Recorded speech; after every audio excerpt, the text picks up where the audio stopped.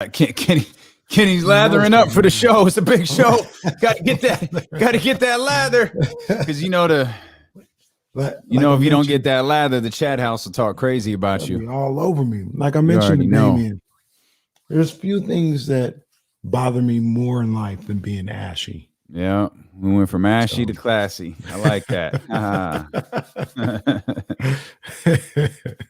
Oh man! So we're testing out a couple of things. You guys get a quick little sneak. You get a quick little sneak peek of just some things that we're working on for tomorrow.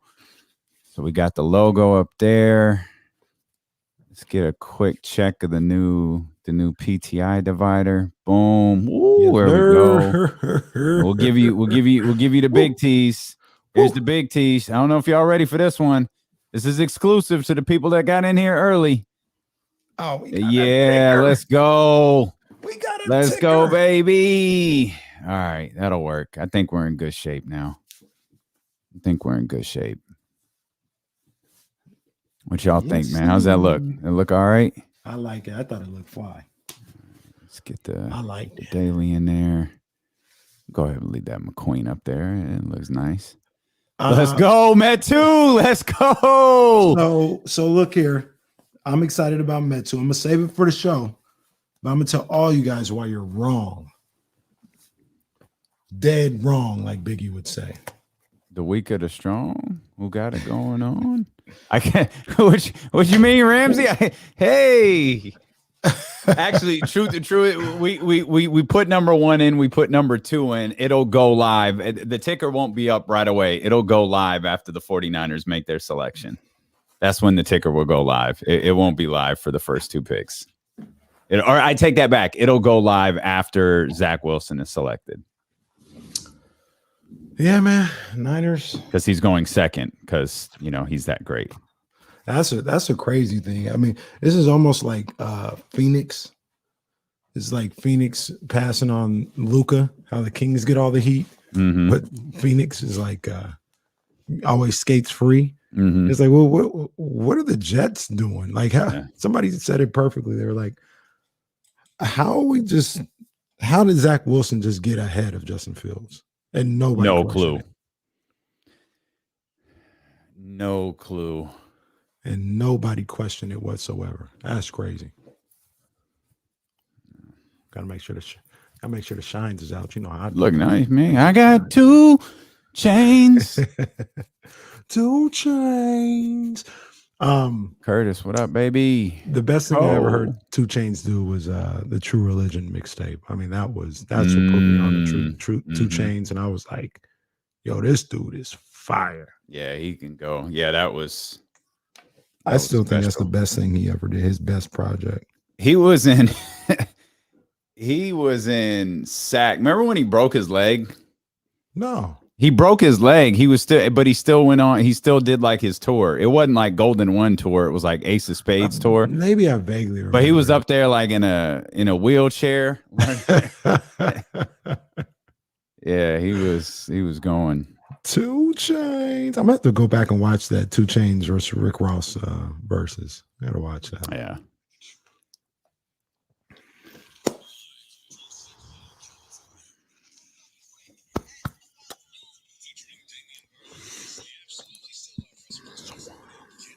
Sometimes you really just wipe it out.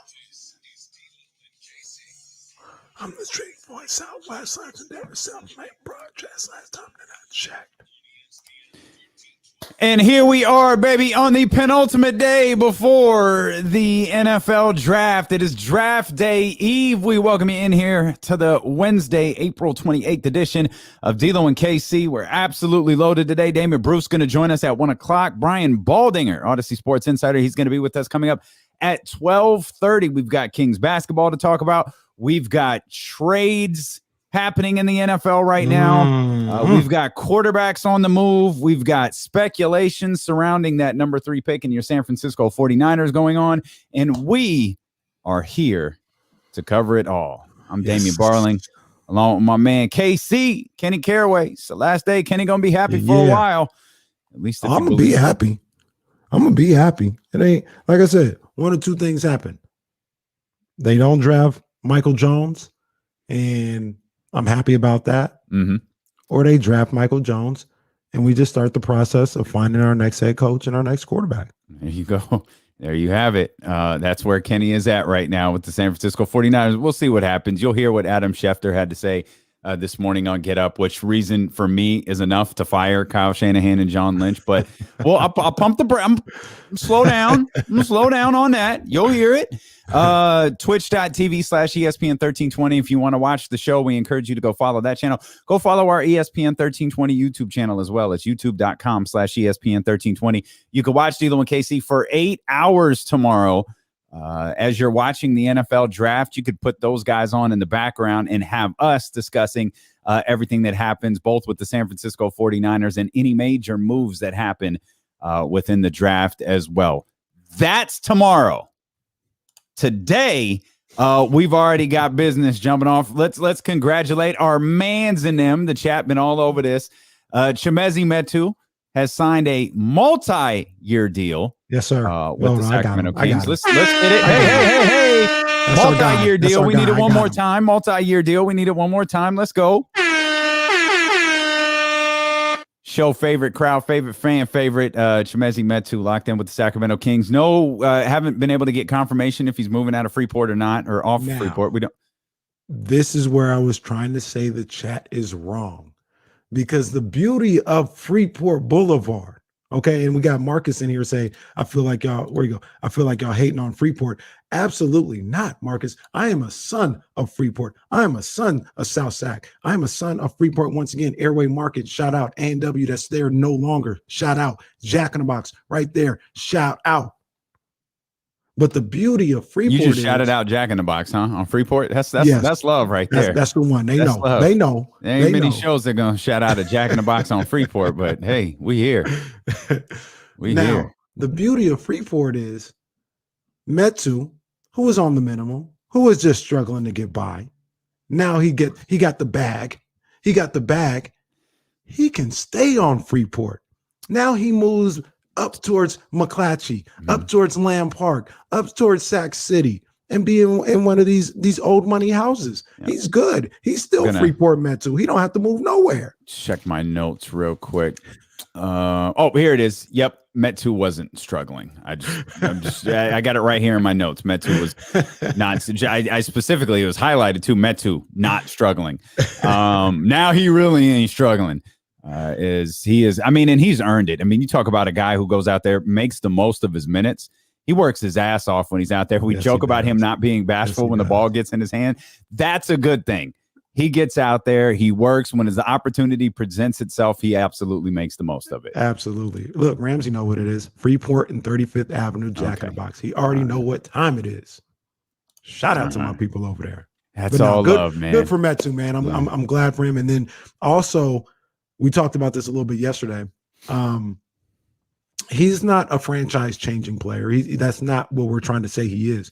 But he helps strengthen your roster. He helps with depth.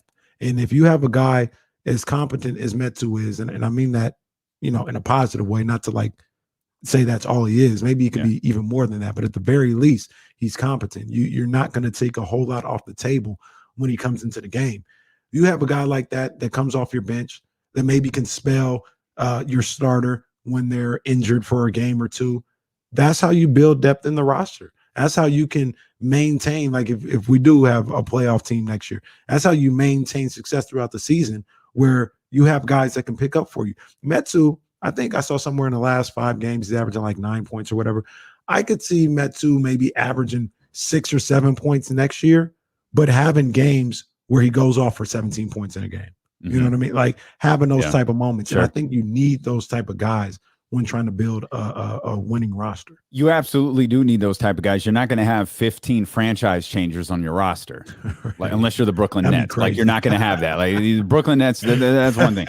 Sacramento Kings, no. Like, but this is the type of acquisition. This is the type of signing that you like to see. I think this falls right in line with what we saw with Damian Jones yesterday. Damian Jones has gotten limited minutes in his time here with Sacramento, and guess what? He's made the most of it. Yeah. So you've seen 2 guys come in here on, one was a 10-day contract, one was a 2-way contract, make the most of their time with this team and being brought back. So I think that's really exciting. And I think it's a great first step for the offseason. And can I also say, because if I have this correct, Metu with the team last season? Was he with? He wasn't with the Stock. I think he might have been with. I don't know. Was he with the Stockton Kings last year? I think so. We can double check that, but I believe that he was. Because I wanted to give a shout out to Monty McNair, because I thought maybe he might have been brought in before the season. But now that I think about it, I think he was with the Stockton Kings last year. So that's a Vlade signing. Well, I mean, he was a two-way guy, and he was with San Antonio last year. Yeah. Okay. Okay. He was brought in this year on a two-way contract. It's just there was no two-way to play. Right. there was no like, so that, I think that's why we were stuck on, like, did he play for the Stockton Kings? No, he didn't get a chance to. But that goes to credit to Monty McNair finding a piece like that. You know what I'm saying? Finding a guy that, you know, maybe was a throwaway in the Spurs organization, or they didn't have a place for him, or whatever the case may be, seeing value in him, bringing him in here, and he's turned into a guy that you can have on your roster, on your main roster, for multiple seasons at this point. And shout out to the San Antonio Spurs too. Thank you guys. Yeah, appreciate y'all. Appreciate y'all. Great work with him. And we're thrilled that that you didn't have any room for him there, because he's quickly become a fan favorite here, and I'm excited to see what the next steps are for him, because he's a very, very nice piece to this roster. The Kings are in action tonight against the Utah Jazz, kind of a struggling-ish Utah Jazz team. Well, they don't have the best players, so. Well, I'm glad you mentioned that, partner. De'Aaron's not playing tonight, as we're all aware of, and neither is Harrison. Right. Harrison Barnes is out tonight. So we'll take your best player being out and raise you our second best player being out, arguably our second best player being out. Hell, we'll raise you a third star. Now, Marvin Bagley was upgraded. He was upgraded from out to doubtful. So, again, doubtful is what it is. Doubtful that he'll play tonight, but he's not ruled out. And I think I saw Hammer tweet earlier, James Ham. Mike Conley's out also. Yes. Read that right? Yeah, I think Mike Conley's out. So Tony Jones had that as well yesterday. Yeah. So there's it'll be an interesting game. We'll just leave it at that. It'll be an interesting one, and we'll spend some time later in the show talking about that game, talking more about Metu and Harrison Barnes. As we mentioned, we got a loaded show today. Brian Baldinger is going to join us coming up here in about 20 minutes or so. Damon Bruce is going to be with us at the top of the 1 o'clock hour. We've seen our first deal today. It was a quarterback. It's been a long rumored guy on the move quarterback. Teddy Bridgewater. He's out from the Carolina Panthers. He's on his way to the Denver Broncos. Now, that's in exchange for a 6th round draft pick. Okay. Adam Schefter made sure to note this in his tweet announcing the trade, that the Broncos are not out of the market for a quarterback in tomorrow's draft. Okay. Yeah. You know, and as JR would say, another case of there you have it. I don't know what to do. Like, I know he's not the general manager anymore. He's the president of basketball operations. John Elway's still running this team. This has John Elway screaming this just has John Elway written all over it. Let's go get Teddy Bridgewater, and let's tell everybody we're going to draft the quarterback too. So I may be completely naive, and maybe I'm just all the way off. When I first saw that, I felt like they want to lay in the weeds just in case the Niners go with Michael Jones. Because if they go with Michael Jones, that's going to leave Justin Fields there. It's going to leave Trey Lance, and maybe they trade up or do whatever they have to do. But just in case they don't, because for whatever reason, from their perspective, there's a possibility they don't go. The 49ers don't go with Michael Jones. Then they have their guy in Teddy Bridgewater. They can draft a guy later in the draft, not draft Mac Jones in the first round. That's not what they're trying to do. They'll get a guy second round, but for next year, they're good with Teddy Bridge. I mean, Denver's at 9. Is that right? Yeah, they're at 9.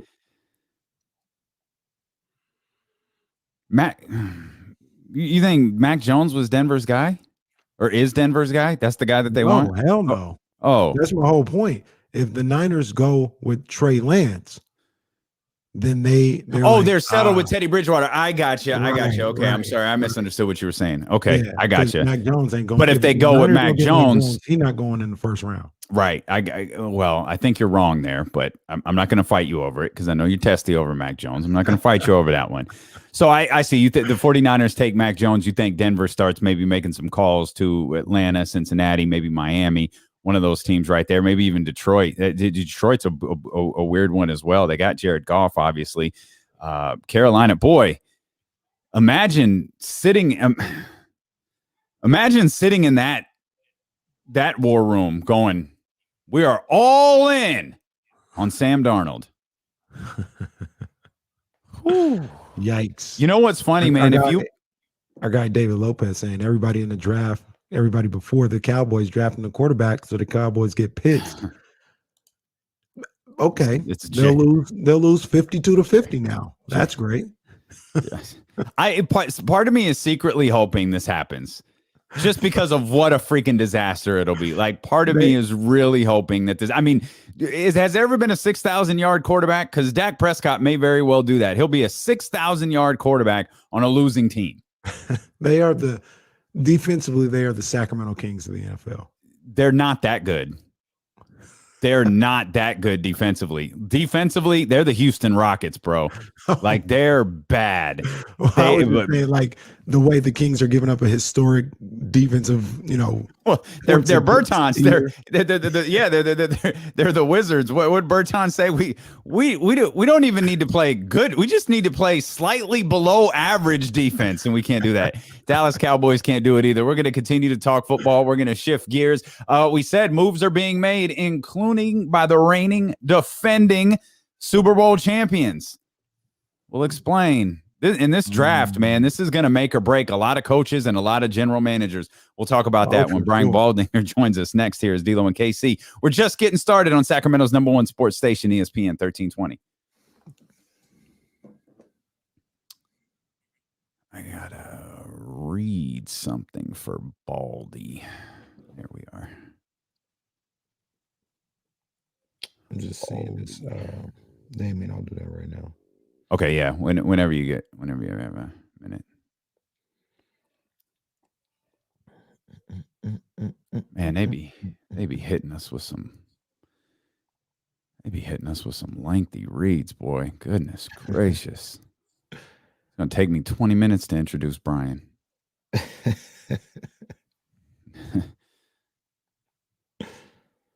What was I gonna say? Riddle me this, Damien. How do I want to phrase this? Do you know when Canelo fights next? Is that a trick question? No, of course I don't.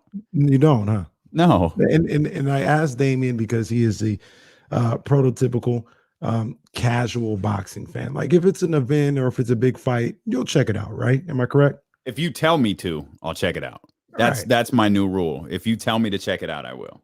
Or even about a week before, you knew about Masvidal fighting, right? Mm-hmm. Yeah, you were aware. Yeah, I know the fights are happening. It's just a question of whether I care or not. Whatever you just said, I don't know. I have no idea. Canelo fights next week. the biggest guy, some bum named Billy Joe Saunders. The biggest. And this is the problem. It's not even a real person. This is the problem that I have with Canelo and everybody. Like, he's the biggest fighter in the game. He doesn't make the big events.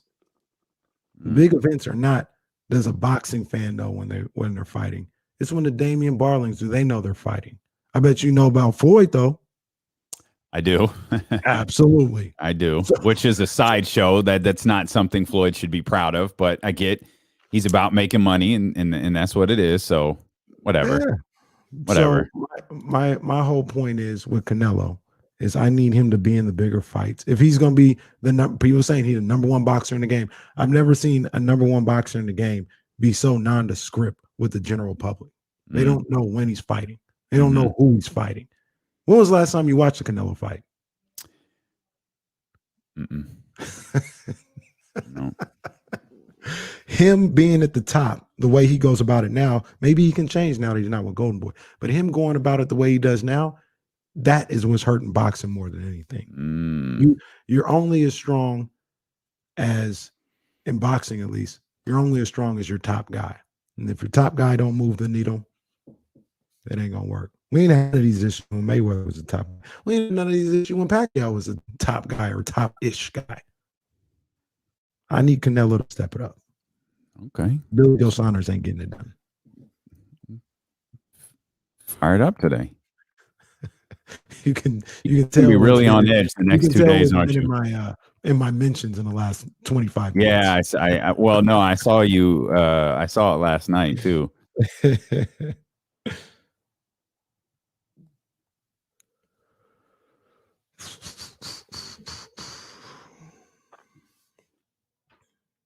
Oh, Jake Paul about to get hurt. Well, that's just gonna set up Logan Paul. See, but is he like actually gonna fight him? Like, will he go like knock him out? Or will he might toy do what with he him? did to Connor? See, that's Connor, dumb. He carried Connor That's for about disgraceful. 7-8 rounds. That's disgraceful. Go punch him in the face and get it over with.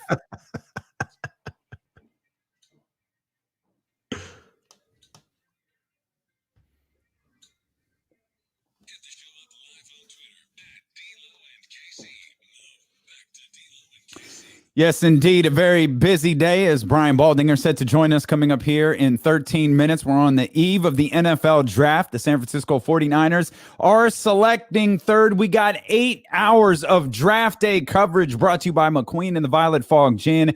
We don't make much, but what we do make is damn good, and we're going to need every last drop of it tomorrow as we ride with you from 12 to 8. We hope that you'll watch us while you're watching the NFL draft. Of course, you can listen on the Odyssey app. You can listen on ESPN 1320 AM. You can watch on twitch.tv/ESPN 1320. And of course, youtube.com/ESPN 1320 as well. We've got confirmation on a handful of guests that are going to join us tomorrow. Of course, it's Thursday. You know, Deuce and Mo are going to be here. Trey Wingo's going to be with us tomorrow. Yes, sir. Okay. Yes, sir. Okay. Trey Wingo's hosting the digital coverage over there on Fox Sports. So he'll be with us. We know Kyle Madsen is going to be with us. Chris Biederman's going to be with us. We're working on a few others as well. We're trying to load up the show after the pick is made so we can all dive in and break it down together and be like, oh man, that Kyle and John, they got us. They got us, man. It was Justin Fields all along. My goodness, man. What those guys, those crazy personalities, man. Great stuff from those two. Or that's what I'm hoping for. Or not. Yeah, or not. There is an alternative. Saw it coming all along. Yeah. They teed this up. They set it out there. It has been out there for weeks. It's been out there for months. And here's you'll hear what Adam Schefter said. Well, actually, we'll just play it for you right now. Here's what Adam Schefter said this morning on Get Up as it pertains to the San Francisco 49ers and that number 3 pick. Nope, that ain't it. Yeah, you know what that is. Yeah. But $10,000 fine. $10,000 fine right there. Let's take you behind the scenes a little bit. And you mentioned Kyle Shanahan say we started out with one candidate in mind. And when the San Francisco 49ers traded up to number 3, the initial plan was that they were comfortable taking Alabama quarterback Mac Jones at number 3, but would have the chance over the next 4 and 5 weeks to do a deep dive into Justin Fields and Trey Lance. And that's exactly what this team has done. And as much as the 49ers love Mac Jones, and they do, I believe that the gap between Mac Jones and the other quarterbacks like Trey Lance has been narrowed considerably to the point where over the weekend, the organization was really going back and forth on all these quarterbacks. Gonna stop right there. Gonna stop that right there. What you got, partner?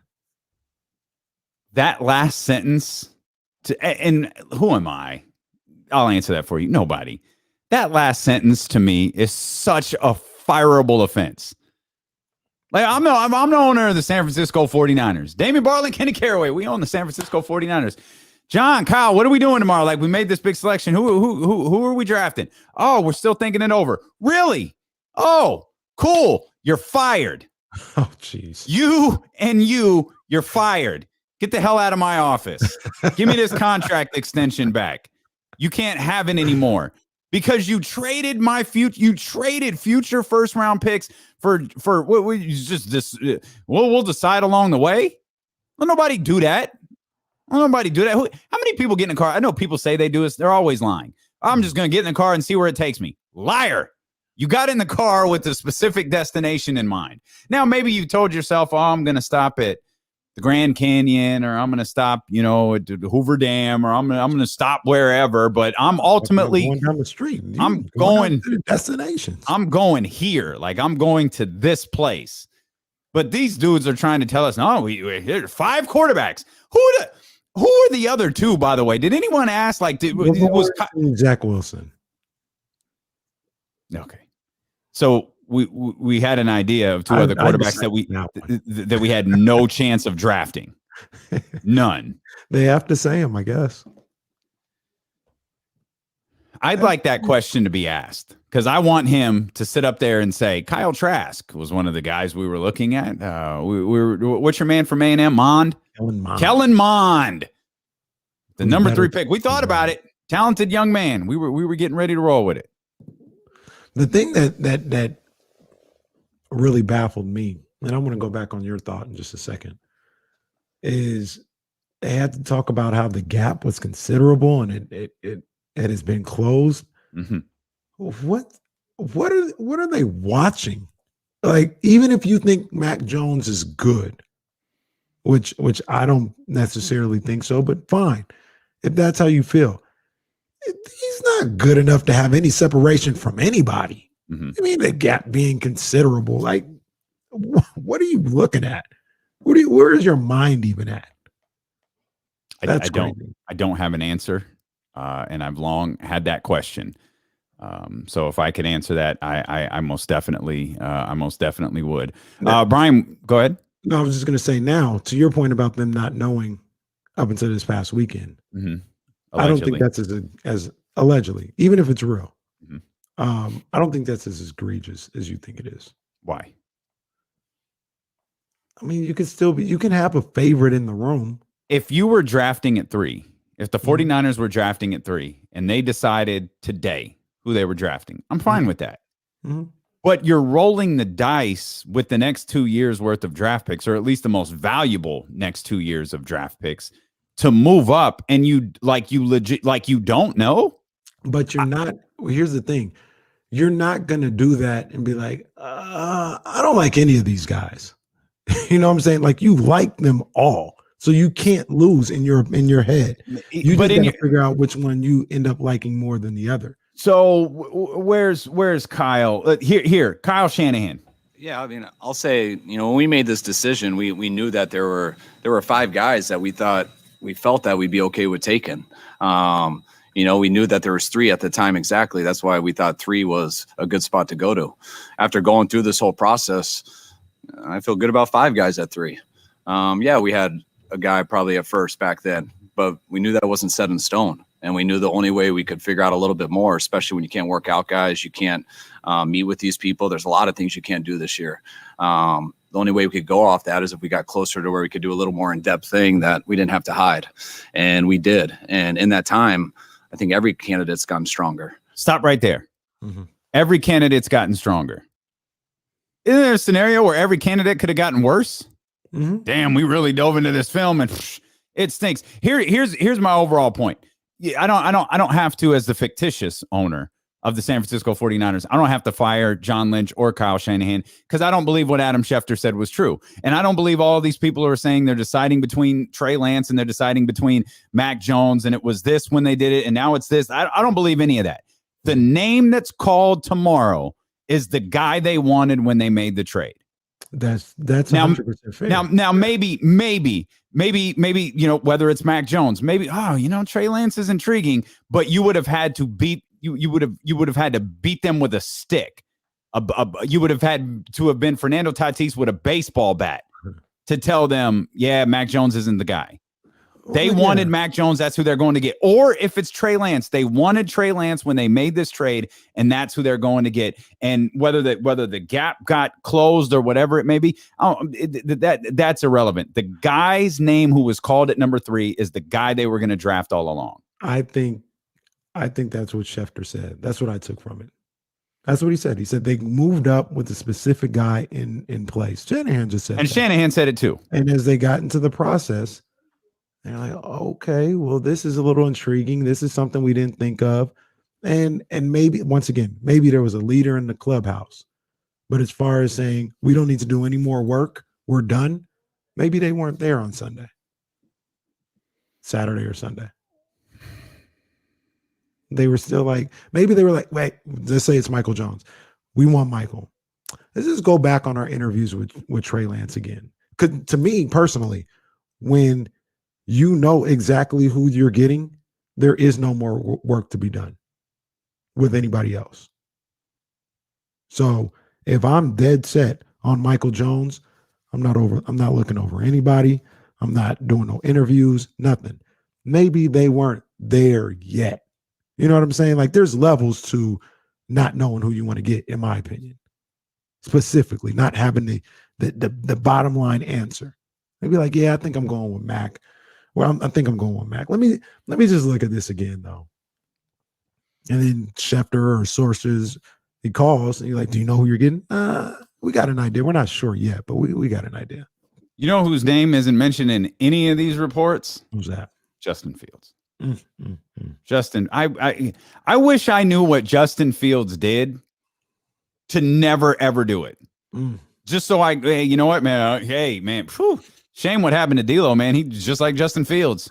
I wish I knew what it was just so I could straighten myself up and live proper, because obviously he's done something terrible from being arguably the first or second best quarterback in college football in 2019 to all of a sudden, man, he's going 32nd to the Tampa Bay Buccaneers. That's crazy. Even crazier is, what did Zach Wilson do to jump him? How did that happen? Dude, I don't get it. His stirring win against the Blind Sisters of the Poor. That's a good squad there. You could convince me on Trey Lance. Like I'd listen, like the international man of mystery. Yeah, I get the aura of Trey Lance and the unknown and the YouTube highlight, if you will. I'm saying, you look at Trey Lance for a minute and you're like, I get it. Mm-hmm. Zach Wilson, I'm not saying he has bad film or nothing like that, but it's not like he doesn't have great film. Well, it's not like he's. If you recall, seconds ago, I mentioned Justin Fields when he was, lighting the Big Ten on fire. Yeah. Zach Wilson wasn't doing that. No. He's getting. And it's not like he's grandfathered in as the most sought out prospect. Like he's not grandfathered in like Trevor Lawrence was. Where if he didn't, but if Trevor Lawrence were to have a bad year, you'd be like, we're not going to throw away what we've seen from him through the last 3 years. We're not going to throw away everything we've seen from him since he was a freaking junior in high school. Like, we're not going to get rid of all that. Zach Wilson was just like, hey, who's this kid at BYU? Oh, look at that. He can go. Right. That's not bad. Oh, okay. He's good. He's a quarterback prospect here. Nice. So all of a sudden, like he's the second coming of, I guess, Joe Namath. I don't know. Can't miss and can't question number 2 pick. How did we get there? Wild. Absolutely wild. And they knew, and again, you talk about teams that knew, the Jets knew when the 49ers made that trade. They knew that they were taking Zach Wilson, and I'll die by that Robert Saleh was like, yeah, we're taking Zach. We're good. Unlike what Kyle Shanahan just said there, I think the Jets were done with film. Like, they were like, no, we're done. We're taking Zach Wilson. For reasons known to absolutely no one outside of that room, Zach Wilson seems to be the guy. Like, Zach Wilson is ranked the number 2 quarterback in nobody's big board. That's and you know what? I guess I get honest. There's people who think Mac Jones is better than Zach Wilson. Who? I think Chris Sims says Mac Jones is better than Zach Wilson. Chris Sims really likes Mac Jones. Oh, jeez. Really, really likes Mac Jones. Chris Sims gonna tweet, gotcha. at like Please. 5:40 tomorrow. I was Please, like, gotcha. Jokes on me, please. It was me, Austin. Make a fool of me, please. It's me, Austin. It was me all along. Chris Sims under the higher power robe there. As we mentioned to start the show, Teddy Bridgewater traded to the Denver Broncos. Adam Schefter says the Broncos are still in the market for a quarterback. And I asked you this earlier in the week.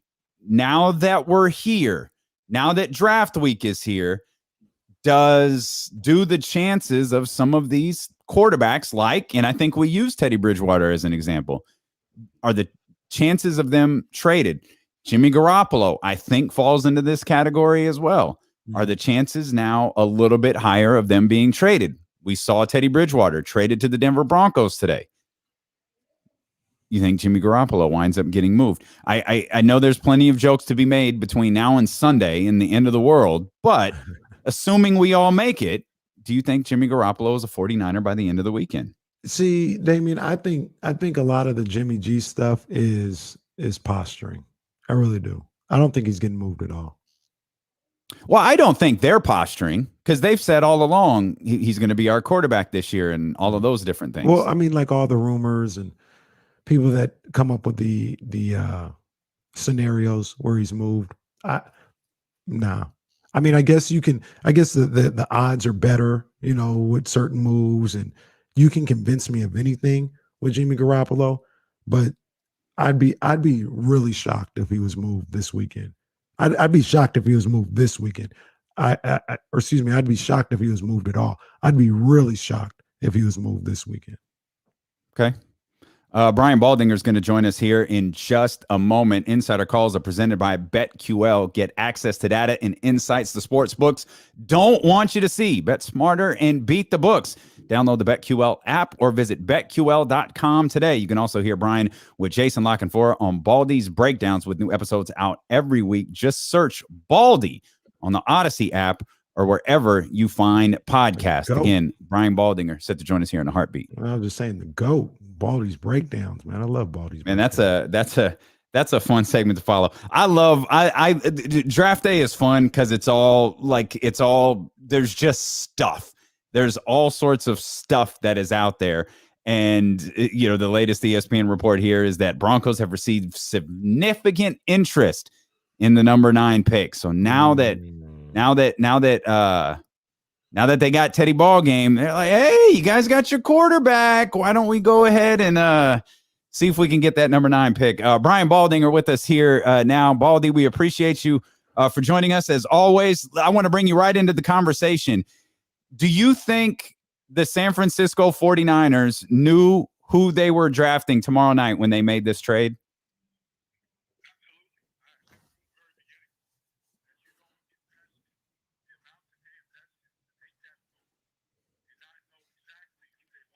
Because they're not all the same.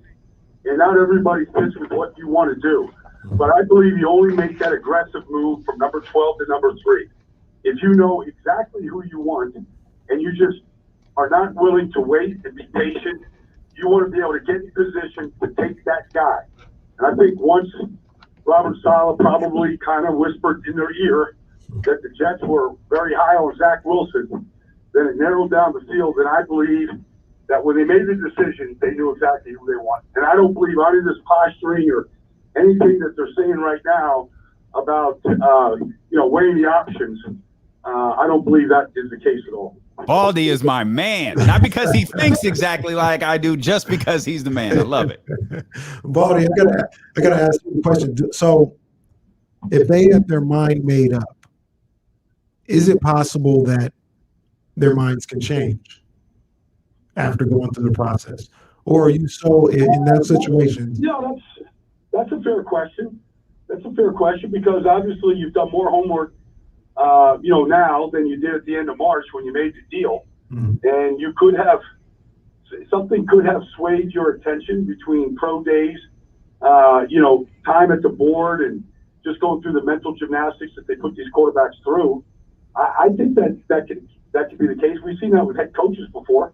Where they're really excited about this guy, and all of a sudden, Mike Tomlin watching the Pittsburgh, and they're like, Russ Grimm. What do we want to do with Russ Grimm? We got Mike Tomlin right here. Let's get Mike. And so that has happened, and it's a great question. I guess that could happen. Yeah.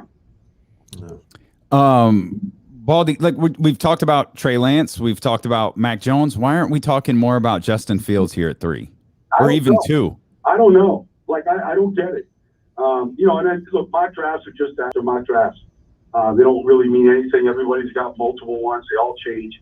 But the talent with Justin Fields, to me, even going back and watching the semifinals of the playoffs this year. I mean, he outplayed Trevor Lawrence that night. It was as good a performance in a big spot that you're ever going to see. 6 touchdowns, and what they did to Clemson that night. But I don't understand. To me, he's the second best quarterback, and it's not close.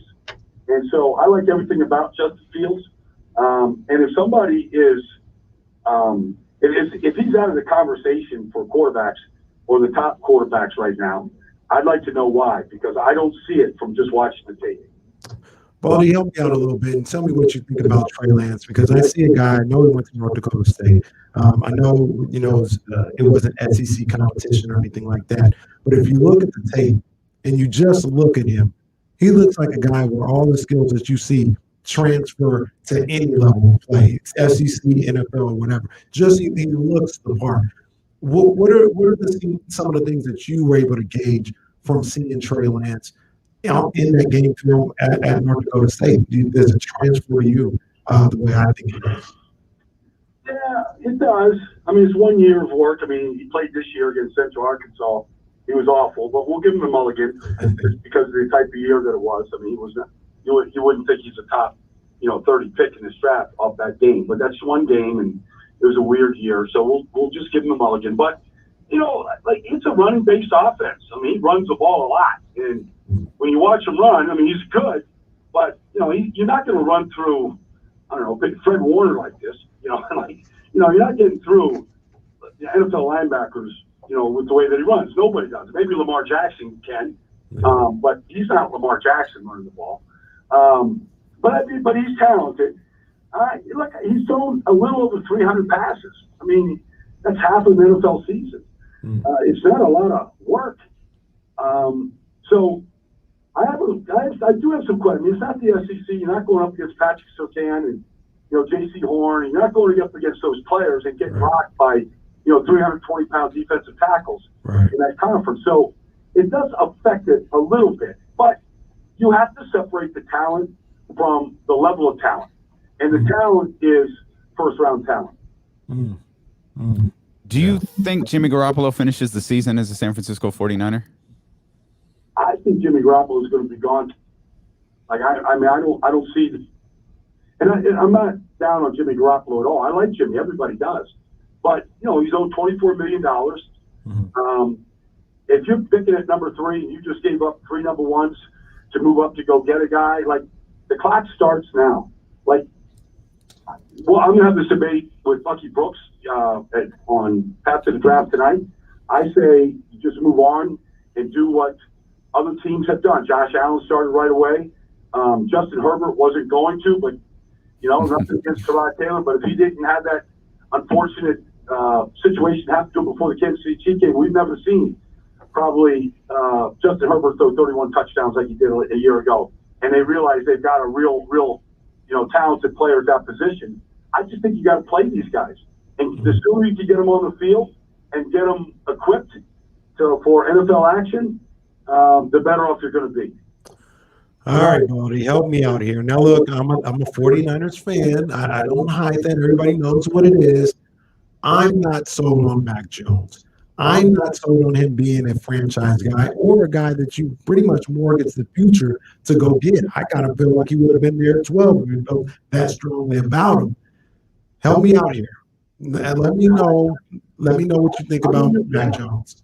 I'm in your camp. Like I said it right away. Like if they gave up all this draft capital and made this aggressive move in March to go get a quarterback, I found just being a head scratcher that it was going to be for Mac Jones. And I recognize 77 completion percentage and national championship and 13-0 this year and looking good taking over for 2. I see all of that, I see a guy that understands the game, but I don't see elite talent. I don't see a guy that when he's being chased out of the pocket like he was against, say, Texas A&M, I don't see a guy that can make throws like Patrick Mahomes can, or Deshaun Watson can, or Josh Allen can. I don't see those type of off-schedule throws that we now it's all part of our lexicon since Mahomes has been doing it for 4 years. But we saw Justin Herbert do it last year over and over again. And I don't see Mac Jones doing that. And let's face it, I don't care who's in the quarterback for Kyle. It's great on first down and second down when you can live off play action. But when it's 3rd and 13, and you got to drop back and face the rush and stay in the pocket and get chased the way Mahomes does and keep your eyes down the field and make these electric throws that watch highlights every day. Yeah. I don't see him making those throws. Yeah. Well, I don't feel any better. He's the smartest man in football. We know how busy you are, Baldy. Thanks for carving out a few minutes for us, man. We really appreciate it. My pleasure, guys. Thanks for the conversation. Thank you, man. Absolutely. That's Odyssey NFL insider Brian Baldinger there. My partner does not feel any better. Insider calls are presented by BetQL. BetQL is here to help us all make better bets through real proven analytics. Bet smarter and beat the books. Download the BetQL app or visit betql.com today. You can also hear Brian with Jason Lockenfor on Baldy's breakdowns with new episodes out every week. Just search Baldy on the Odyssey app or wherever you find podcasts. And of course, with the Odyssey app, you can listen to the 8-hour draft day show that we've got going on tomorrow. Of course, we'll cover the Sacramento Kings there from 12 to 4 as well. To be a regular edition of D'Lo and KC from 12 to 4. It'll be a loaded edition of D'Lo and KC from 12 to 4, man. But once we get to 4 o'clock, we're going all NFL draft. We'll be live uninterrupted from 5 to 6:30. We'll get reactions to the selection there at number 3. We'll keep you updated on all of the major trades that are going on. Damien, if you took him at 12, it'd be a head scratcher, but I could be like, okay, I guess you'll mold him. You gave up 3 first rounders to go get Michael McCorkle Jones. Indeed. Who likes to run around in clubs with his shirt off, looking intoxicated. He doesn't just look intoxicated. Maybe Mac Jones could help the Golden State Warriors because they needed help last night. We'll talk more 49ers. We'll talk that horrible outing from the Warriors last night. And we'll do it all with Damon Bruce when he joins us at the top of the hour here on Sacramento's #1 sports station, ESPN 1320. Baldy's money, man. Baldy is money. Oh man, y'all here in the chat deep. What's going on in here? Ask Carson Wentz.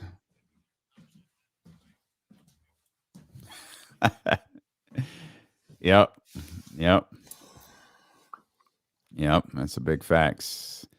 Hit that thumbs up. Let's go. Hey, appreciate you, Roddy. Thanks, man. Hey, we doing all right. We working it out. Oh, look at somebody perked up. Somebody in the chat perked up. Okay. Bears making moves, man. Oh, but wait a minute, John. I thought y'all were getting Russell Wilson. Yeah, man. Y'all need to just relax. You'll have him in a year. I'll give you this little nugget that popped up. I think it was while we were talking to Baldy. Kyle said something earlier. Kyle Aranda, he said something earlier. I'll try to find it. It was in the last segment, so maybe here it is. I see. It did kind of feel that way because he doubled down. He was like, "I'm so sure," and now it's well. I mean, there was a gap, and it's been closed, and I don't know. CYA, baby, cover your ass. That's a good call right here. Might be a Patriot on Monday, but of course, who knows? Yeah. Who knows? We don't know. We don't know. It's going to be a real depressing weekend, man. I'm just going to be. Is it Monday? I'm going to be on edge. Monday at midnight. Yeah. So, Crown Report. No, I don't have the spike ball set. But also, if you're a regular follower of the show, you know how I feel about certain type of injuries. And have you seen some of the injuries that happen in spike ball? Not interested. Oh, they be getting. I've never asked. Marshall calls wait. spike ball. Spike ball. I'm thinking of spike jam. Is that what it was? where they jumped off the trampolines and played basketball? Yeah, no, that's something different. You're right. Yeah, that's different. Spike ball is that. I actually watched that, and that's a crazy game. That is crazy. That's Marshall's wheelhouse. Yeah, my bad. Crown Report, my bad. Yeah, Spike ball is a crazy game. I don't know if I'll have that on my sport court, but that's a wild game. Is the hoop up yet? John. Is the hoop up yet? The hoop is up. I'm going to show you the picks, you know what I'm saying? But it's up. We out here. We're getting shots up, baby. We're getting shots up. Okay. You got the nice new leather ball just out of the package and everything? Yeah. Well, no, not yet because I don't have the court down yet. The hoop is up. The court isn't here yet. Oh. What did they just put the cement down that day and then it's got to go on top? Oh, okay, man. So I'm playing around on the cement. I'm slumming it.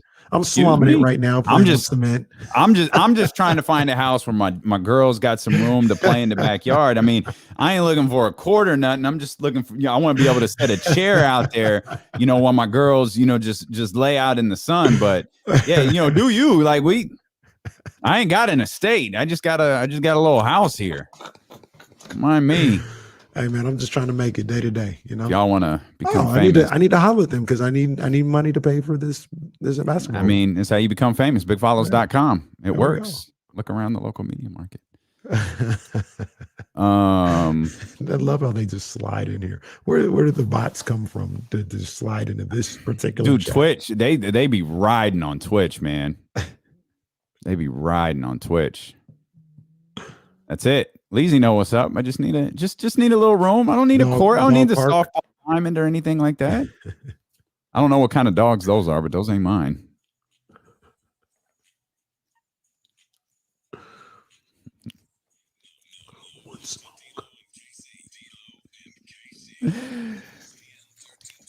Man, we having some fun here today. Draft season is here in August. Dial in on the ESPN 1320 Draft Hotline, brought to you by McQueen and the Violet Fog Gin. We don't make much, but what we do make is damn good. We'll be with you for 8 hours tomorrow, 12 to 8. We absolutely hope that you will join us on Twitch, on YouTube, on the Odyssey app, on 1320 AM. It really doesn't matter. We just hope that you will be with us and allow us to be a part of your draft day coverage. You can watch along with what's going on TV, but just run us in the background. 8 hours. That's all we're asking. Just spend 8 hours with us. No big deal. 8 hours, man. We're going to keep you entertained.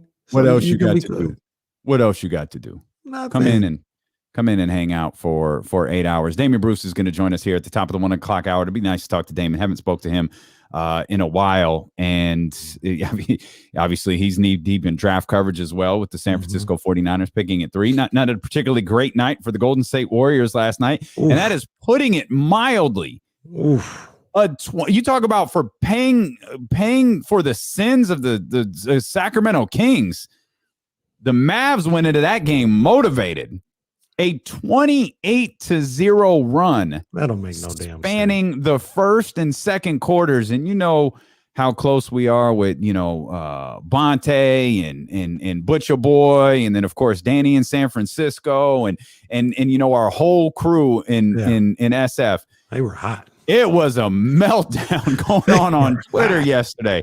I was looking at it going, I've seen this before. I recognize this. I know what this looks like. 9 minutes and 38 seconds, a Steph Curry-led Golden State Warrior team could not score. That's crazy. And they were on there talking about Steve Kerr not motivating them. And I would say the same thing that I always say. Them some grown-ass men, some grown-ass professional men. They don't need nobody, no other coach motivating them, especially with everything that was on the line. I think it was a situation where if they would have won that game, they would have been like a game or a half game back of the 6th spot. Yes, what Steve Kerr was saying last night. The Mavericks went into this like it was a playoff game, and we went into it like I think he said we went into it like it was an exhibition. Well, the Warriors are a 500 team. That's who they are. So you're going to get all year. You're going to get moments like this when you play teams that are at their level or above where they just don't show up. And I don't expect it to be 28. I was going to say, you don't get very many moments like that. That was woo. But this isn't your older brother's Golden State Warriors. This is not like they can have these droughts offensively. Once again, not 28-0. But if you would have told me the Mavs went on a 15-0 run, I wouldn't have been surprised because that's just what happens. If Steph isn't on, there's times when that Warriors team struggles to make points. Yeah, Draymond Green's 0 for 1. Oh yeah, that's great. Couldn't lead them. Nobody tweeting me highlights and stats after this game, but when they win, oh boy, they always over there. Hey man, this is why he's valuable for winning. But don't nobody holler at me after the games like this, or the San Antonio shot. What do you do that for? It's the smartest dumb play in history. And Draymond's fine. Draymond's actually been playing really good lately, as far as his assist numbers have been crazy. He's been playing really good, but nothing could stop what happened last night, I guess. What did he do that for? Why? Wait a 9. Wait a minute. That deserves it. The soundboard is free. Why? 9 minutes and 38 seconds. Just quickly, just off the top of your head. What do you think the longest streak in recent history, the longest scoreless streak is? Do you think it's 9 minutes and 38 seconds? No, I think it's more than that. 11 minutes. Wow, I was about to say 11. I was going to say like 11:30. Pretty damn close. 11:25. December 6th, 2009. The Bucks went 11 minutes and 25 seconds without scoring a single point against the Cleveland Cavaliers. Last night,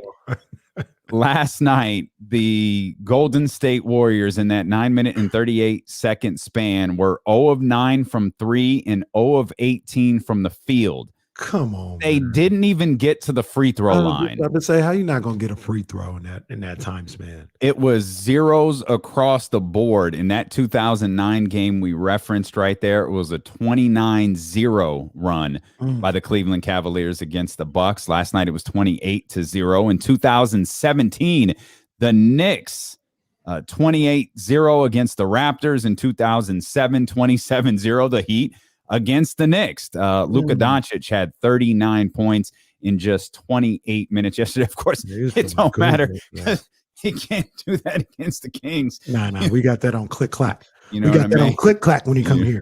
They overrated Luka Doncic, man. I want to play him in the playoffs. I want some of him in the playoffs. Okay, I was kidding. He was serious. I'm dead serious. I want all the Luka smoke in the playoffs. I don't care if we're 7 in there too. I don't care. I want all the Luka smoke in the playoffs. I can't wait.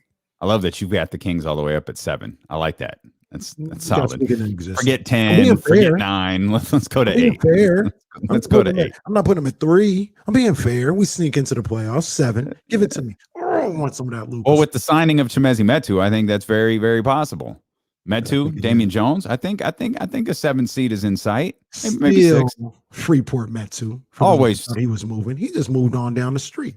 That's all he did. He down there by my alma mater, C.K. McClatchy, up there by Lamb Park. I don't know if I can't think of a reason that Metu's ever done a media session. I'm trying to just, maybe he has. I can't, like, off the top of my head, I can't think of one. At least. Maybe at SC did. Not in the NBA. I'm trying to think of how much I'd offer Marshall to call him Freeport Metu in the next, because it'd carry no weight if I did it. Like it'd be like a Howard Stern prank call. If we can get like Marshall to call him Freeport Metu during the press somebody's got to get this information to him.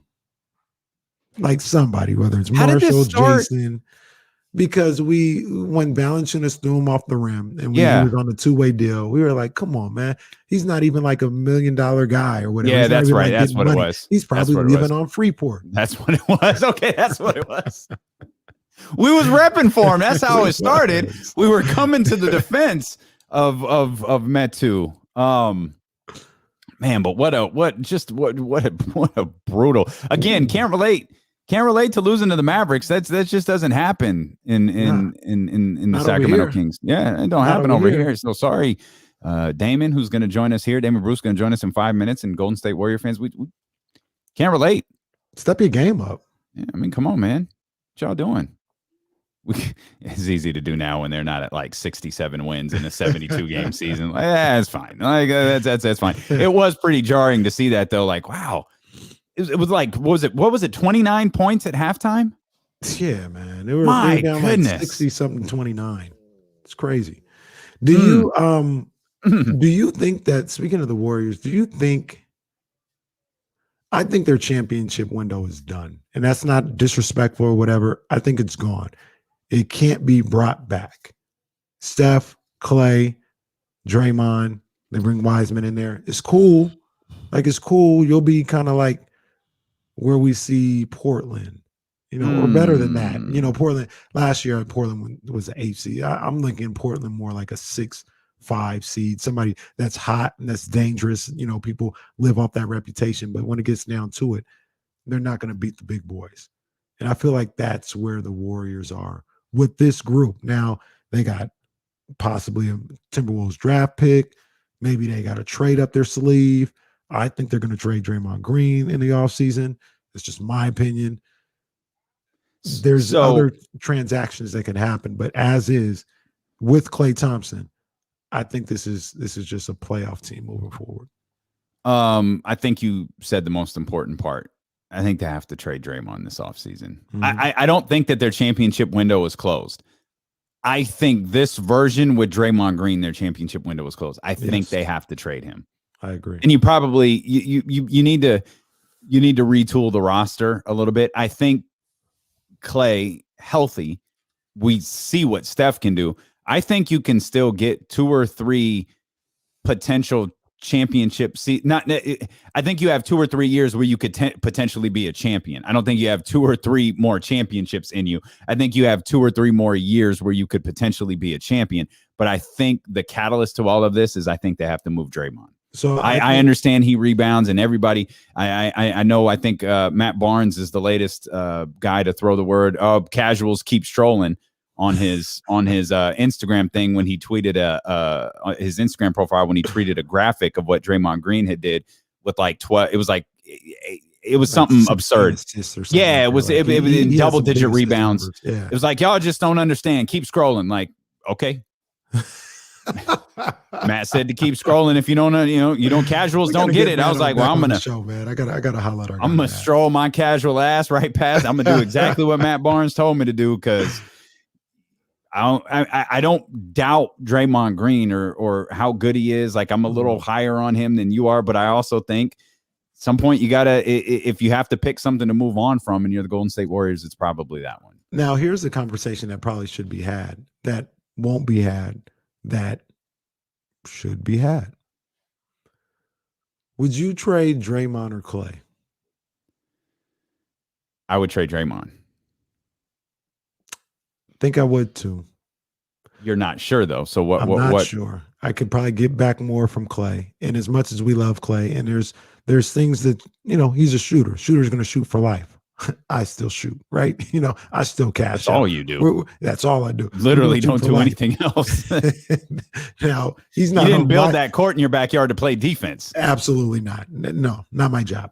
But Clay has just suffered 2 of the most devastating leg injuries that you can suffer as a guard, as a guy that is supposed to be guarding different people on the perimeter. He used to guard Kyrie Irving, He's not best two-way players in the game.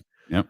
And I just feel like maybe if you called, I don't know. I mean, Sacramento's a bad example because you could get more than maybe what they're offering. But if you could call somebody and offer Clay, maybe you get more than what you would get in a Draymond Green trade. I think it's a discussion to be had. I hear you. Like I said, I don't know if they do it.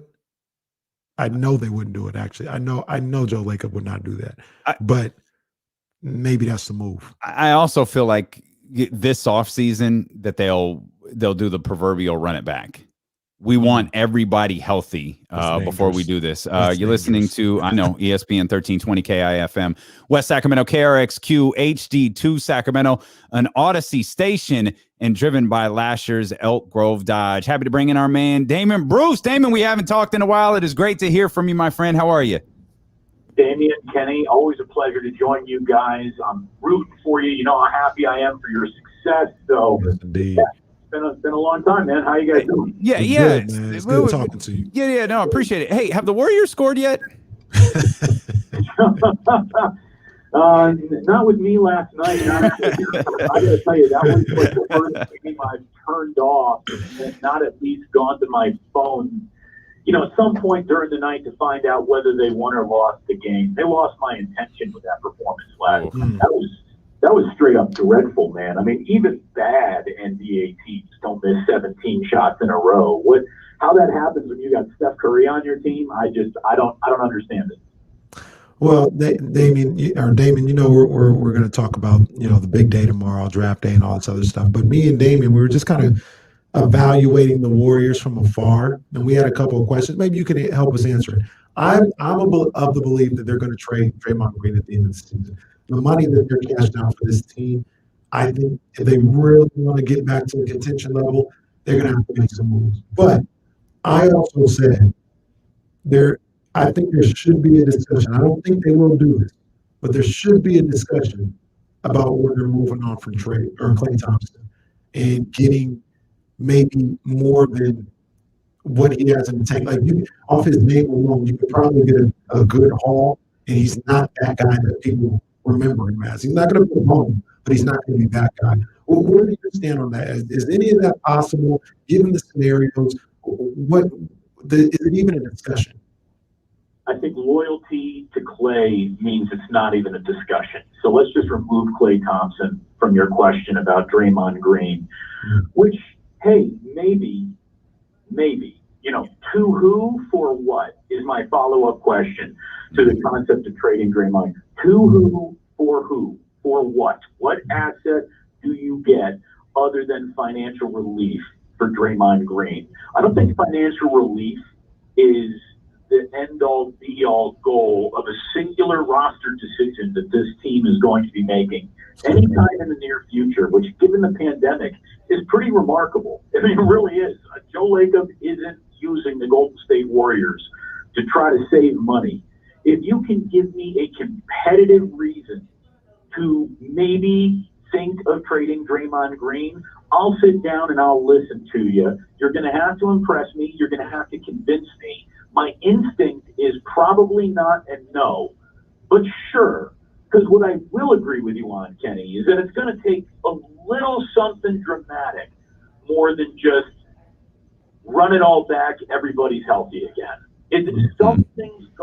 Some dramatic step forward is going to need, it's going to need to reveal itself. And the simplest dramatic step forward would be James Wiseman showed up year 2 ready to play. That would be the single best, easiest answer in the room if that's the one they can find. But Klay, no go. They're going to absolutely try to put the Splash Brothers back to normal again and see if Humpty Dumpty can't sit on the wall. But yeah, I mean, Draymond would probably be the first odd man out if something, concerning the core had to be done. We do a lot for cash considerations down here in Sacramento, so I'm not. You were kind of speaking a foreign language to us, so forgive me. You went over our head when you talked about being competitive and things like that, because we're all about cash consideration down here. Cash considerations is 2 years away from being 2 years away. That's absolutely accurate. It's accumulating interest. See, now we're speaking over Damon's head because he's like, "What is this? Like, we're competitive down here. What is this cash consider? We didn't give up Gary Trent Jr. for cash considerations." Hey, have you met our other friend, the Oakland A's? We understand. That's solid. Well, let's talk about the belle of the ball here, the guest of honor, your San Francisco 49ers. Do you really think that Roger Goodell is going to the podium at number 3 and saying Mac Jones' name? It could absolutely happen. I mean, here's the deal. If you're calling to get my answer is just the most honest answer I can give you. I don't know. What I do know is that the results need to be there. Period. End of story. I don't care whose name is called. Whosever name is called has to be the right name when it all comes out in the wash. For Kyle Shanahan to continue to speak with as much bass in his voice about what he knows about personnel. I don't think we'll ever be able to question Kyle Shanahan's X's and O's superiority. Like, that's confirmed. It's confirmed right now. He doesn't need a Super Bowl. The guy knows an offense. Period. End of story. Right. Does he know how to evaluate talent is a completely different question. And right now, the answer to that question is officially, we don't know. And this is going to be the biggest step in the direction of he does know, he doesn't know, that he's ever going to take in his career. This is a big fork in the road for his personal evaluation credibility. Having said all that, I think Kyle Shanahan has earned the right to make this pick. I know that the story today, and it changes every 5 minutes, just got to reshuffle the names, but the story today is that he was leaning Mac. The personnel department is leaning Trey Lance. We'll see what happens in that give and take. I want Kyle Shanahan to want this quarterback his way. I want it to be his pick. Whatever his instinct tells him to do, that's what I want him to do. He needs to sink or swim answering that question, what happens when he really gets the quarterback he wants? Because I think he wanted Kirk Cousins and he had RG3 kind of foisted upon him. Circumstances kind of meant Jimmy Garoppolo was foisted upon him. Kirk Cousins was still the guy he wanted, and it's like it becomes a joke, a running joke about how much he was enamored with Cousins that he's even laughed at. But he's never really had exactly the guy he wants. So now's the time to get it. I hope he gets it, and I hope he gets it right. And if he doesn't, it's his ass. Yeah. Damien. That's the theme of this draft. That's his ass. That's it. I laugh, Damon, because I think I want Kyle to get his quarterback on his next contract, not right now. If everything is pointing towards Mac Jones, and that leads me to a question that I've been asking a lot of people close to the situation, like yourself and a couple other guys. Realistically, what does this pick need to turn out to for Kyle to make it to the next contract? Well, it needs to be right. I mean, what is right? That's what I'm saying. Is right. Like, is it okay if they make it to multiple NFC Championship games? There's some people say Super Bowl has to be like a Super Bowl win has to be it. What do you think? Results are never guaranteed. The X marks the spot on if the pick is the right or wrong pick is that we all agree, hey, of the three careers that are seemingly up for grabs at number 3, Trey Lance, Justin Fields, and Mac Jones, of the three careers, he picked the guy with the best career. Now, has the skills to do it. What if I told you that everyone, expecting a rookie quarterback to win a Super Bowl in year 1 is a big ask. So let's just take that off the table. Right. So what if I told you that heading into year 2, everyone was completely convinced that this guy was among the up-and-coming, young, really good quarterbacks in all of football, and then in week 14 he tears his ACL, so they don't go to the Super Bowl that year. Mm-hmm. But everyone agreed, man, this guy was awesome. And what a shame it was that he tore his knee up. Like, that's still a good pick, even though they're now not winning the next 2 Super Bowls. So I don't want to put the destination on it. That's fair. We have to agree that whoever the quarterback is was a damn good pick. He's the guy. It really worked out. Did they win the Super Bowl? I don't know. But if you could go back and do it again, would you take the same guy? If the answer is yes, 2-3 years from now, that's how Kyle Shanahan gets to his next contract, with a little team success thrown in along the way, obviously. There's more than one pick in this draft, by the way. There are other opportunities to be right and wrong, and it all goes into the soup. This isn't the only decision he makes, but it's going to be the most scrutinized, for sure. It's the only one we're talking about, that's for sure. What did you think of the press conference the other day? Yeah, I thought it was a demonstration, and I'm fed up, but I have to come out here and answer your question without giving you a single answer. Kyle Shanahan would make a pretty good senator. He can stand at a microphone, speak for a half an hour, and say nothing. He got a little surly once or twice, which I think just shows you how exasperating the process has been. But it makes for some good sound. One show host to another. I mean, anytime someone says the world might come to an end, that we may all be dead by the weekend, like you've got a soundbite to run for a few days there. Yeah, whenever a coach invokes Armageddon. Damon, you got a show to get ready for, man. We appreciate you so much for carving out a few minutes for us, man. Great to hear from you. Damon Bruce, appreciate you, man. Keep that king's chin up, okay? Okay. All right. We're trying. We're trying. We want that competitiveness that you talked about there. Damon Bruce there. Damon Radowinkowski, of course, that's here on ESPN. Our guys. 1320. Yeah. Yeah. Armageddon. Like, I don't want to answer your question, so I'm going to insinuate the world might come to an end. That was funny the first time I heard that. I think you read that to me and I started cracking up. That was funny. Oh, it was so good. I don't know. I'm just sitting here and I'm going through my emotions. That's always good. Am I at the point of acceptance now? I think I might be. Acceptance of. I can't guarantee that anybody in the world will be alive Sunday. So of I can't that? guarantee who will be on our roster on Sunday. It's nice knowing. So that goes for all of us. That goes for all of us. Not just me. Not just me. If I'm going down, if I'm going out, everybody's going out with me. Kyle, Nino, Brown, Shanahan. I'm taking it. If you're going to ask me questions about Jimmy Garoppolo's future, I'm taking everybody out. Everybody. Oh, that's that. Yeah. That could wind up being Kyle Shanahan's definitive soundbite. Man, gotta love it. Gotta love it. That could be his definitive soundbite. But I was saying acceptance about this whole Michael Jones thing, man. What am I going to do? What am I going to do? Well, that doesn't. He's the man in charge. He's making a pick.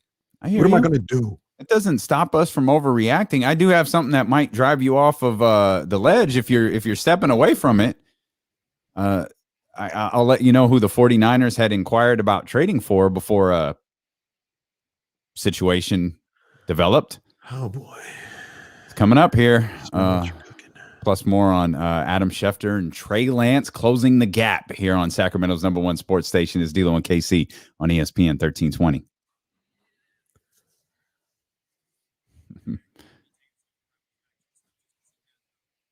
It could be, yeah. It could absolutely be right. Y'all, you got to see. Damien, hold on. Come on now. Come on. Hey! Come on now. Black Bottle Boys, you know what it is. We here, baby. Come on now. So, we like to, we breaking the fourth wall here. We've told you this before. Come on now. We told you this before that McQueen and the Violet Fog signed up for NCAA tournament, and that was it. And then they saw how you guys responded on social media. They saw John and Murph and Rich and everybody who was tweeting pictures of the black bottles, and they're like, "Yo, okay, this one-off ain't gonna work. Let's come back for the draft.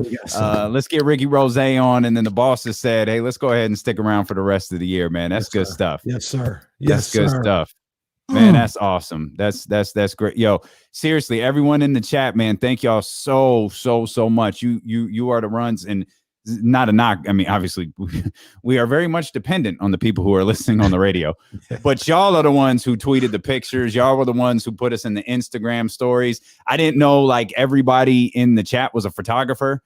Like Murph sent this picture, and I'm like, Murph, what is that? Like, John, I knew was a photographer. I've seen John's incredible work, but Murph posts this picture like my wife and I with the black bottle. Look, this was good to know. There you go. Look at that. McQueen and the Violet Fog. We save marriages. It's good to know. Yo, speaking of, let me see if I can add this, man. That's fantastic news. That is so exciting. Shout out to Ben too, man. Shout Absolutely. Out to Ben, Black Bottles 916. Yep. That's my guy, man. That's my guy. And shout out to John who hit us with free. Wait a minute. Where is he? That's Freeport Metu. I know, but I gotta see. I gotta go to the phone. Where Let's is go. he? That's Freeport Metu. Let's go, baby. I'm trying to be, I think that's by McClatchy. Yeah, I think that's by McClatchy. John out there just in Marie Donuts. He's just out there in full uniform. Yo, this is fire. Oh, y'all are crazy, man. Yeah, we ain't at the draft show yet. Let's go up here. Let's go ahead and put this one up. It ain't happy hour, but let's go ahead and put this graphic up for the next run. Let's go. Yeah, baby. That is fantastic. That's hilarious. Freeport Metu's a whole vibe, baby. It's a whole vibe, baby. Oh, y'all are wild. We need a picture. Do we need it? Nah, he said that we've decided, man. He stayed Freeport. He stayed Freeport, even with the multi-year extension. Oh man. That is funny stuff. I have to turn the screen sharing off so I can tweet that or retweet it. Freeport.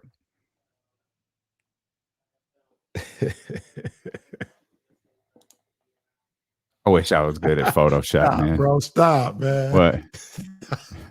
Stop. Man.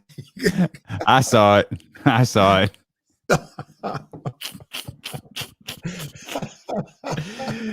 Oh man. Black Bottles, Danny in San Francisco, John, Murph, Rich, everybody who's bought a black bottle, man. Thank y'all for yes, indeed. For repping.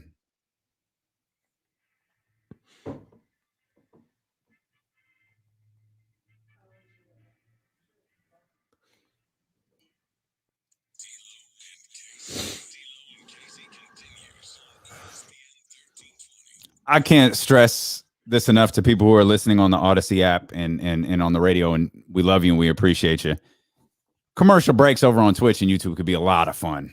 Yes, because they're only commercials on the radio. There's not commercials on the live stream, man. We just ride through, man, and it is a blast. And the draft is 1 day away. And the 49ers are picking third. ESPN 1320's draft coverage is brought to you by McQueen and the Violet Fog Gin. We don't make much, but what we do make is damn good. And McQueen is going to be around here with D'Lo and KC and ESPN 1320 for quite a while. We appreciate all of their love here through the draft proceedings. I thought we'd never get here, Damien. Draft is what I'm talking about. Oh, like sometimes it felt like we'd never get here. Isn't it crazy that? Isn't it crazy that like if the 49ers were drafting at 12, we'd still be doing the show. Like we knew we were going to do we knew we were going to do an 8-hour show. We knew what we were doing. But isn't it, I mean, Damon Bruce said this a second ago. Well, he does have other, selections. Like there's more ingredients that go into this, pot of soup here that we're making with the San Francisco 49ers. And it's like, yeah, cool. None of them are story, bro. None of them are at 3. None of them are at 3, and none of them involve the most important position in all of sports. Yeah, arguably, or maybe not even arguably. And also, Damien, like I said, we got into it. We didn't get into it, but we had the discussion. Ramsey, we had the discussion. It's also the 49ers quarterback. Okay. I'm not saying I know where you're going. The 49ers are the most popular thing in the world, but I am saying there is a level of prestige when you talk about the San Francisco 49ers quarterback. That's big time. That's big time. I mean, the Raiders, they may have, they may be all around the world or whatever, but nobody's stressing over the Raiders quarterback. We're talking about the 49ers quarterback. We're talking about a position of a team that's won 5 Super Bowls. We're talking about a position that they haven't drafted in the first round with since 1967 or 3 times. This will be the 3rd time since 1967. Old ball coach, Alex Smith. Was it Drunken Miller was the 3rd? Drunken Miller, and then this one. This is the 4th time, excuse me. 4 times. Think about that's a long time. And how many times people have drafted quarterbacks in the first round, whether early or late or whatever. Hell, I think the Jets have drafted more than that just this decade. I'm saying. Pretty close. Decade. Pretty We're close. in 2021 now. Oh, that's true. It is. I don't know. All concept of time has been lost for the last. Point. They have. The Jets are getting a heads up on the new decade. They're like, hey, new decade. Oh, we got to draft a quarterback in the first round. Let's go. Mark Sanchez has played. Sam Darnold has played. It's 2021, baby. It's a new decade. Let's get it. Let's go and get that. Let's go and get that new quarterback. New decade, new quarterback. Who this? So this is a big deal. This is a big deal. There's a reason why, and I know the intrigue is gone. But if say for instance, the Bears are drafting first. Sorry, John. The Bears are drafting first, and the Jaguars moved up to number 3. It would not be this big of a deal. Correct. Well, you're right. I agree. But I think there's also something. Names in football, names in all sports are certainly important, and I don't want to. I know we had fun with this conversation earlier in the week, and I don't want to dismiss how valuable the San Francisco 49ers are to the league, but I think there's also something to be said for the roster that the 49ers are kind of in a rare spot. They're almost in that Boston Celtics position. Remember the Boston Celtics were really good, but yet somehow they were still at the top of the draft. Yeah. Because I'm sure it was a trade that had to do with the Kings somehow. I'm not really sure, but somehow like they were still at the top of the draft. It's like, where does Danny Ainge keep getting all of these picks from? Right. And point being the roster. The roster was already pretty good. Mm-hmm. The San Francisco 49ers, they're in a unique situation. Like you look at the teams around them. We know what Jacksonville is. They had that one aberration of a year where they were good. Like, all right, cool. We know what the Jets are. We just ran through it. If the Jets, Jesse's telling us now, if the Jets take Wilson, that's cute, Jesse. When the Jets take Wilson, he'll be the 8th quarterback the Jets have drafted since 2010. Come on, man. Wait, that's 11 years ago?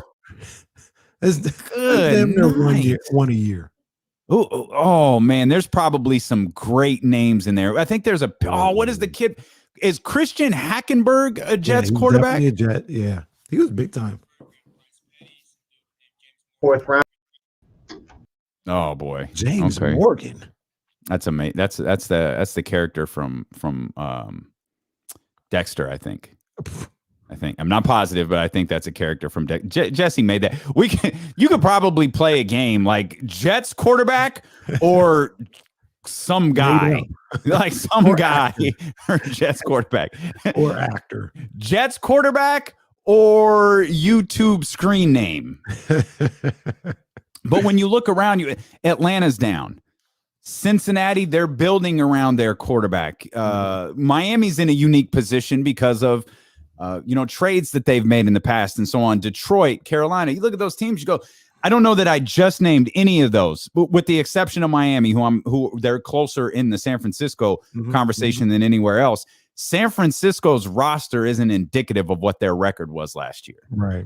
And I think that's again why this pick is so appealing, polarizing, universally discussed. The 49ers, absolutely, the team name plays a major part in this. But the fact that you're looking at this going, Bosa, Kittle, we know Debo's good. There's something there with Ayuk. They've got to straighten out this offensive line. They just signed Trent Williams. He's going to anchor all of that. You've got to have your eye on Fred Warner. They need a couple of touches.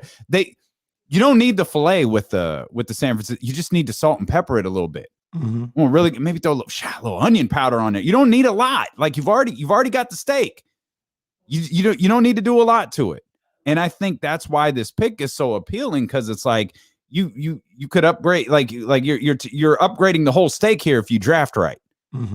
You're going to you're pulling the porterhouse. You don't have to make a decision if you get this pick right. Right. You're getting the whole deal here, and that's part of the reason it's so appealing. I heard somebody universally so appealing. Yeah. I heard somebody, I was listening to something, I can't remember who it was. I think it might have been your man, Bill Simmons. But they talked about this draft being one of the most exciting in a long time. And the Niners situation has a lot to do with that. The fallout from whatever the Niners do has a lot to do with that as well.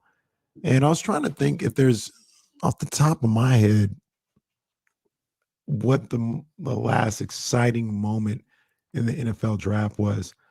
The first thing that comes to my mind was when the Cowboys were picking and Johnny Manziel was still on the board. I thought that was great TV, great intrigue, great drama. I don't know if it's just ingrained because we know, as a sports follower, we know how Jerry Jones is, or the telecast did a great job of laying out like why this moment is so important. But I remember I'm never glued to the TV for all 15 minutes in between picks. I was glued. I was on the edge of my seat saying, is he really going to do it? That's the last great draft moment I can remember. That's worth diving into more. I'm trying to think of one. And that's just off the top of my head. And here's good news. You don't have to be glued to 15 minutes between picks either. You can listen to D'Lo and KC, or you can watch us on twitch.tv/ESPN1320 or youtube.com/ESPN1320. You can watch along with us while you have the draft in front of you. We'll bring the first, second, and third pick to you live. Then we'll be reacting to what the San Francisco 49ers did. And then, of course, we'll bring in all of the experts, and we'll keep you updated on what happens throughout the rest of the first round, all the way up until 8 o'clock. When we sign off. 916-349-1320 if you want to get in on these phone lines. Our man Sam here, ready to talk about the San Francisco 49ers. Sam, always great to hear from you. What's going on, fellas? Yeah, I want to talk to the Niners, but real quick before I do, I really appreciate the highly enlightened discussion on UFOs yesterday. and Damien, I appreciate you solving the mystery of the disappearing female Sasquatch. I got you. I got you. I'm here to help, man. I'm here to help. You know, I honestly thought it was something I said, but okay, that's funny. I got you. I got you, Sam. I got you. But we've been talking a lot about that number 3 pick. And, Kenny, I asked you for your wish list the other day. I'm pretty much on point with you there. The only thing that I would like to add, if possible, but I don't think it's going to happen just because it doesn't seem like a real priority, I would like to see a more dynamic kick return game. I'm kind of hoping we can do something. That doesn't seem to be where they put a lot of value. If they pick Mac Jones, I'm not happy with the pick. There's a lot of back and forth. And I know this is going to sound harsh. Personally, I wouldn't put that guy in front of them in charge of the low laundry. It looks like it's going to be the pick, so I'm just hoping for the best if that's the way it comes out. Yeah, that's all we can do, Sam. You're talking about how Kyle Shanahan's a good head coach, and I'm actually not sold on that. For me, I think what he's proven to this point is he's an incredibly talented play caller. As far as the coaching, I'm still thinking the book is out. I'm, old school Bill Parcells. You are what your record says you are. Yeah, that's fair. I'm definitely not sold on him when it comes to roster construction. You're going to have to show me. And the last thing I got for you guys is I'm not real big on analytics, but the one stat that I was looking at the other day, and it's really weird because the sources spot something. And what I was looking at was dead cap space. And the same source lists 2 different numbers for the Niners. If you go to their website, they're somewhere between $10 and $11 million in dead cap space. And if you look at their league ranking, it's not good. They're number 11. It's about $18 million.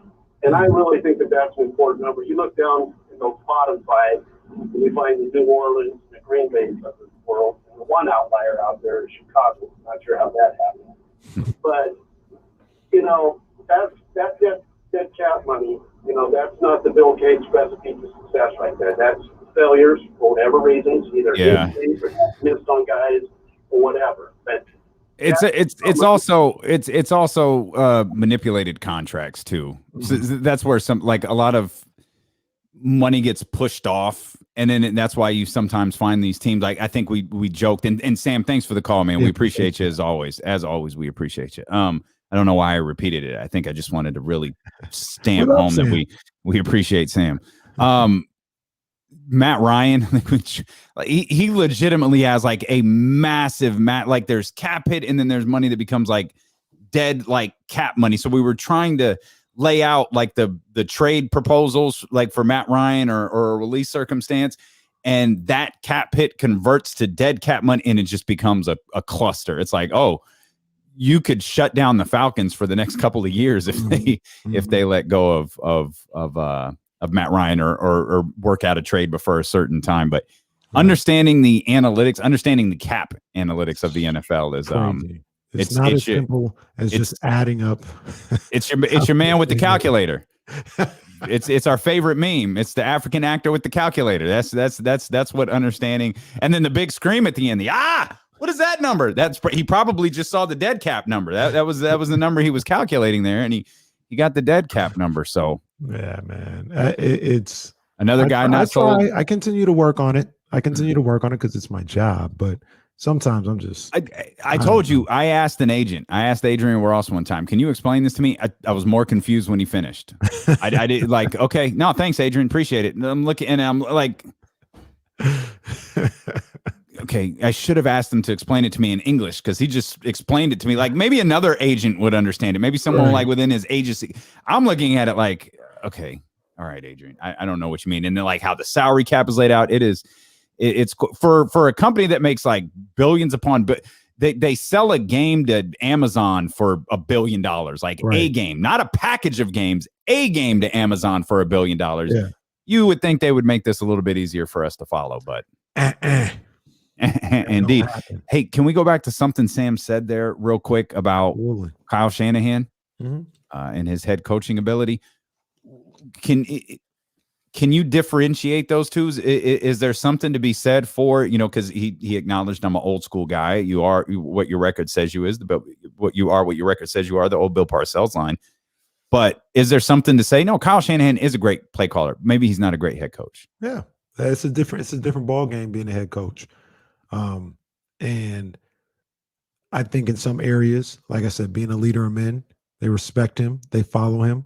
I think he's got that covered.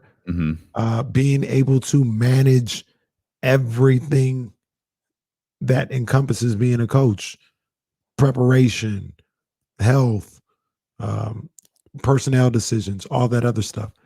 He needs work. And if he doesn't fix it, he'll be out of the head coaching job. He'll get play calling. He'll be back in the play calling business, where he excels. But I have as good as I think he is as a head coach, I have no problem with somebody saying, Bill Parcells, you are what your record says you are. I have no problem with that. At some point it becomes like I can justify or I can explain 1, 2, 3 seasons. But if it's the same thing 4, 5, 6 seasons, even if it's still injuries or whatever, it's okay. Well, what are you doing that this continues to happen? Like there's some point where that runs out. Like that can't be the reasoning all the time. Well, I think one thing that you point out that this is, we talked about the importance of this draft for some coaches and some general managers, and Kyle Shanahan and John Lynch certainly fall into it. I'd argue this season was important for them, even if they were drafting at 12. But there's a certain element of, and I'm willing to give Kyle Shanahan the benefit of the doubt here, in the sense of I question Kyle Shanahan a lot, and part of it is because I look at his body of work, and his body of work is similar to looking at a box score. You didn't watch the game, but you looked at the box score and you go, man, Mo Harkless played 35 minutes and was 1 of 2. What a terrible game.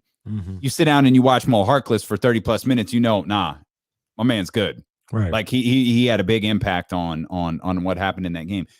I think not taking Kyle Shanahan's, I think not taking the context and the circumstances regarding or surrounding Kyle Shanahan's time with the San Francisco 49ers is a bit unfair. And I'm guilty of it, but I do think it's a bit unfair because, as you've noted many times, when he took over when he became the head coach of this team was awful.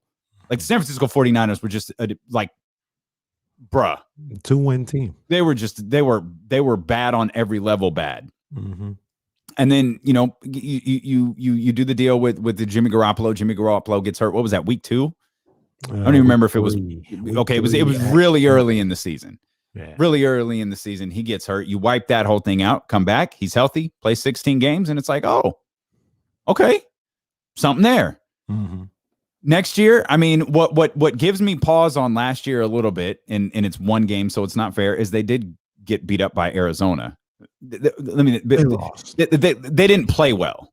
Fair. Right. They didn't play well against Arizona, and then of course the season literally and figuratively went to hell the following week. So this is more than Urban Meyer and Robert Saleh and run down the list of new head coaches and general managers. Like, I think this is a massively important year for Kyle Shanahan and John Lynch, because you've got the weight of this third pick, and then you also have the weight of a healthy roster, or what we hope to be a healthy roster. They have to get out there and get the job done in a really in what we believe to be a really competitive division. Before the 2019 season, you know, you heard a lot of people talking about, at least in 49er circle, they were talking about the defensive line and, oh, they got Bosa to go with Buckner, and they're going to be a beast. And they got D Ford, and they're going to be a beast. And I was more so on, like, I got to the point, because I had heard potential for the last couple of years with Kyle Shanahan. It got to the point where I was like, I don't want to hear any of that. I don't care about nothing that anybody's saying. The prognosticators, the fans who are like, oh, can you picture this fire emoji, with these edits? I ain't trying to hear none of it. Only thing that matters is it's time to win. And when they did, they went to the Super Bowl, right? Like, they won in a major way. I wasn't expecting that. I was just saying, hey, win, be above 500, maybe get into the playoffs. Like, that's what I was talking about by winning. And they came through. It's more of the same this year. I don't care how it gets done. I don't care where it comes from or how they go about it. It's time to win. It's time to win. And once again, winning doesn't mean make it to the Super Bowl necessarily. Winning doesn't even mean make it to the NFC Championship game. You got to get in the playoffs. You got to be in the playoffs. You got to be that franchise, like I always talk about, Mike Tomlin in Pittsburgh, where they're in it every year. Obviously, they're not winning the Super Bowl every year. Obviously, they're not reaching the Super Bowl. They're not reaching the AFC Championship game every year. But you can almost pencil them in every year for a playoff appearance. Or at the very least, last game of the season, they're right there. That's where this franchise needs to get to. Injuries or not, they need to be in the mix every single year. We need to see I think we also need to see a collection of these players who were hurt last year, a collection of these draft picks. We need, obviously the most important thing is for them to stay healthy, but we need to see them play well. I know we think Brandon Ayuk is really good, but he was, you know, in and out. And of course there were like COVID situations involved last year. You know, there was a lot to last year that's difficult to kind of measure. But I think overall we really liked what we saw from Brandon Ayuk. Okay, let's get a full season of him, or as close to a full season as you can get in the NFL with Ayuk and Deebo Samuel out there. Let's, you know, make sure George Kittle is healthy. Do all of these different things, and because they're healthy, completely healthy. There are still questions to me about this team. The run game, I still have questions about, and I'm kind of talking out of both sides of my mouth here when I say health is important, right. But I question the run game. And part of the reason I question the run game is because the Porsche constantly needs a tune-up, or the Ferrari, or whichever, you know, high-end vehicle you referred to Raheem Mostert as. Like, that I still have concerns with the run game.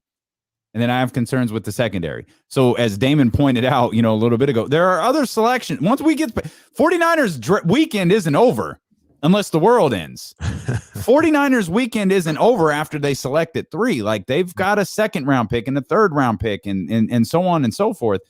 They've got to add to the various layers of the defense, and they've got to add to other positions on their roster as well. It's not over once they select their quarterback. No, and one of the things that I will say about John Lynch and Kyle Shanahan, is they have been doing a really, really good job in their regime and their tenure Mhm. of finding guys later in the draft. And Agree.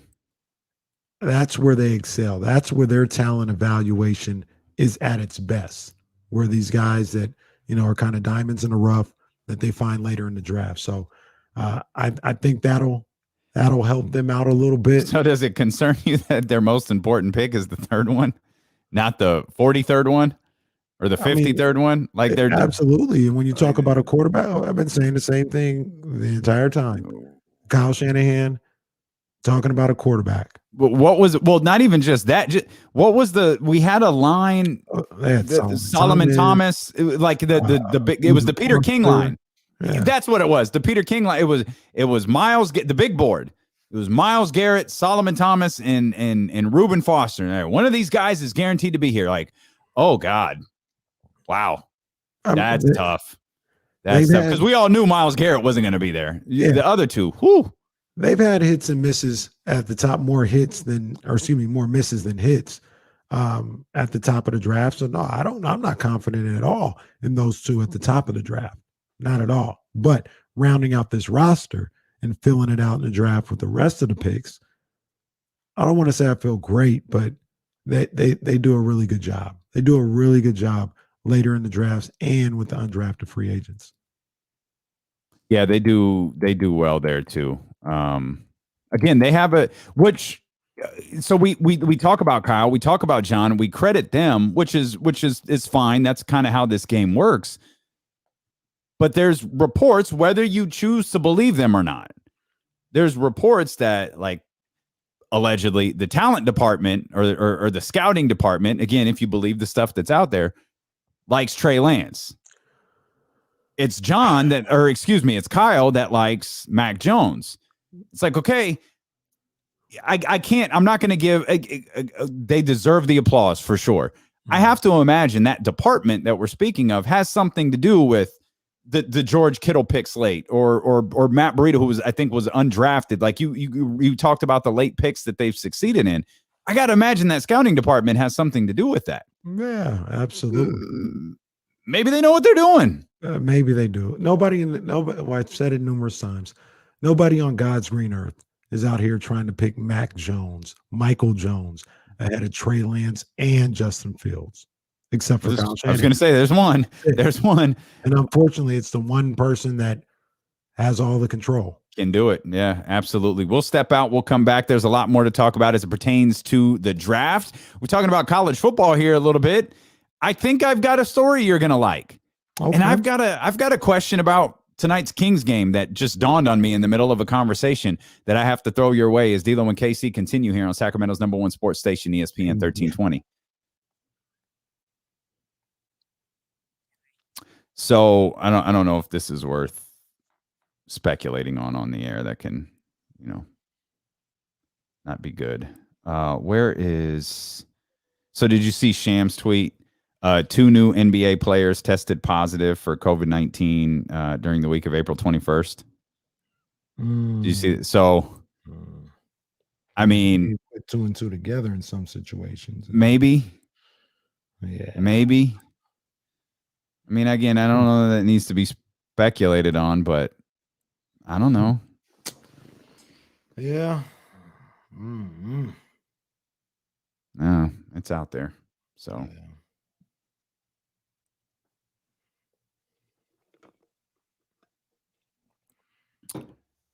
Bryce, Bryce, who are you talking to? What is going on here with the Buffalo Burger and the what is happening?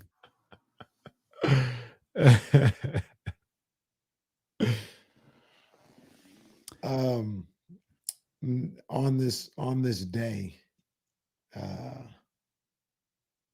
know you got yours. Yeah, they're not that good. I mean, they got one pretty damn good. Okay. I'm gonna shoot it to you. Kevin Porter. Hi, baby. Hey, you never come in here during the show. I don't know what you're gonna go lay under there for. You're gonna leave as soon as I start talking. Honey, I can't move any further.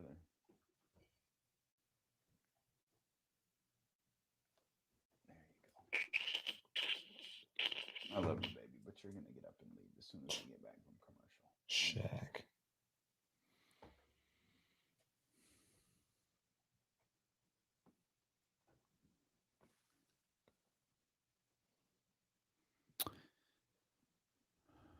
If we don't get 43 more likes, then the Niners are 100% drafting Mac Jones. Oh, jeez. Ah, jeez. Oh, you heard him. You heard it. 43. We can't be that low. Oh, I see. John's actually trying to get us to 100 today. That's nice, John. He's taking a break. He's taking a break from being a member of D. Yeah, yep.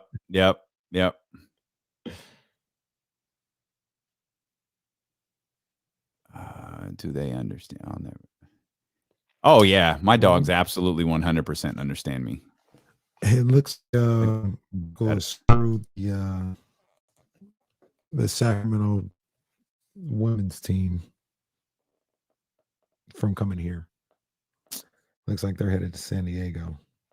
Or trying to. Seriously, He's ruined everything.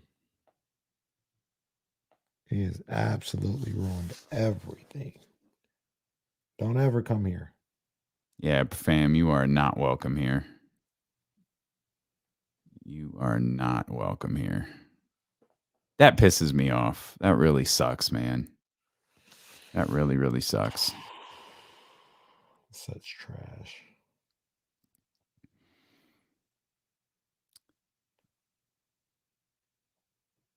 Jesse, do I have anything to read here? I'm losing track of what I've read and I haven't. Okay.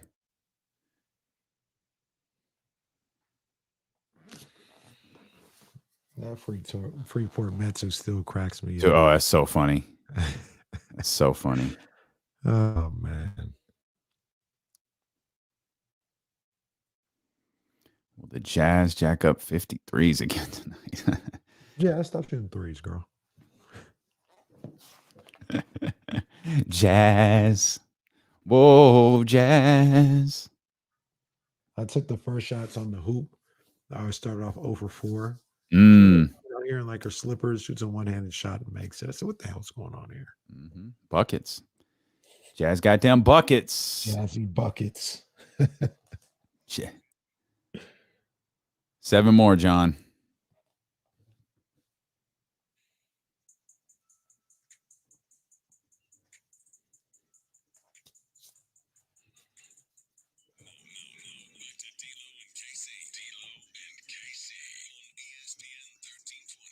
Draft season is here, and all guests dial in on the ESPN 1320 Draft Hotline, brought to you by McQueen and the Violet Fog Gin. We don't make much, but what we do make is damn good. A couple of notes for you here, KC. Shams tweeted 2 new COVID positives in the NBA for the week of April 21st. Just leave it there. Don't know. You don't know what you don't know. That's what Shams tweeted. 2 new positive tests this week. Here's another note. There was a press conference today, Kenny. With who? With what? The Seattle Seahawks. They did a press conference today. I wanted you to know that. And Pete Carroll said, we weren't trading Russell Wilson. What are y'all talking about? Any issues that we had with the quarterback, we've worked through them all. He ain't going nowhere. He was never going anywhere. Roger Goodell obviously listens to this show. I was on to him. Yep. I was on to that conspiracy. Yep. And now he's forced other teams around the league to have draft press conferences this week. Right. We're going to completely ignore that we were told, was it yesterday by Cam Inman, who was like, yeah, no, every team does it. Yeah. We'll ignore that. Some of them did last week. Oh, okay. He made the Niners wait until this week and then to throw everybody off the scent. That's what it is. He started putting everybody else. Who knows? This may be Seattle's second press conference just to throw people off the scent. let's bring something back up. There's a couple of other things we want to talk about, but as we're talking about the Seahawks and Russell Wilson, that is another big story. Or it was. It doesn't seem like it is anymore. But part of Russell Wilson's frustration, maybe not even part of, maybe like the center of Russell Wilson's frustration with the organization was it felt like, hey, I'm the main guy on this team. I'm the focus of this team. I'm the highest paid player on this team. I feel like I should have some input here. Should quarterbacks, but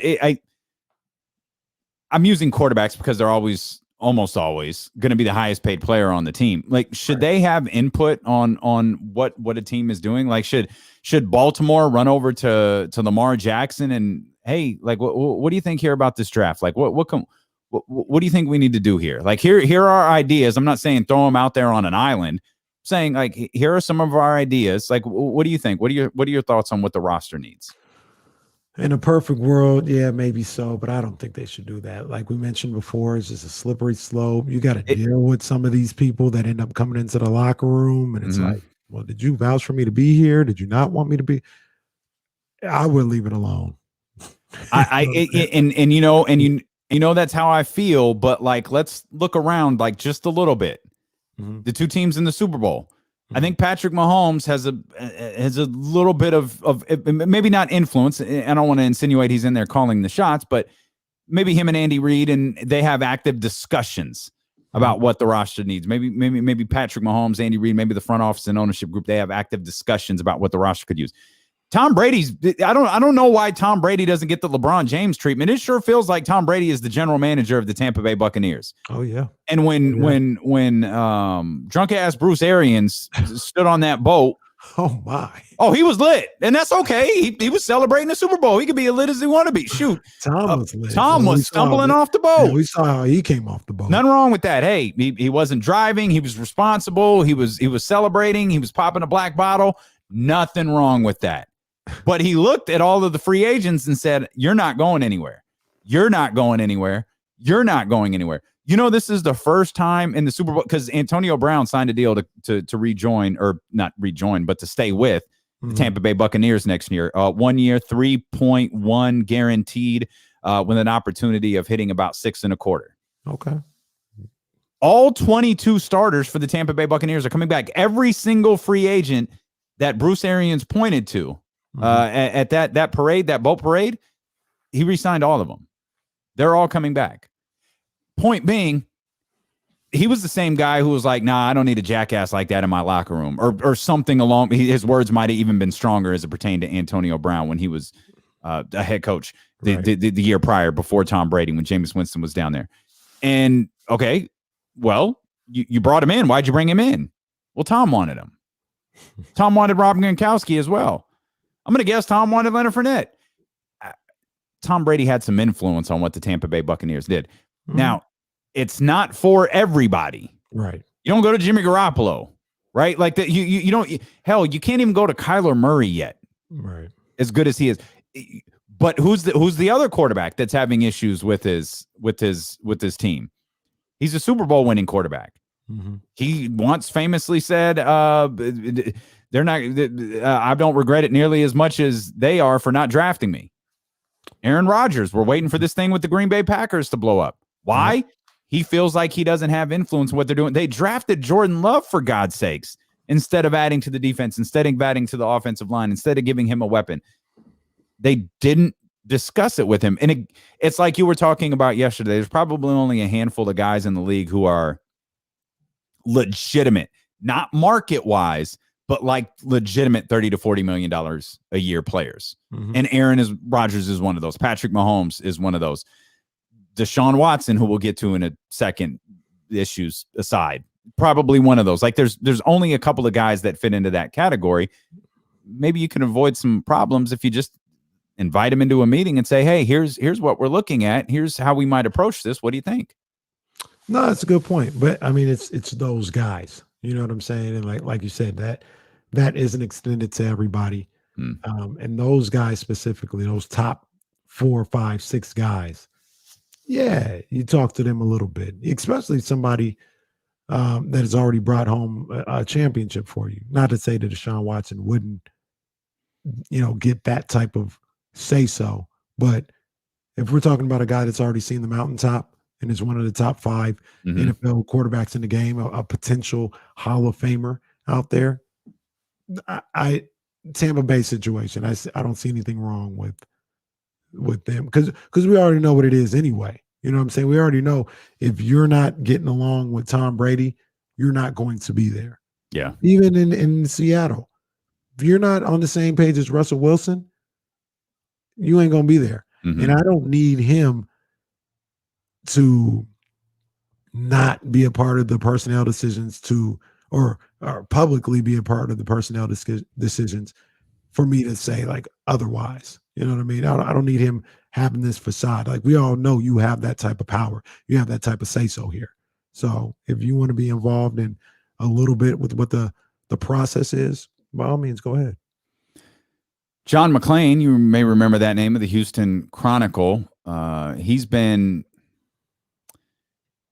John McClain was covering the first Deshaun Watson story. I'm sure he's covering the second one, but he was covering the first one when he told the team that he wanted to trade and he wanted out, and he was kind of the guy who was seemingly getting firsthand information to put out there. Like he knew what the Texans were allegedly asking for. That had been confirmed by a number of other teams who had been engaged in discussions. And just recently we found out some of the teams that had reached out to the Houston Texans before Deshaun Watson's issues arose. The Jets are one. The Dolphins are one. Now, remember, the word now, we're on like a month and some change ago. We could be approaching our second month here. But this is the Jets, the Dolphins, the Panthers, the Broncos. Of course, those two teams made a deal today. The Patriots, the Chicago Bears, the Washington football team, and your San Francisco 49ers. Yeah, sounds about right. Especially considering what they did, to get to this spot. And they are in the market for a quarterback. They've been in the market for a quarterback.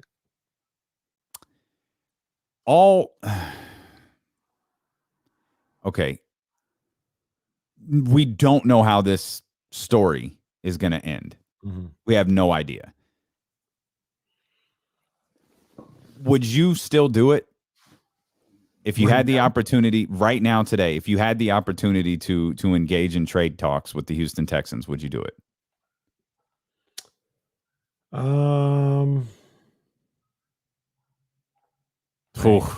That's tough. Yeah. Don't even answer. We'll just leave it. Yeah. We'll let that float out there in the universe. I don't know when. I don't know if you can. I don't know if anybody can right now. The way things are sitting right now. There's literally no resolution to the stuff that's been going out there. So you don't know how far it goes, if this is the extent of it. I don't think you can do anything with them.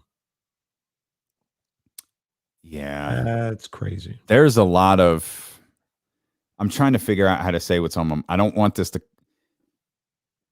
So I don't know what the NFL is going to do with Deshaun, right? And he didn't want to play for Houston.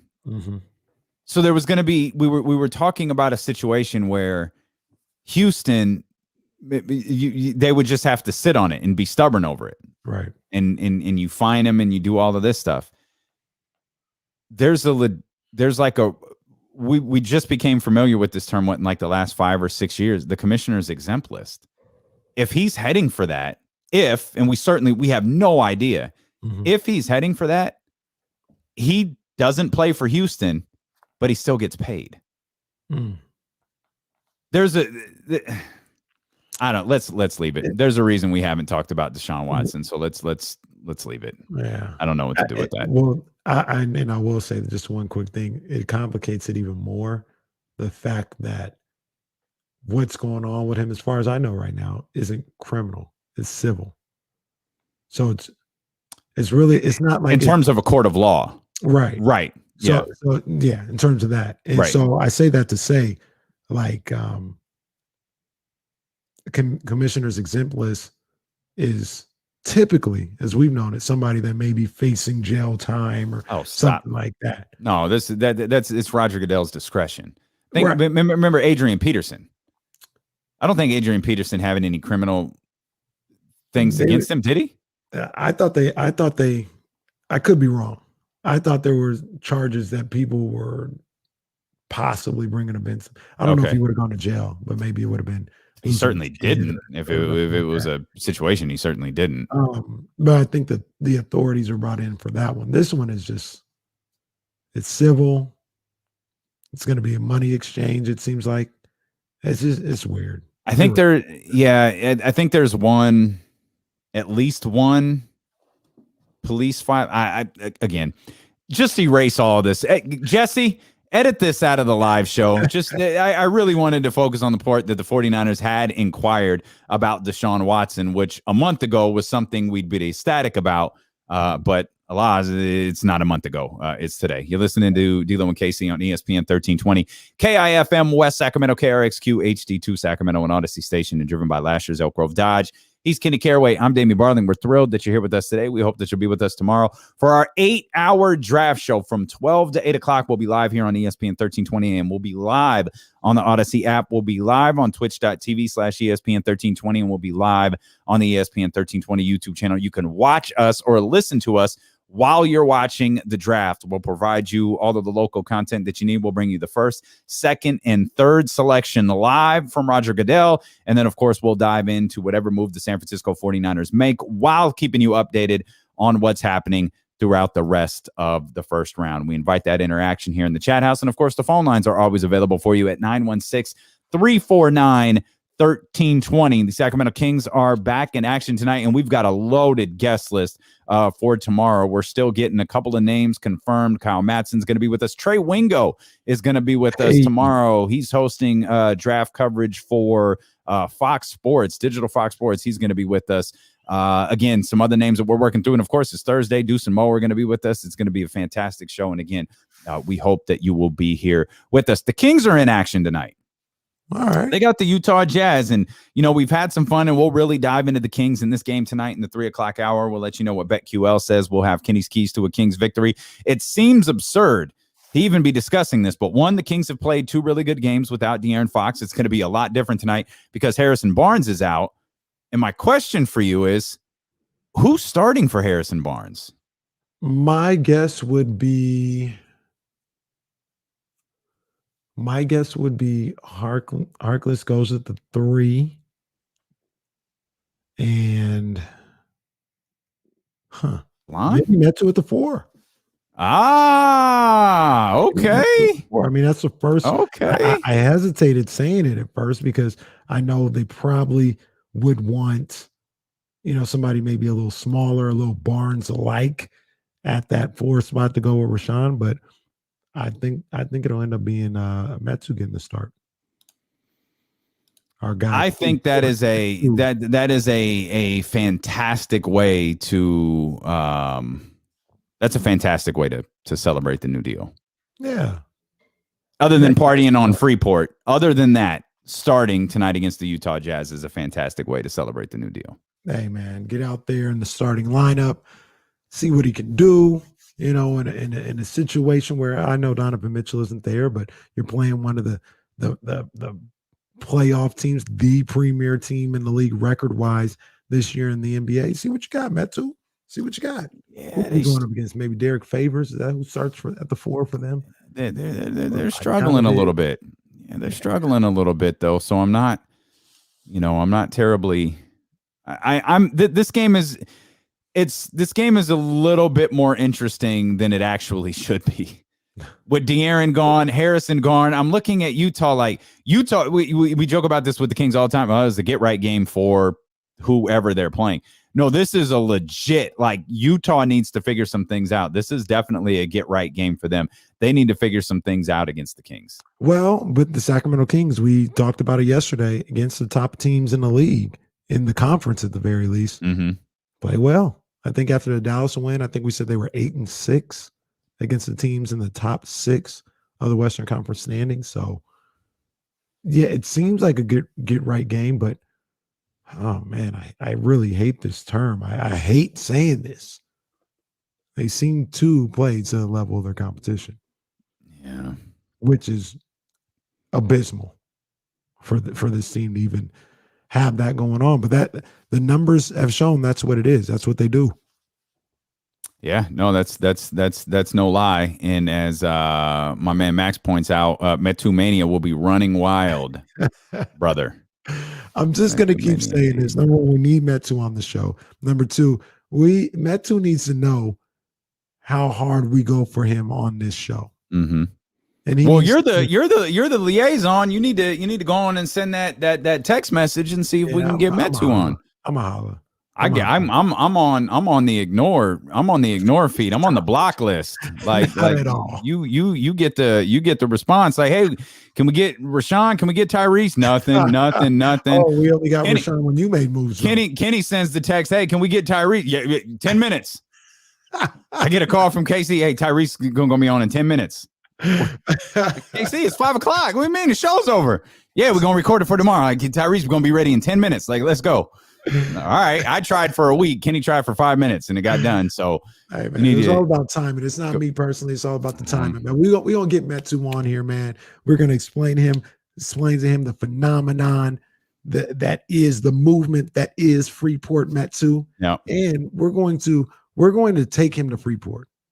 And it's going to be on our Twitters or Instagram or something, maybe a Instagram Live or Instagram Reel or something like that. I mean, we going down Freeport with Metu. We could reward the subscribers on YouTube as well and Twitch and just go live that way through our YouTube and Twitch feed and go.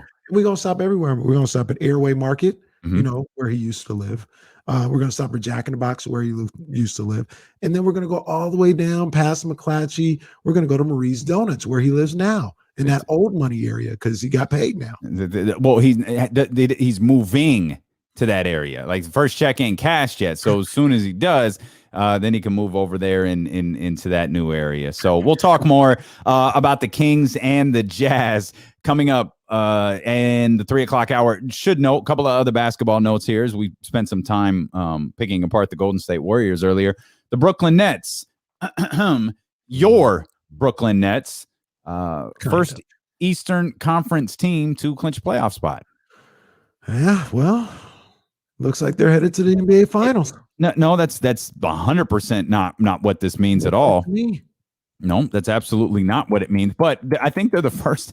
I think they're the first because it's only the Jazz, right? The Jazz and the Jazz and the Jazz and the Nets are the only teams that have. I think the Suns are like a game away. That's what I was just about to say. I feel like there's about to be a rush of them that are all kind of in the same. Like Philly's not far behind. I can't imagine Milwaukee is too far behind from clinching. Eliminated a day or two ago. I can't remember. Houston has been eliminated. Okay, that had to be what I was listening. Minnesota has also been eliminated. Oh. However, Orlando and Detroit are still in the fight. Well, if they get hot down the stretch. Did you see that Minnesota and Houston played each other yesterday? Didn't Minnesota beat the hell out of them?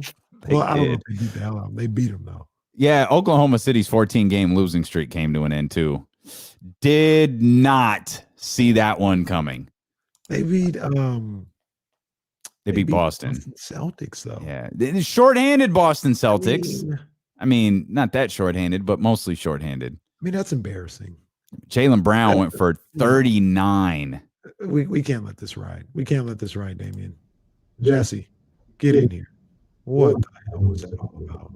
It's all bad, but check me out. Let me know if you've heard this before. Jaylen Brown, after the game yesterday, said we need to come out with more of a sense of urgency. Oh. The Sacramento Celtics are back. Oh, the Sacramento Celtics. That's tough. That's tough. Jesse was the one that gave it to us. He gave it to us a month ago, maybe more than that. He said, I watch the Celtics every night. They're the same thing as the Sacramento Kings. That's the Spider-Man meme. Yep. Yep. The difference is Luke's talking about effort and doing this, and Brad's literally sitting at those Zoom conferences going, dude, I don't know what else to do. Well, see, we keep making the same mistakes over and over and over again. I don't know what else to do with this. He went to that card and it didn't work. Well, it did for a while. Like this is one game. Like Jesse's overreacting a little bit. He's a fan. This is one game that they lost to Oklahoma City. They had they had gotten themselves back into like, okay, this is where we expect Boston to be. Like, this is better. This is where they should be. I got people. I got my ear to the streets in Boston. Of well, I course don't you think do. this is the streets of Boston. I think it's the suburbs of Boston. But they talk about that. Are they street. calling you names? Because if they were, that's probably the streets of Boston. No, they weren't calling me a chowder head. So no, that's not what they'd call you. No, that's go definitely ahead. not what they would call me. But they say on that little streak where they're playing well, it's like a little fool's gold. Schedule softened up. Some things happen or whatever. It wasn't who they really are. Kind of familiar, right? Kind of familiar. So, in all Sacramento seriousness, Celtics. do the Celtics have to make a move in the offseason? Yeah, probably. And when I mean move, I mean a big move. Like I'm thinking Kimba, Jalen, or Marcus. One of them. Probably. It feels like I love Kimba. It feels like it's not working. Mm-hmm. The offseason if they make one. His contract, like he's not healthy enough for them to justify how much they're paying. Like I love Kemba and stuff like that, but if one's got to go, it's going to be Kemba, I think. But that's a tough move too. At the same time, isn't it? Like, I mean, it's cool to say we got to move Kemba, but we've got to find. It's like Buddy. We got to move Buddy. Okay, cool. Someone has to take Buddy too. Like it takes two to dance here. Like this isn't a solo. You're not breakdancing on a piece of cardboard. You need to find somebody to dance with. And I don't know who looks at Kimba's run with the Celtics and goes, let's go get him. Maybe there's a Jackie McMullen somewhere in Dallas or something who thinks Kemba's got value. Jackie McMullen's definitely in Dallas. Jackie McMullen has got her ear to the streets, as my partner would say, in Boston. Yeah. And she could sniff out a deal. Jesse, I got to ask you a question because I'm all here about these crazy trades today. Is there a trade out there for Jaylen Brown?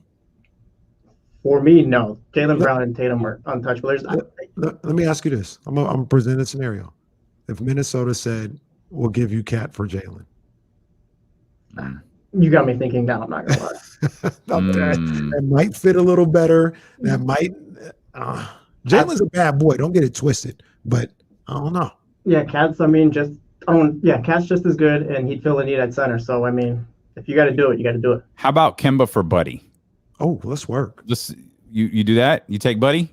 I'm good. I watch the Kings every night too. I'm good. All right, fine. That's all we need is somebody who doesn't watch the Kings. Yeah, make that move. That's it. Jackie McMullen. It's perfect. Jackie McMullen hasn't seen Buddy Hield play since the 3-point contest. The other day, Bill Simmons was going on and on about not matching Bogdanovic. He's like, it was indefensible. It's crazy. Sign him. Trade Buddy. Yes. Okay, Bill. Thanks, Bill. That's awesome. That's exactly how this works. For God's sakes, we'll step back. I've told you about listening to that show. I've told you about that. We'll step out. We'll come back. I actually have an idea that I think you might like. It might get you a little bit excited here about a subject you never get excited about. We'll talk more about the draft. Okay. We'll talk more about the Sacramento Kings, a couple of on-this dates as well as D'Lo and Casey continue here on Sacramento's #1 sports station, ESPN 1320. Marcus, chill. chill. I love Marcus. Chill. I love that I love that I said during that whole last commercial break that Smoothie was going to come in here and move the second I started talking. Oh no. She hasn't moved an inch. Like she has got me in an incredibly uncomfortable spot here trying to line up with the camera because she likes lying under the desk. She's good. She is good. She found the spot and she's good. That's my girl. She can stay here. Let me slide up. Yeah. Oh man, would Atlanta trade Bogey for Buddy? Nope, they would not. Bill Simmons is the Skip Bayless of basketball. Nobody is the Skip Bayless of anything. Like Skip is just the freaking worst. This is a little bit more accurate. Like Peter Vesey. No, I'd argue Peter Vesey's worse. Bill Simmons, yeah. Peter Vesey is just the freaking worst. If Kemba was moved, that would be, it would be. I don't know why that hasn't worked out. I don't know if it's just health or what. Yep, Kenny's got people everywhere. That's legit. Same.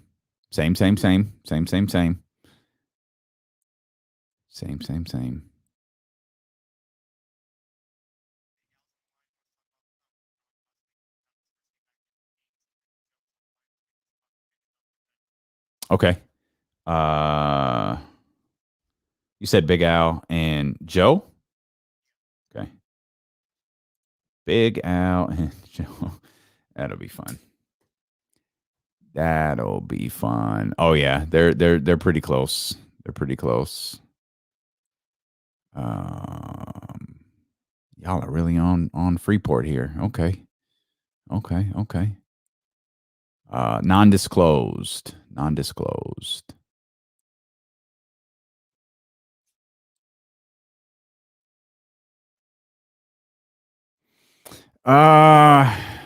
Man.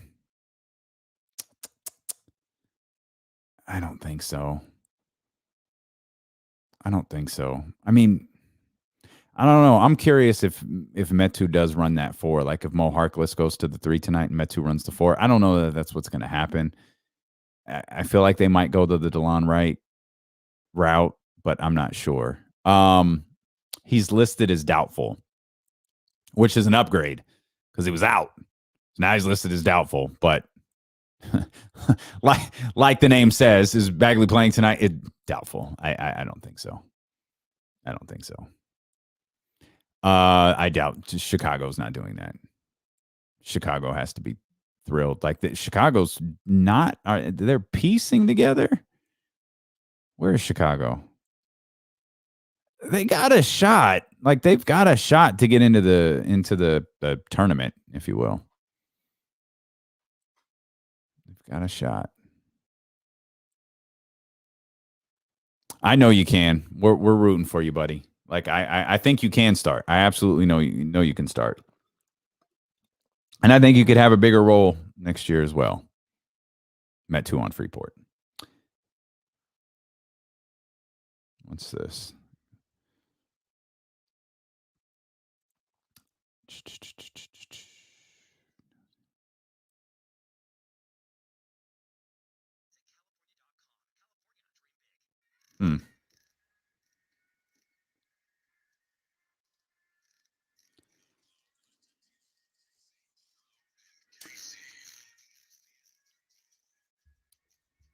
The draft is just 7 days away, and the 49ers are picking third, and ESPN 1320's draft coverage is brought to you by McQueen and the Violet Fog Jam. We don't make much, but what we do make is damn good. On this date, there's a couple of interesting ones. 2012, Derrick Rose tears his ACL. I remember where I was for that one. Game 1, first round against the Sixers. They were up brutal. They were up big too in the fourth quarter. Yeah, they were. Yeah, they were 50-16 that year in the strike shortened season. They were, extraordinary, brutal. Just ate up his entire basketball career. By the way, did you see your fam, the New York Knicks? Did you see their tweet? No. They tweeted a couple of pictures of Chris Paul and Derrick Rose on the court together. Oh, okay. And it was captioned, 2 future Hall of Famers. So I don't want to comment, just letting that linger out there. Hey, you run with it. Why not? On this day in 2012, also same day as Derrick Rose's ACL tear, Bryce Harper debuts in the majors and hits a double. That same day, Mike Trout is called up for a permanent stay in the big leagues. Oh, wow. Big day in baseball in 2012, but they both pale in comparison to 1967. On this day, Muhammad Ali refused induction into the United States Army and is stripped of his boxing title. And the legend of Muhammad Ali, in my estimation at least, begins from that moment. He was a fighter. He was a boxer. He was the heavyweight champion, and that was a big deal back in the 60s, a far bigger deal than it is today, where you now fight YouTube stars as promotional tactics. Or you fight Billy Joe Saunders. I don't know. That's a made-up name. That's a made-up name. That's the center from Varsity Blues. That's who that is. The guy who was drinking syrup at the beginning of the movie. He's got as much of a chance of beating. I got my cat scanned as anybody. Yeah. Best fighter, quote unquote, best fighter in the world. Not my best fighter. Best fighter in the world fights guys that. Damien doesn't even know when the best. Have you seen Varsity Blues? You completely no-sold my Billy Joe Saunders reference. I don't remember it like that, but I've definitely seen it. That's where the coach gets kicked out, right? The players say, get out of here. That's it. Yeah. That's it. All right. You have another on this date you want to touch on, or you just want to let that one sit out there? No. Well, we could tap in. I mean, we could tap in. Look, this date in 2006. It's a long time ago, Kenny. A long time ago. The last great moment in Sacramento Kings history, at least playoff history. Kevin Martin's layup to beat the San Antonio Spurs in Game 3 of their first round series. I had no idea that was the last playoff game I was going to see for a long time, but I was at that one. That looked like a crazy scene. Oh, it was something. Yeah, it's like we all knew. I feel like we celebrated because we all knew this is it. This is our moment. They played San Antonio really well. That was a weird Kings team. Ron was still here, right? That was the Ron Artest led team. Wells was balling in that series. Bonzi. They almost got the Spurs. I guess they won 2 games. They won 2 games, and Game 5 I think was tied with under a minute left. Or maybe they were up by 1, and Brent Berry hit a big 3 with under a minute left. I'll say we're going to be coming back to Arco up 3-2. But then Game 6 wasn't even close. Yeah, not so much. Not so much at all. A couple of other notes that we got to touch on before we get back to the Sacramento Kings, before we continue to talk about the draft. Obviously, it was a busy day in the NFL. Tomorrow will be a significantly busier day. Quarterbacks are always what you watch. Teddy Bridgewater traded from the Carolina Panthers to the Denver Broncos today. That is the uniqueness of, I don't know that it's unique, but I think it definitely caught people's attention. The Panthers are paying, the Carolina Panthers, the team that he doesn't play for anymore, they're paying him $7 million this year. The Broncos are going to pay him $3 million. So that's according to Adam Schefter. Denver is still telling Schefter and insiders they're in the quarterback market this tomorrow. Oh. But I think some 49ers writers saw that and saw, maybe this could be a similar makeup if, and I think you and I are both of the belief it's not going to happen, if Jimmy Garoppolo gets traded, you could see something along the lines of the 49ers to make it a little bit more enticing for someone else to pick up a portion of that 24, 25 million or whatever it may be.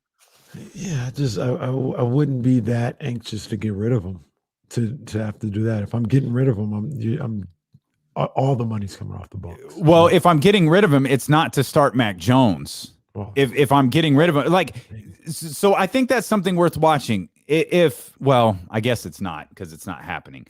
But if Mac Jones or Trey Lance, and when the trade was done, you and I both immediately thought, Kyle Shanahan, remember that trade I think happened on like a Friday for just random reasons. Much like a couple of days ago, Kyle Shanahan and John Lynch were scheduled to speak to the media that Monday.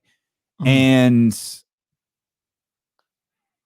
it was said, like, you and I both thought that Friday, this deal this feels like Trey Lance. This feels like Trey Lance. And there were already reports that the idea is to keep Jimmy Garoppolo. John and Kyle said as much in that press conference, and it was like, this makes sense. And then the Mac Jones stuff started. I feel like with Mac Jones and Trey Lance, you have to keep Jimmy Garoppolo. The one that I feel like you don't is the one who apparently is going to be drafted in like the 6th round or whatever. Justin Fields feels like he could walk onto an NFL field tomorrow and run an offense. I'm not saying he'd be great. I'm not saying he wouldn't experience rookie issues or anything along those lines. I'm saying he could. I worry far less about Justin Fields starting week 1 than I would Trey Lance or Mac Jones starting week 1. I agree. And it makes it even crazier that people believe that Mac Jones is going to be the pick. And not only is he going to be the pick, but you don't make this move to have him sit. You're going to trade Jimmy and get that guy in there. What? Yeah. Mac Jones week 1, like he's the truth, like he's that dude. If Mac Jones is drafted by the 49ers, I really hope I'm wrong, and I will eat every word that I've uttered for the last month or so about how much I don't want him, how much I don't think he's good, or whatever. I'll do that. But not in my wildest dreams would I have thought Mac Jones would be somebody that you trade the farm for, get rid of Jimmy Garoppolo, and be like, we got to get this guy in day one. That sounds crazy to me. What constitutes the farm? I mean, they gave up a lot. I'm not. I mean, anytime you give up future first round picks, multiple future first round picks, that's a lot. Never mind. You don't have to define the farm. They gave up a lot. That's what matters. They gave up a lot, and it caught, I think, all of us off guard. I remember. I'm old enough to remember when we were having discussions about will they even take a quarterback? Yeah, man. I'm old enough to remember those discussions on game day with the long forgotten game day with D'Lo and Casey. Feels like it was an eternity ago that we had these Sunday mornings. The birth of malpractice, I believe, was started there as we were talking about the positions that the 49ers needed to upgrade. Yeah. But here we are, trading up from 12 to 3. For what will absolutely be one of the remaining 3 quarterbacks. And ironically, Mac Jones was on my quarterback rankings list. Yep, I remember. He was there. I remember. Got to keep your eye on to see what's going on, to see if this is somebody that maybe you can develop. Now, granted, when I made that list, the premise was they're not getting any of these guys at the top of the first round. So look for guys that you get in the second or third round. Let's get to these phone lines here. 3 overall. Wow. I cannot wait till tomorrow at like 5:40-ish when that name is. I'm damn near giddy over it. Like, I cannot wait. 916. Just because I don't believe they're doing it. I don't. Like, I don't believe they're doing it. 916-349-1320. I think we got Big Al here. Big Al, baby, what's happening? Al, what's up? I needed to take some rest after D'Lo beat me up last week pretty bad, so I went to play golf. Beautiful. Yeah. Wait, what I do? I love you both. What did I? You don't remember, so that's okay. It had to do with the most overrated, in my opinion, and you disagree with me, owner, Mr. Mark Cuban, and the horrible problems he brought into his organization of a sexual Well, I didn't. That's messed up, D'Lo. That's messed up, man. He's a doer. But It's anyway, messed up, man. let's leave that aside, and let's talk about Stacey. You are not going to have to worry. It's not going to be that show. Come on, just trust me. But I did see that announcement on the NFL Network. You know that any team, I think if they look at the last 18 teams that traded up for a quarterback and gave multiple assets away, not one of the quarterbacks of the 18 to trade up ones ever got them any further than just a first-round playoff game. That was it. Big Al, are you riding a motorcycle? What are you doing? Are you riding a motorcycle? Whoa. No, I'm driving down to Costco here on Richard. Are you in a convertible? No, I live here. I roll the window.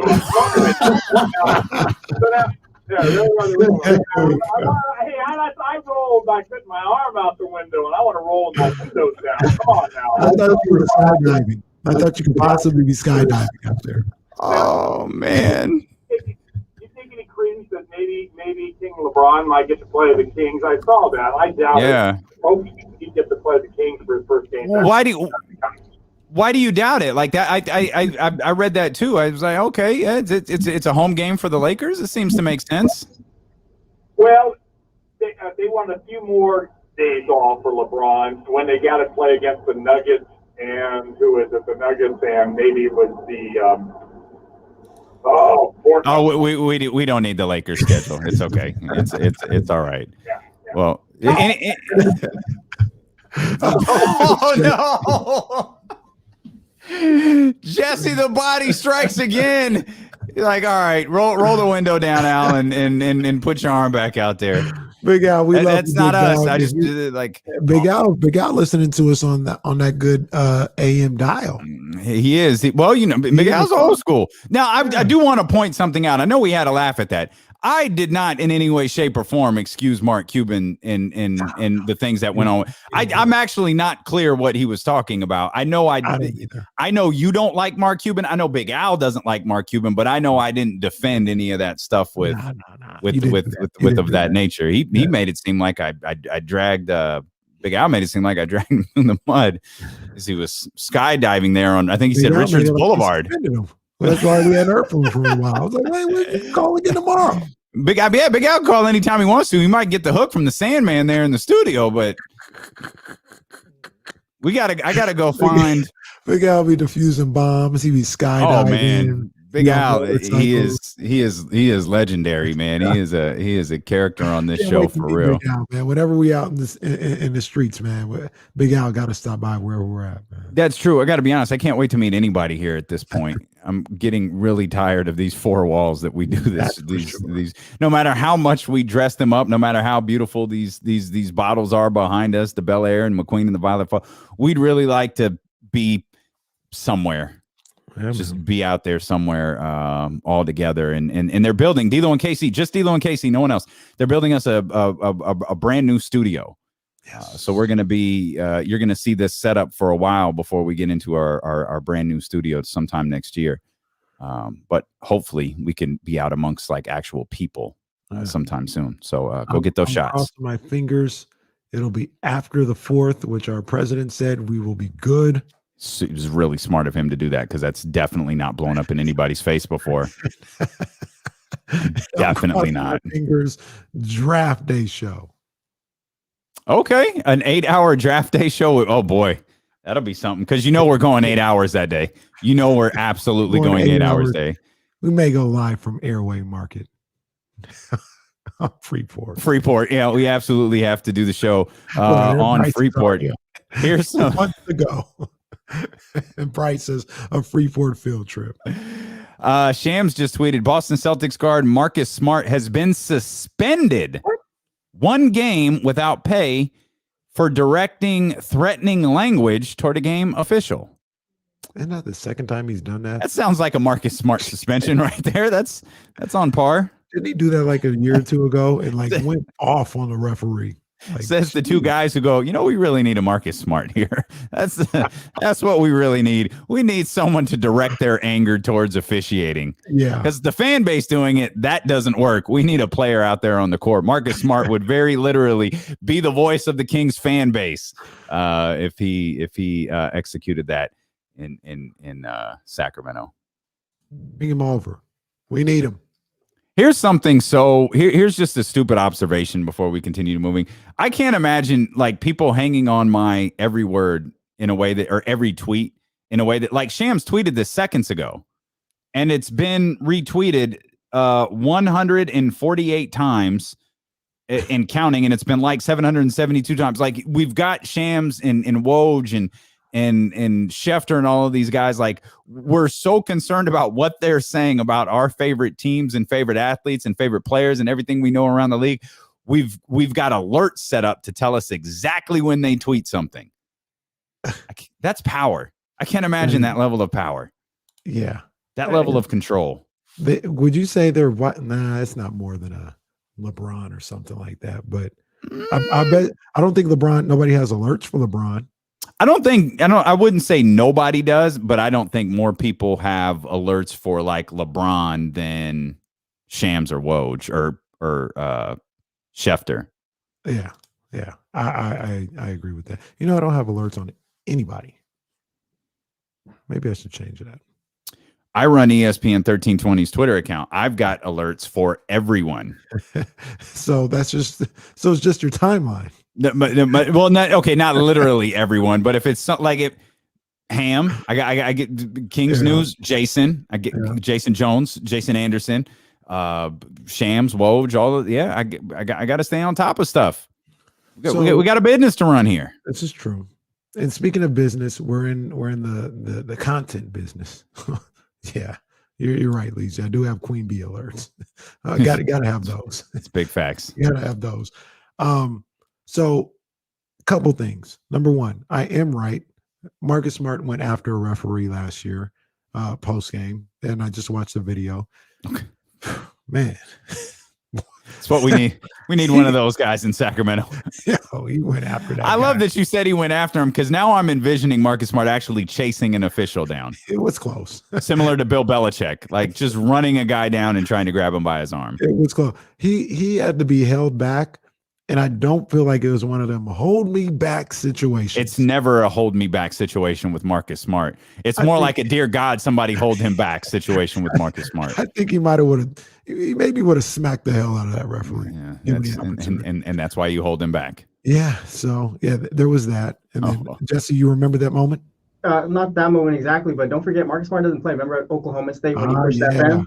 Yeah. Oh, yeah. Again, fan said something slick. Marcus almost smacked that boy across the brow.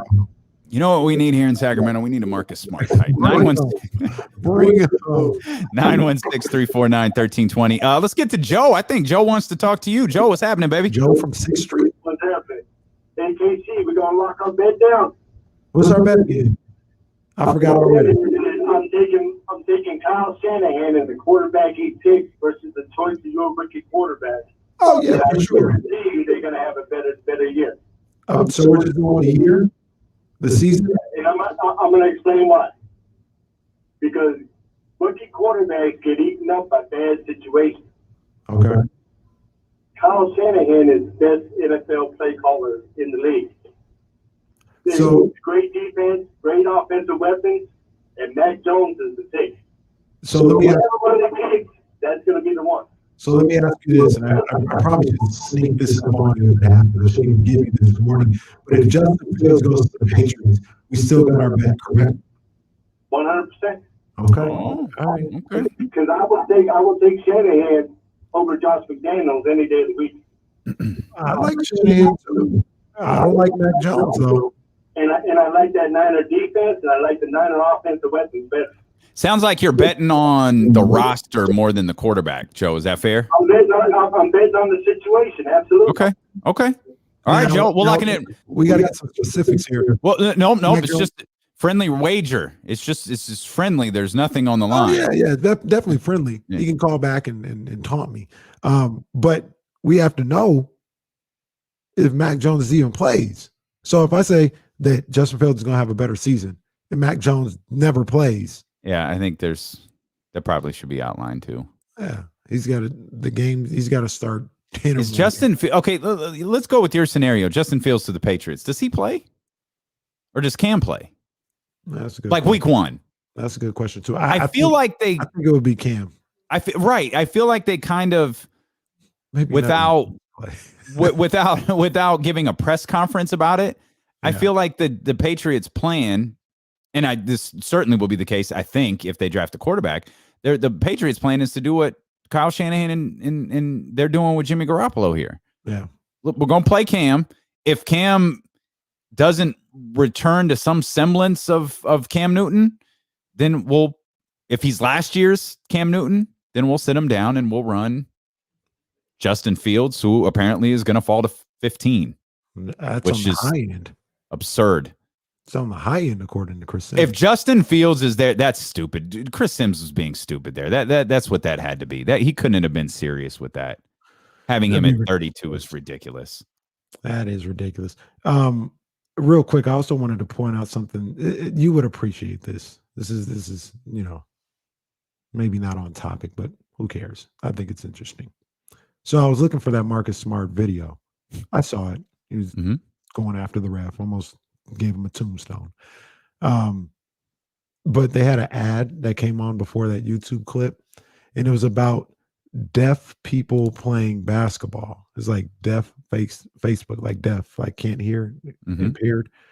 And that's cool in itself. But what caught my eye was the commercial where they had these guys playing basketball. I think was at the same court that was in White Men Can't Jump, where Marcus Johnson said he was going to come back and shoot everybody up. Mm-hmm. You remember that court? Oh, yes. That's absolutely. Absolutely. That's just like, wait a minute. Is that the same court from White Men Can't Jump? I wish I could find the commercial and bring it.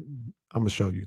Maybe you can compare. Are you hungry? Like I feel like you just took us in an odd direction. I really don't know how to follow this up, to be honest. I kind of had an idea where we were going with it. I don't know how to follow this that famous scene from White Man Can't Jump in the court making a commercial. I remember because it was the following scene where they were arguing about listening to Jimmy versus hearing Jimmy. That's a scene I remember very well. That is right. Yeah. See, that's the problem with y'all. Y'all listen, you don't hear.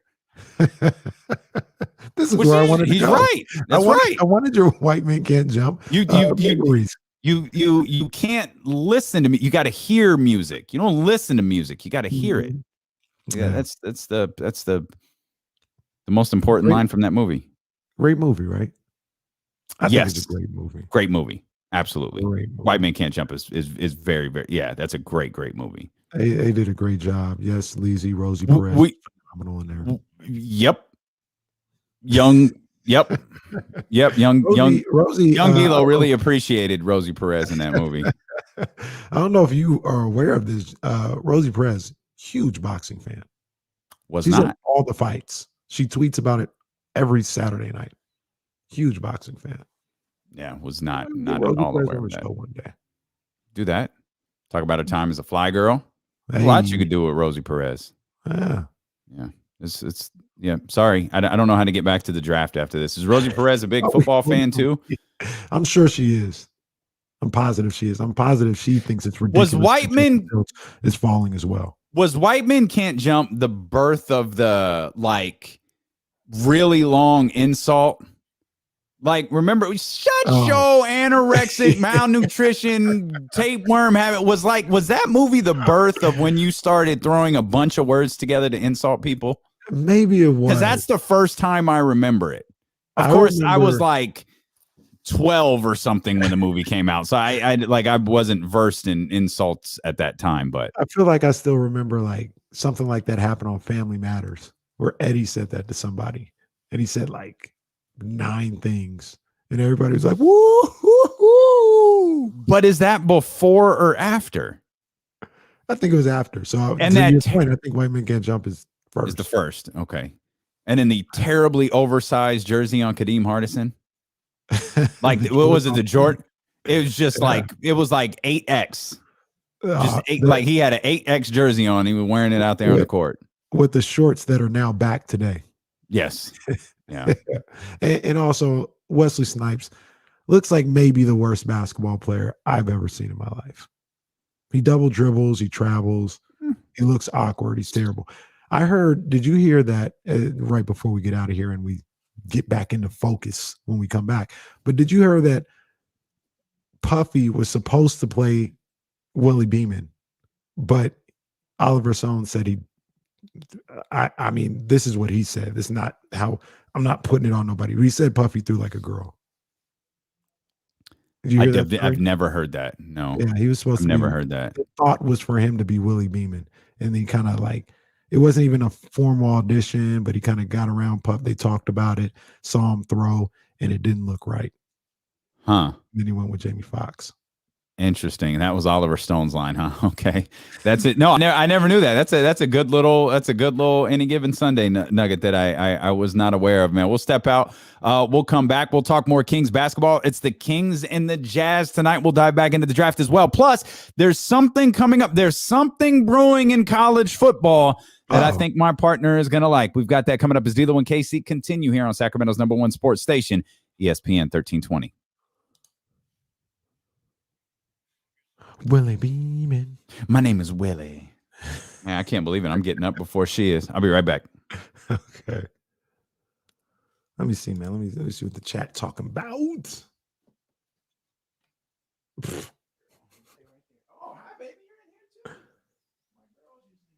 in here too. Family Matters. Yeah, Jamie and LL had real beef. I think they've made up since then, but on the set they had real beef. What playoffs? You mean the NFL playoffs? It's got to be the NFL playoffs. They can't do much more expanding in basketball. Man, like you said earlier, Blake Griffin gets in there.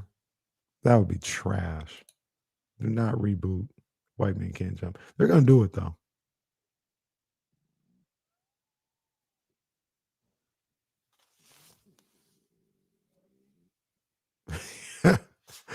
Your mother's an astronaut.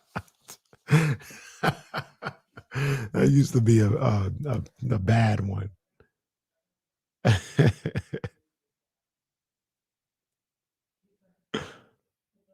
Oh yeah, all right. Skip. Yeah. Skip. Oh man.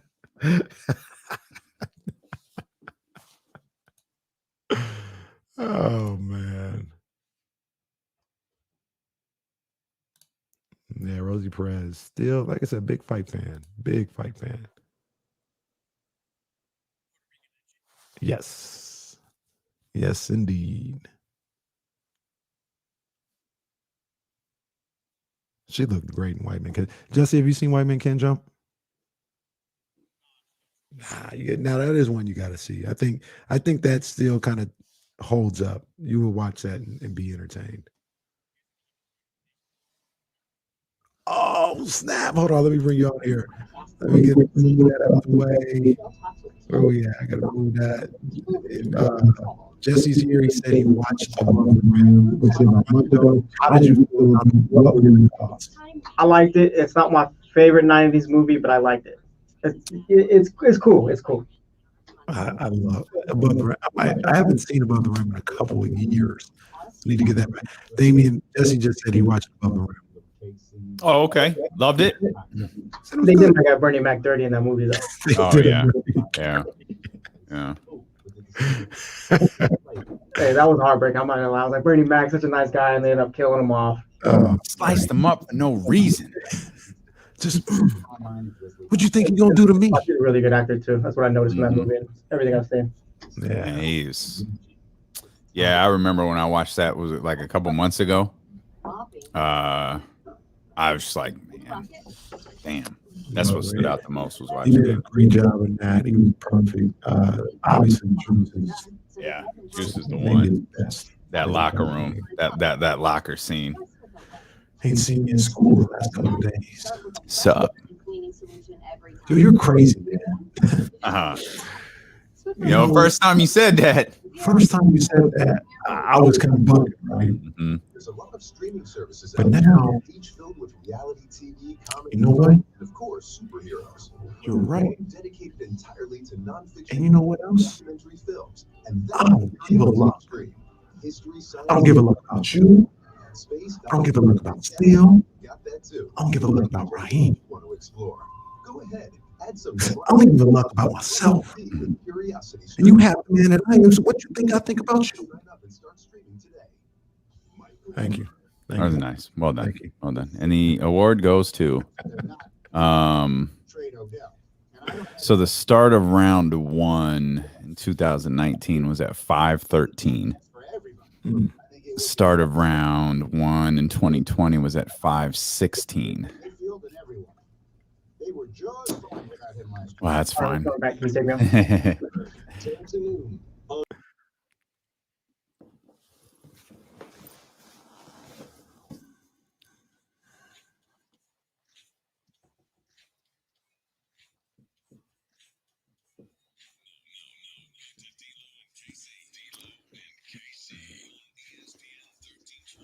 We're going to dive more into the Sacramento Kings and the Utah Jazz coming up here tonight. Harrison Barnes is out. Chimezie Metu gets a contract for the next 2 years. Hey. We'll talk about all of that good stuff as we roll along. Draft season is here, and all guests dial in on the ESPN 1320 Draft Hotline, brought to you by McQueen and the Violet Fog Gin. We don't make much, but what we do make is damn good, and we appreciate McQueen and the Violet Fog and Sovereign Brands and Luke Belair and the whole family for rocking with us and repping with ESPN 1320, and the love is going to be growing throughout Sacramento in the coming weeks, man. And I'm really excited for some of the different campaigns that we're going to be launching with McQueen and with Luke Belair and with Sovereign Brands and some of the different ideas that we have. So, and we hope that you'll tune in tomorrow for our draft day special. 8 hours of D'Lo and KC because 4 wasn't enough.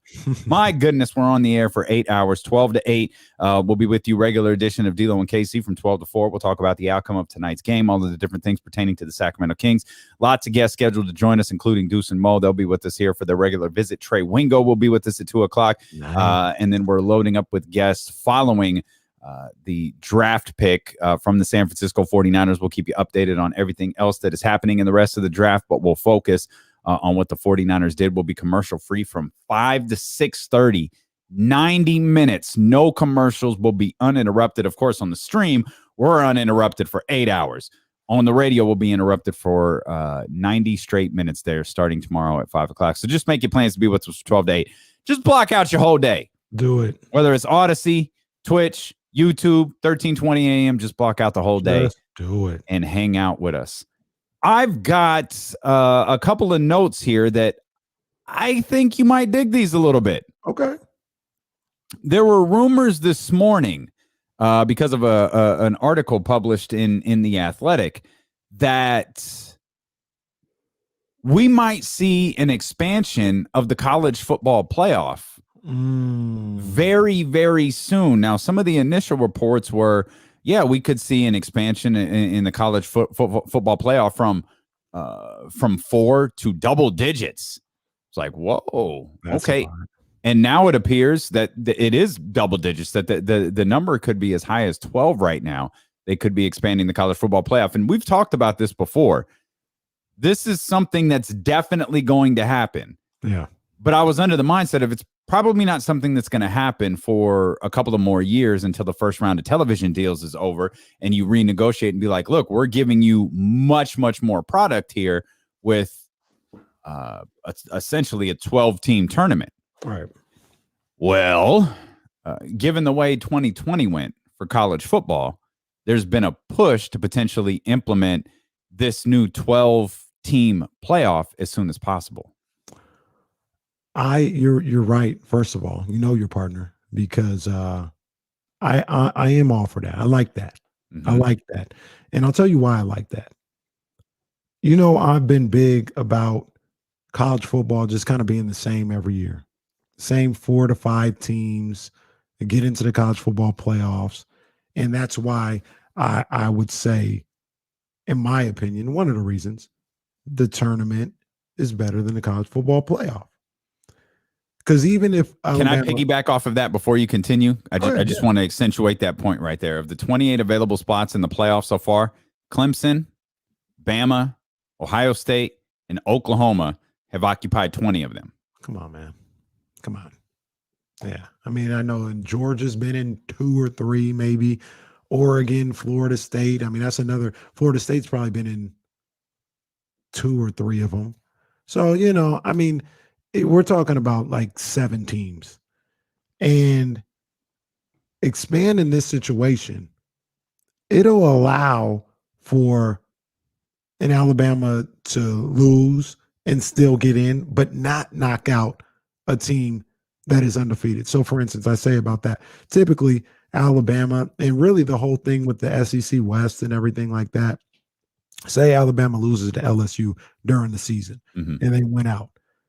They end up usually probably getting in as opposed to, let's just say, Oregon going undefeated and not getting into the college football playoffs. And it's not balanced because if Oregon loses to Stanford in the middle of the season, they can't get in the way Alabama does. So I think this expansion eliminates all that. Alabama would get in. It allows some, Oregons and, the West Coast guys, the Pac-12 will be back involved in this. That'll allow some of the little guys, your Central Floridas, your Boise States, to get in on the action as well. I like it. I like it. I'm all for giving matchups that you don't typically see with all the stakes on the line. There's basically a committee right now that has been tasked with exploring this. And obviously there's an idea. Do we keep it at 4? They've studied expanding to 6, 8, 10, and even 16. And it seems the one right now, and it's very early in the process, it seems the one that has gained the most steam is the 12-team format that we just referenced there a moment ago. So off the top of our head here, 12-team means how many rounds? Well, I'm assuming it's probably a situation where maybe it's like 1 versus 12, 2 versus 11. Maybe it's something like that. Yeah. I know you don't know. We don't know. We're just like I'm trying to or maybe like, do we have a situation? It might be 4 buys. I think that's how that would work out. Why would there be? So you have to do something. I think the most important part about expanding the playoff, which is probably why a 12-team format is the most the most logical, or I should say 12-team or more, is because you've got to have you got to have the power conferences represented. Yes. Pac-12 never going to get back if you don't have the power conferences represented, and then that allows you the situation that you were talking about a moment ago with the SEC East or West or whichever you have. You know, whoever doesn't win the SEC can get in. You can have different. I guess they'd be at-large bids in addition to the 5 power conferences. So there's quite a bit that you can do there. So as like I said, we're all trying to figure this out and have a good time with it, or whatever the case may be. I pulled up a 12-team single elimination bracket. 1 through 4 gets a bye, and the rest play each other. And then you got essentially a quarterfinal, semifinal, championship. So would it be like that? I feel like you're opening yourself up to more problems here. Do you think so? Like, you think 12 is too much? No, I didn't. No, I think if you're operating with all those buys, well, that's why 12 doesn't, like, that's what you would have to do with 12. There would have to be buys. So 16 would mean everybody would play the equal amount of games. Each other. If you went 12, you'd have to have a buy in there, which I don't think is the worst thing in the world. That's okay. Then you get into it's almost what like determines the buy, because if because you don't have 5 power conferences, you know what I mean? You have 5 power conferences, not 4. So if it's 4 buys, like, who does it go on ranking? Oh, it's always going to be the SEC team. They're always going to get a buy. Like, we're just going to constantly find more stuff to complain about. Of course, we're definitely Clemson's got a buy again. We're definitely going to find more stuff to complain about. But it would essentially, the way I look at it, it would be the top 4 would almost be like the college football playoff 4. They get the bye. And then you fill everybody else in. And I'm actually okay with that. Just as long as you give, like I said, as long as everyone gets a chance. Yeah, or man, not Central everyone, Florida, but Oregon, these other schools, what's the point of having them in there if they can never play for the college football playoff or the college football championship? That's really my biggest gripe. So yeah, you've been consistent with that. I want to say again, we knew, I don't want to say we felt like this was coming for a while. Yeah. It just, I didn't think it would be now, but it makes sense given the beating that college football took. Like, if you top 12 teams at the end of last season: Bama, Clemson, Ohio State, Notre Dame. Those are the top 4. Oof, Notre Dame. I know, laughable, just absolutely laughable. They should be suspended from all playoff appearances forever, for eternity.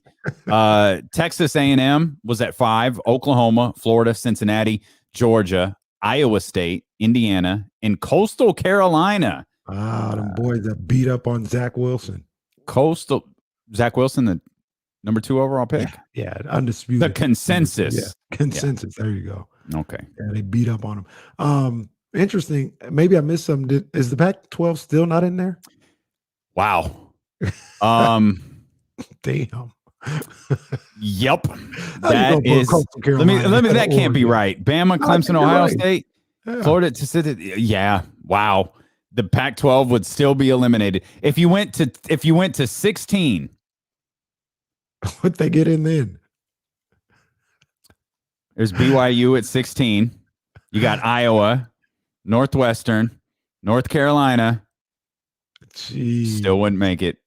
Closest team is the University, Southern California University, USC.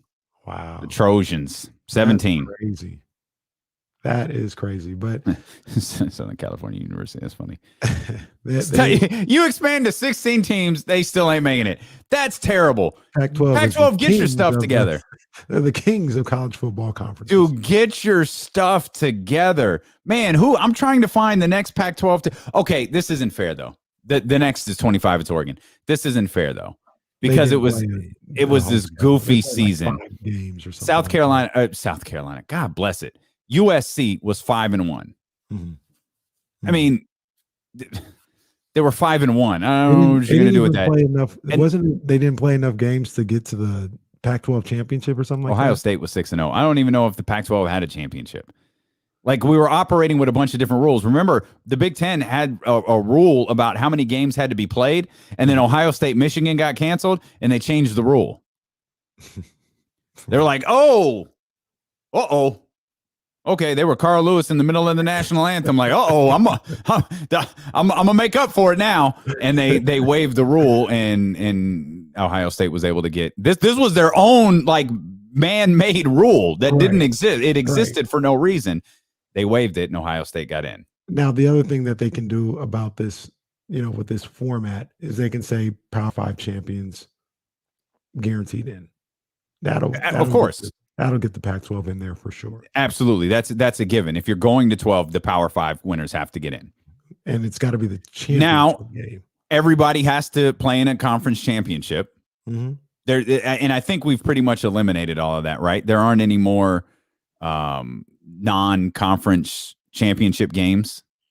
Like there aren't any more. I mean, there aren't any more conferences that don't have championship games. They all is what got I two meant. sides now. They all got like East and West, North and South, all that other stuff. You're listening to maybe the Big 12 doesn't. I think they just have the top 2 teams or something.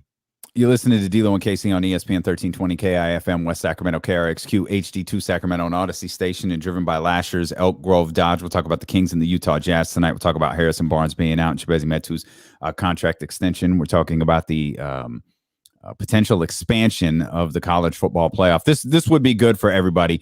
I'd like to see it happen to put some of these schools back on major platforms. Some of these schools that maybe you're not paying attention to. Some of these schools that maybe don't get those ABC primetime games. Mm-hmm. It's good stuff. And you've talked about this for a while as well. They've seen. It not for me, but I understand why for many there's a fatigue of Clemson and Alabama and even Ohio State and maybe Oklahoma and Georgia. There's a fatigue of the same teams over and over and over again, recycling in and recycling out. Mm-hmm. And it's reflective in the college football playoff ratings. Mm. So if you're the college football playoff committee and you're the group tasked with expanding the tournament and getting, the television networks on board, you can go like, hey, we can keep it at 4, but Bama's going to be there. Nick Saban hasn't retired. Let me double check. Nope, Nick Saban hasn't retired. Right. Clemson's probably going to be there. Ryan Day's a fantastic coach. Keep your eye on Ohio State. You're going to wind up seeing the same thing. And if recent trends are true, or if recent trends hold true, you're going to continue to see a decline. Yeah. Let's expand this. Let's get more teams involved. It's more programming for you, and it builds more anticipation. You get the opportunity for somewhat of a Cinderella type story in the college in the championship, which you absolutely can't have right now. Right, and I really do like college football. I always say basketball and March Madness is better, but that doesn't mean that I don't like college football. I love Saturdays. Mm-hmm. You know what I mean? I love Saturdays with college football. Absolutely. I remember when we first started the show and they said they were coming back, and I was like, I'm not going to watch that. Then David was like, no, I'm not going to watch that. I came back on Monday. Yeah, I was watching some college football on Saturday, right? So I love it. But they're missing that element of including the whole country in what they're doing as far as like team wise. You know what I mean? Everything was it was becoming a Southern sport with who can make the top, games. And like you just mentioned, the Cinderella aspect of it, put us a Coastal Carolina in a playoff situation. They would have earned it last year. Yeah. You know what I mean? I'm watching those games. Cincinnati, and you know what? Put them in there. And you know what, though, in this situation with an expanded playoff, if they lose 50-2 because they'll get the safety, it don't matter. No, it doesn't matter. Like you could lose 100-0. It doesn't matter. You had the opportunity to play, and if you earn the opportunity to play, then hell, what you do with it, it doesn't destroy the playoff. No. Whereas if you let, my belief is if you let a Coastal Carolina or University of Central Florida in to play at a 4 and they're playing Bama, and you're shocked as you turn into a Saturday night game and it's 67-0 at halftime. Now, and I'm not trying, maybe not those specific schools, but we're talking about these smaller schools who maybe get one really, really big win. And like Coastal Carolina, for example, if they book like one really, really difficult out of conference game, they have the cachet of what they did last year now that can kind of carry over a little bit into a full season. Oh, look at this. Some things go crazy in the final week. They get in there, play Bama, it's 70-0, and everybody is, turned it off after the third interception. Right. And, the ratings continue to plummet. Also, you're 100% correct about that. I also feel like that could be a bit of a recruiting tool. And it's never going to even it out where Coastal Carolina, Central Florida have the same amount of, recruits, same level recruits as Alabama. Yeah. I'm not saying that. But if a guy from Central Florida can come into a living room and say, you come to us, you'll have a chance to play for the national championship. I mean, maybe they get one or two extra guys based off that. Ramsey keeps asking me to name the mascot of Coastal Carolina. I may be wrong here. I'm not going to say it like I know for sure, but isn't it some kind of bird? Why would Ramsey be asking you to do that? I don't know. What am I missing? I don't know. Ramsey. Are you a mascot expert? Ramsey's always challenging me. I don't get it. The challenge all the time. I think it's a bird. You fall for this every time. Like we're a light blue word, like an aqua colored bird or something like that. I'm going to disable your chat. That's what I'm going to do. I'm going to figure out a way to disable. You're not going to be able to see everybody on YouTube anymore. I'm going to figure out a way to disable your chat. I just figured out the day before last I can disable it for our guests. Oh, joy. Where was that when Brett and Rick were with us? Where was that? Chanticleers. Oh, all right. Okay. Now that is that a bird? Am I right on the bird? Now that Ramsey and YouTube and Kenny have had this moment here, we can move along. As the Sacramento Kings are, I hope this happens. I hope it happens sooner rather than later. I'm excited for it. I'm ready for a real college football season. Yeah, like I'm ready for that. I know that the Final Four, the NCAA tournament, March Madness was the only thing that was really, really lost last year. But college football was lost to a certain degree. Absolutely. I know they crowned a champion, but it was trash. And I never got into it. The most I watched was Ohio State. I watched Ohio State versus Northwestern and everything on. But it wasn't. It was not the same. It was very, very different. As well, the Kings Jazz game tonight. It's going to be a basketball game. It's going to be the Kings and the Jazz, but it's going to be very, very different. De'Aaron Fox won't be in uniform. Harrison Barnes won't be in uniform. Mike Conley won't be in uniform. Donovan Mitchell won't be in uniform. Chimezie Metu will. Hey, and now you've got me intrigued. You've got me intrigued because we posed the question earlier, and I've got my alerts on here to see if James Ham is ahead of this before the press conference, before the pregame media session. I'm curious if Metu starts. Metu, fresh off his new deal, like, or is it something more? Is it more of like DeLon Wright? Is it Terrence Day? Like, who steps in for Harrison Barnes now? With obviously Tyrese is already in the starting lineup. Yeah. So what do we see here? And I'm intrigued now if we potentially see I believe your scenario was Mo Harkless goes to 3. Chimezie is at the 4, which I think we really, really liked against in the Dallas game. Yeah. And then Rashawn Holmes, of course, at the 5. The idea of DeLon Wright, that's another one I had thought about. Possibly starting him alongside Tyrese and Buddy.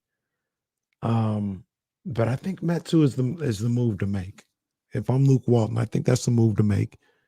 You go with Metu. It also gives you an opportunity because Metu's he's a skilled ball player. And I'm not sitting up here calling him Dirk Nowitzki, but he could stretch the floor a little bit. He's a natural shooter a little bit. So that gives you the opportunity to see what you got with Rashawn Holmes. And also, if you want to flip that, how Rashawn Holmes looks next to a big that can stretch the floor a little bit. Maybe that factors into some of the things you want to do in this offseason. If you want to bring him back, or you try Metu down low and you have Rashawn around 17 feet away, and see how that works out if you wanted to move Rashawn to the 4 moving forward. It gives you an opportunity to look at some different things, and I think Metu is the way to go. For that 4 position, does he have to be able to get further out than 17? I know, like when Rashawn would hit a 3, like I feel like Rashawn flirted with 3s earlier in the year, and we got excited like every time that he did it. I feel like he hasn't really done it in a while, but is that kind of part of that 4 position? He's got to be able to stretch out, because it feels like it's a part of the 5 position now. We've seen Joel Embiid shooting 3s. DeMarcus has rarely seen a 3 that he didn't like. You've got to be able to stretch out behind that line, and that's not. It's not Rashawn's strong suit. It's not, but that's also, the look that you want to see. I'm a firm believer that you put the 5 best out there. You can still have your power forward. You can still have your Luke is not of that belief. No, he's not. He's not. But I think that ability helps you a little bit more defensively and rebounding, which is where this team lacks. So they've given up defensive rebounding to make sure that they have this wide open spread concept on the offensive end, and they're scoring at a high level, but they're not defending or rebounding nearly at the same level. So I'd like to see it. I mean, I'm not saying we got to go back to the Pistons in the early 2000s, but I'd like to see it come back a little bit to that for the Sacramento Kings, because what they're not able to do on the boards and on the defensive end is just killing this team. Yeah, and what's funny is Metu is like roughly the same size, maybe smaller than Rashawn. Yeah, he's like an inch shorter. So we're talking about, what's it like with Rashawn out there playing with with another big? Like, no, they're like the same size. That's true. They're the same size. The only there's probably Damian Jones. We know maybe Hassan and Damian Jones are the only guys, flirting with the 7 foot marker. I don't even know that Damon's got to be close to it. If he's not 7 feet, he's got to be close to it. He's 7. I mean, maybe 6. Because that's what Hassan is. Yeah.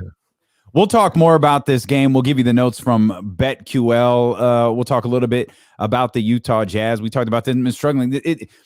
It doesn't feel like a super intriguing game, but there are really intriguing storylines to it that I'm excited to see, particularly who steps in for Harrison Barnes. We'll talk about this. We'll break it down. Plus, Kenny's keys to a Kings victory. Yes, sir. My man's was spot on the other day. Let's see if we can keep the week going strong. We've got all that coming up as we go commercial free till the top of the 4 o'clock hour, and we do and KC return here on Sacramento's #1 sports station, ESPN 1320.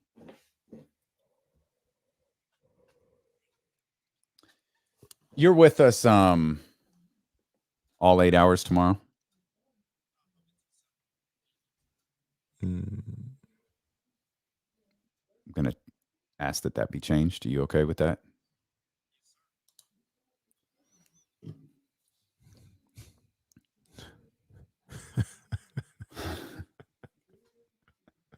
I need to fall out tonight. Okay. All out. I was talking to my man Io yesterday. He was echoing your sentiments. He was like, "Man, this team isn't far away." I don't think so, man. Not far. Shout out to Io. I think I was talking to him and when I came over to the crib that one night. Yeah, you definitely were. Yeah. He's a speech maker. 5-minute speech. Politician. I don't know why he hasn't run for something yet. Need to make that happen. I have an interesting question. Is Holly the best point guard on this team?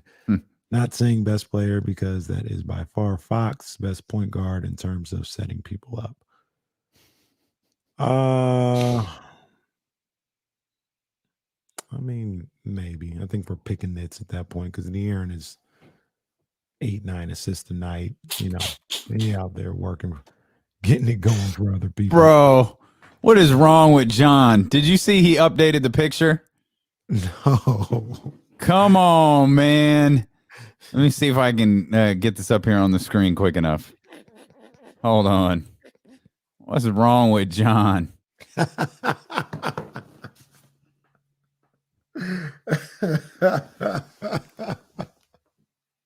was taking that damn banner down. I don't know if y'all can see that. That's the Luke Belair bottle. Like Metu down on Freeport drinking. Oh man, hilarious! Yo, John's a talented dude, man. He don't even know it. He's a talented dude. He said, "Yeah, put it on the shirt." Underdog, put that on a shirt. He said, "Rich Forever shared his picks of the bottles, of the black bottles." Nice. Man, Rich be living in them stories. Nice. Rich Forever. Let's see. Oh, man. Staying, boy. They got McQueen all over. Let's go. We out here. In the studio with. I need to be on that yacht. I need y'all to see what Ben showed me and Kenny the other day. Did Ben show you what we got coming? No. Ooh, no. Okay. It's top secret. It's top secret.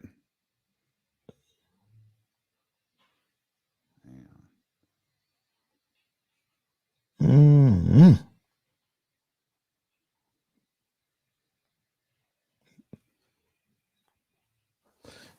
Damien, did you try for the Carolina Forest today? No. The last ones I tried for were those ones that came out maybe last weekend. The ones. Which one? What was it? They were ones. I forgot the name of them. Damn, I gotta send this to you. You gotta see this. I think we get this next week.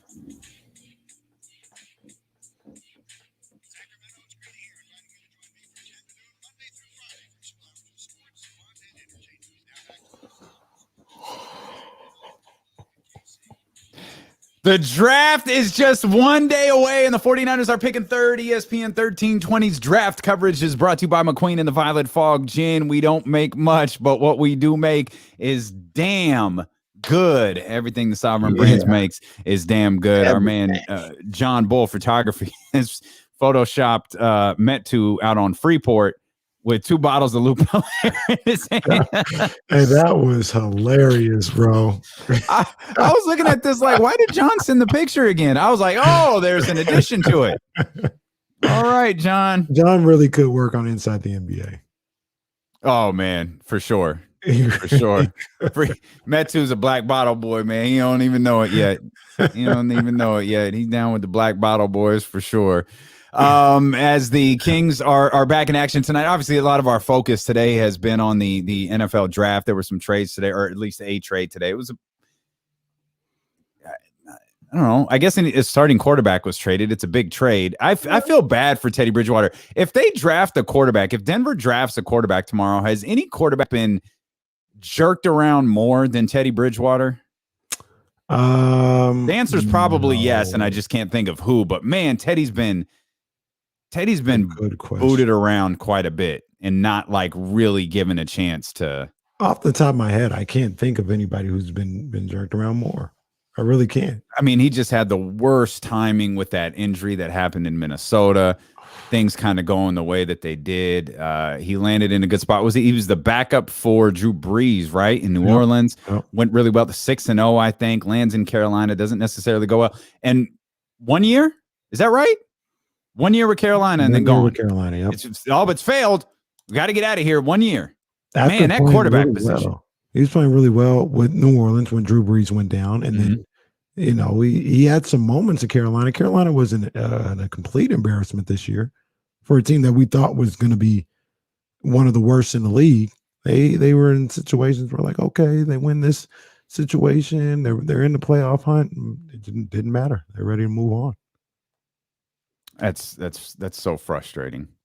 That's so frustrating. But he was traded to the Denver Broncos today. The Broncos told Adam Schefter, at least Adam Schefter reported, that the Broncos may not be out of the trade market. Of course, they were a team we were watching. Carolina was a team people were watching as well. But maybe Carolina, who's drafting eight, maybe they're looking at a quarterback. Maybe they're really not interested in Sam Darnold. But Sam Darnold appears right now to be their starting quarterback next year. We'll see what they wind up doing. Chicago has been quiet. Which I actually Chicago lurking. That's what I'm saying. That's what I'm saying. Maybe they can sneak up there. Hell, at the rate we're at, Justin Fields is just going to be waiting for the Chicago Bears when their time. They won't have to trade up. Yeah, they'll be sitting there at 20 because apparently Justin Fields is terrible. So I guess that's how this works. But we'll be with you for 8 hours tomorrow. We hope that you will be with us. You can listen on 1320 AM. You can listen on the Odyssey app. You can put us in your earbuds, walk around with us. You can put us on your HomePod, your Alexa, whatever your little smart speaker is that you have at the house. You can watch the show on twitch.tv/ESPN 1320. You can watch us on youtube.com/ESPN 1320. Go subscribe to those channels. Follow those channels. If you're watching right now, hit the thumbs up. Watch us while you're watching the draft as we all hang out together from 12 to 8. Tomorrow. We've got a packed show that we're excited. We'll reveal some of it tonight on social media. Of course, a lot can happen between now and we didn't plan on having Mr. Halliburton on the show yet. That was the highlight of our NBA draft show. Yeah. 7:50, 5 minutes before we leave, we're on the phone with Tyrese Halliburton's dad, which was an absolute blast. We know we talked to his coach, Steve Fromm, Iowa State as well. Mm-hmm. So who knows what's going to happen following that selections. But as I mentioned, we've got a lot planned for you, and we'll start to drop some of those on social media tonight once we get final confirmation on those. So hope to see you here tomorrow at 12 and hope for another Kings victory tonight. BetQL, they like the Jazz. No surprise in this one. But in recent days, we've seen them double up. Oh, no, we don't. We got the Kings losing by, double digits. The Jazz are favored by 9 in most books. They've stalled the Kings out a little bit, and the spread has changed, by the way, since the Harrison Barnes announcement that he's going to be out today. They're going 8.5. They're going 8.5 instead of 9. The over-under is set at 221.5. And again, I think this is the third game in a row. BetQL says, dude, spend your money elsewhere. This is not the game for you. We do not like this one. It's a 1-star rating again. Get out while you can. Last game against Dallas, right? It went from a 5-star with like a 9-point spread. And in a matter of minutes, it went down to 8 minutes, 5 and a 1-star. Like, get out of this. Yeah, it was a 2-star. Like, get out of this. Abort. You do not want any part of this. But BetQL, again, no surprise, likes the Utah Jazz by 8.5 tonight. Head over to betql.com right now or download the BetQL app. Utah has been kind of trying to, Mike Conley's not playing tonight. We know Donovan Mitchell's not playing tonight. It feels like they've kind of hit and understandably so, given what we just said about who's not playing. But they've lost their last 2 games. It feels like they've had a bit of a difficult time kind of finding ways to move on, so to speak, at least in the short term without Donovan Mitchell. Yeah. And that's tough. Donovan Mitchell, he's your best player. He is your best creator. I know they got Mike Conley. I know they got Jordan Clarkson, who's having a great year, possibly your 6th man of the year. But Donovan Mitchell is the guy that can create his own shot. And that's what I talk about a lot with the Sacramento Kings. De'Aaron Fox is the only guy out there that can really create their own shot.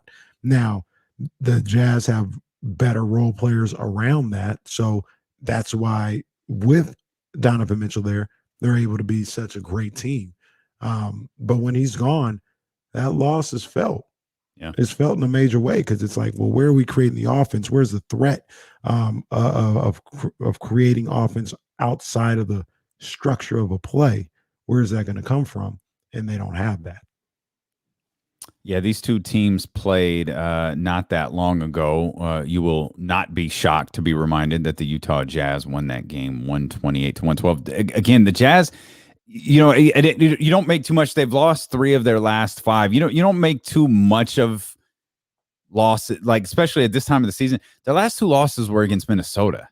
Yeah, that's they had perplexing. it's like okay, you lose 1, like it's fine, and they lost the second game 105-104, but overall, like the totality of their play since the Donovan Mitchell injury, again, completely understand, but they've got to figure out a way to move on. They can't just roll over for the next 10 games or 9 games or however many they got left. They've got to figure out a way to establish themselves. There's no guarantee that Donovan Mitchell is going to be back for the first game in the playoffs, much less the first round of the playoffs. You've got to start establishing something here if you're the Utah Jazz that Donovan Mitchell can walk right back into, and you could potentially make a run here at this Western Conference. Something I haven't bought, by the way, all year. I'm much more in the I don't remember if it was a Morris, but I don't remember who said it, but they were when the Lakers lost to the Jazz. They were more of this mindset.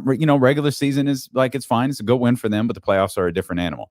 I'm of that mindset with the Utah Jazz. What they're doing now is fun, but the playoffs are a different animal. I agree with you as well.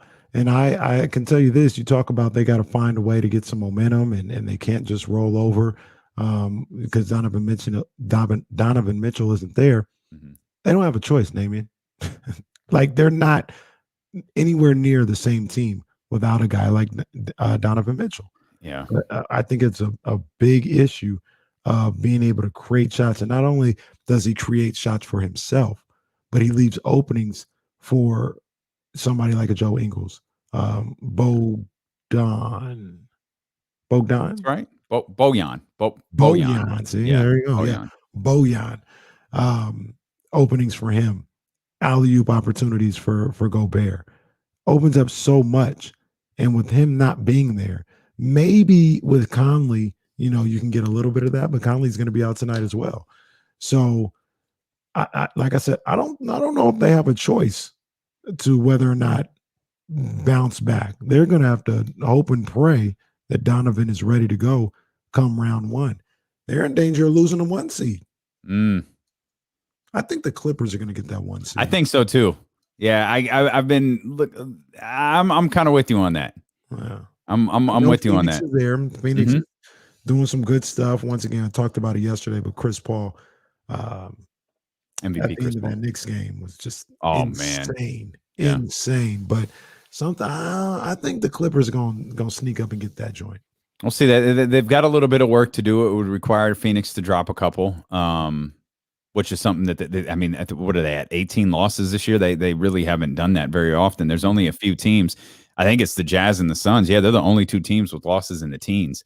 Everybody else has broken the 20 marker, including the Los Angeles Clippers. They're 43-20 right now. So they're going to have to make up some games here on Phoenix, if that's a possibility, with 9 games left in the season for LA.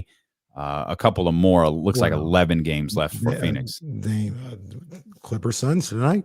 There we go. Let's go. We'll find out. We'll find out if they have a chance. Yeah, we'll find out if they have a chance, because I can continue to see. I could see Utah playing 500 basketball, roughly. Yes. Maybe marginally better, but roughly 500 basketball for the rest of the regular season. I could see them struggling, and I could see that being the kiss of death for them too. Yeah. Getting into the playoffs. I don't know that you look down there at that. We talked about teams that could potentially cause a disruption, playing teams that could potentially cause a disruption. Given what we saw happen to Golden State last night, San Antonio, Memphis, Portland, I don't know if any of those teams are it. So maybe Utah is, good in that sense. If they can hold on to that number 1 seed. I think they're only in really, really immediate, like, opening round danger if they wind up falling to 3, which is very possible with the Clippers and the Phoenix Suns not too far behind. Yeah, very real. Yeah, I don't think they want to fall to 3. I think they definitely need that number 1 seed. I 100%. I 100% agree with you that they need it. So if they fall out of number 1 and they get 3 and they have to face Dallas, Mm-hmm. you would favor Dallas in that series? If they fall from where they're at to 3, yes. Only because it just means that they're playing bad. Mm-hmm. Like I don't Utah's without Donovan. If I told you Donovan would be good to go game 1. I'll go back to what I said a second ago. They have to figure something out. They can't operate under the Donovan will be back to save us.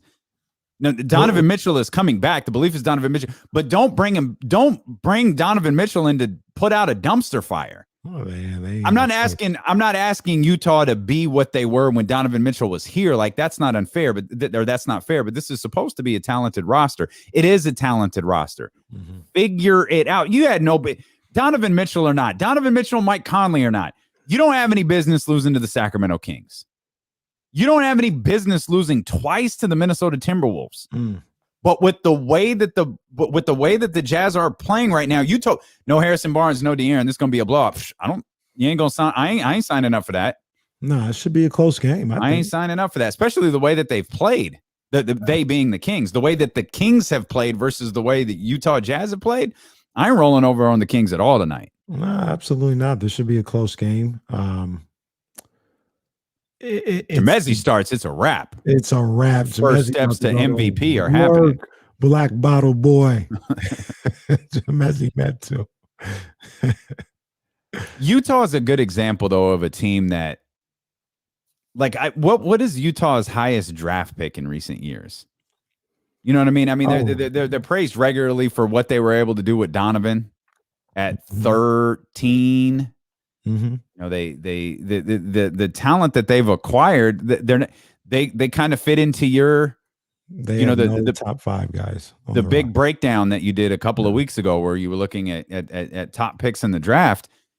Utah, I don't even have the full breakdown of your work there, but I know Utah isn't in that class. Technically, they have one. Actually, somebody pointed out, I forgot about it. They got Derek Favors, who was number 4 or something like that 10, 12 years ago. He's on the roster. But other than that, was he drafted by Utah? Yeah, he was. Oh, wow. I think that was either the Tyreek year or the Cousins year. I think it was the Tyreek year. And I remember I was like, people were like, yo, you should get Derek Favors. He's going to be dope. Yeah. So, but you got him, and I feel like he might have left and came back. He did. That's how he's, on Utah right now. But other than that, you got Rudy Gobert, who I think was a 2nd-round pick. You got Donovan Mitchell, who was number 13 overall. Joe Ingles, you found him off the scrap heap. You went and got Bojan in free agency. Jordan Clarkson, you went and got him off the scrap heap as well. Mike Conley was a guy that everybody thought was done. Yeah. Finished. Yep. And he's come back and had a resurgence here in Utah. So it's been a lot of smart moves, a lot of moves that have fit together, have meshed together the right way. And look at them now, man. They're number 1 team in the NBA record-wise. Now, the thing about that is, it seems like they have no margin for error. Like if they lose to Donovan Mitchell, yep, it's all bad. Yep, all bad. Well, so. and again, that's not that would happen with a lot of teams. Philly don't have that. Philly's been without Ben Simmons for a couple weeks now. Obviously, Brooklyn doesn't have that. There are teams who are like that. Like I feel Phoenix. Like if Phoenix lost Chris Paul, I don't think they'd fall off a cliff. They wouldn't. I don't think they would either. That's fair. That's fine. I don't think they would either. I don't think they'd win the Western Conference. No, but I don't think they would either. Derek Favors was selected by New Jersey. He was traded looks like he was traded his rookie year. And that's the John Wall, DeMarcus Cousins draft. He was taken third. John Wall out of Georgia Tech. Evan Turner. That's right. Derek Favors. Wesley Johnson went to Minnesota. Wow. And then because Minnesota's been at the top of the draft forever. We're one to talk. DeMarcus Cousins was taken there at number 5. Wesley Johnson. Wow. I remember him. I remember he was supposed No to. hidden gems in this draft. No. Because Gordon Hayward went at 9, Paul George went at 10, and that's kind of like Eric Bledsoe's here, Avery Bradley's here. It's kind of one of those beauty in the eye of the beholders, like not That solid. might be a gem. What pick did he He's go? good. Oh, he was like I closed it. He was late teens, early 20s, I think, late It's a good teens. little pickup. It's a good little pickup. Yeah, again, it works. Nice piece. Was that the Hassan Whiteside draft? Okay, second round. Then that means it was the Isaiah Thomas draft, wasn't it? Just threw that in my notes. Like I closed the line. I closed. could I had be the wrong. draft line. I feel like Was Isaiah DeMarcus and Isaiah Whiteside- taken in the same year? Yeah, I feel like Isaiah Whiteside and That feels so freaking long ago. what was it, 2011, 2010? Eternity. It was an eternity ago. And Derek Favors is 29 years old. Derek Favors is 29 years old. Wow. Derek Favors is younger than CJ McCollum. Dude, that is crazy. was CJ like a super duper senior, or has he been in the how long has he been in the league? How did that happen? CJ was a senior and didn't really play his first 2 years. He started playing at like 24, 25. Isaiah Thomas was the Yeah. Isaiah Thomas was the year after. He was the Kyrie year. Jimmer, not Boogie. That was a big year for the Kings. Jimmer Was the wrong pick. Oh, good call there, partner. Nice job. Jimmer was. That's why you get paid the big bucks. He was the wrong pick, but he was fun in college. He's fun in China too. He's fun in the basketball. He's tournament, fun too, as well. everywhere but Sacramento. Well, he signed with the Warriors. He wasn't fun there. He's he fun just everywhere doesn't work but in the NBA. He doesn't work in the NBA. In the basketball tournament, though, he throws it back. It's like, yo, this was lit. It was Jimmer and Kimba that one year in the tournament. Yeah. Kimba went right before him. Guess who went right after him? I know you know. You don't have to guess. We were talking about him earlier. It's Klay Thompson. Kawhi went a couple of picks later. Oh, Jimmer, wow. Klay, Alec Burks, Markieff, then Marcus, which is spectacular, and then Kawhi. And then right after that, it went. Bosa is big. Bosa bitch. One more time, because I hadn't heard it in a couple of weeks. Bosa is big. Bosa bitch. Soundbite will never get old. Never, ever, ever get old. That was back when I couldn't pronounce last names. Now I'm just a witch. Yeah. Now you're rolling. Now you're rolling. Another note with, in addition to Harrison Barnes being out tonight, Chimezie Metu signed a multi-year deal with the Sacramento Kings. He signed for the rest of this season, and then he signed for all of next season as well. And we started to speculate maybe he slides his way into the starting lineup tonight.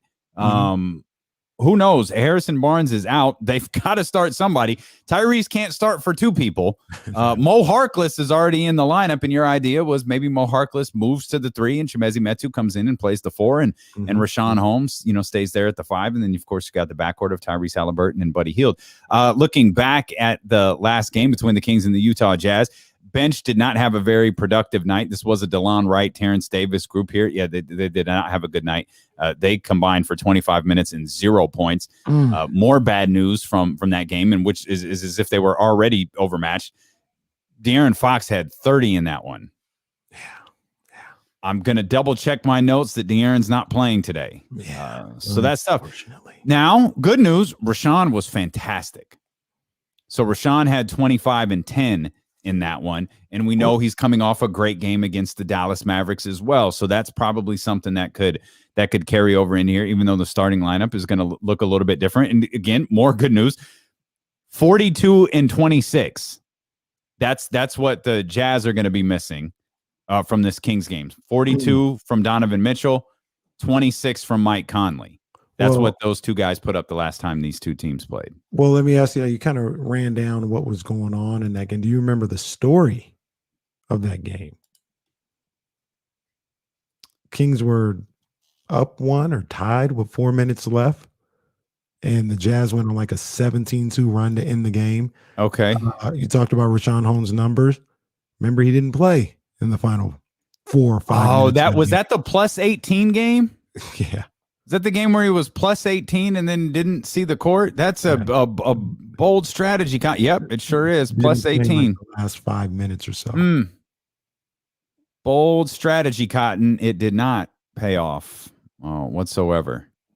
Yeah. So I don't know. Do we different game, different lineups tonight? Different Like game, it's going to be it's going to be an entirely different game than we saw last time these two teams played. Do we have and excuse me if I missed this when you were talking, but is Rashawn on a minutes restriction? Is that lifted? What's going on there?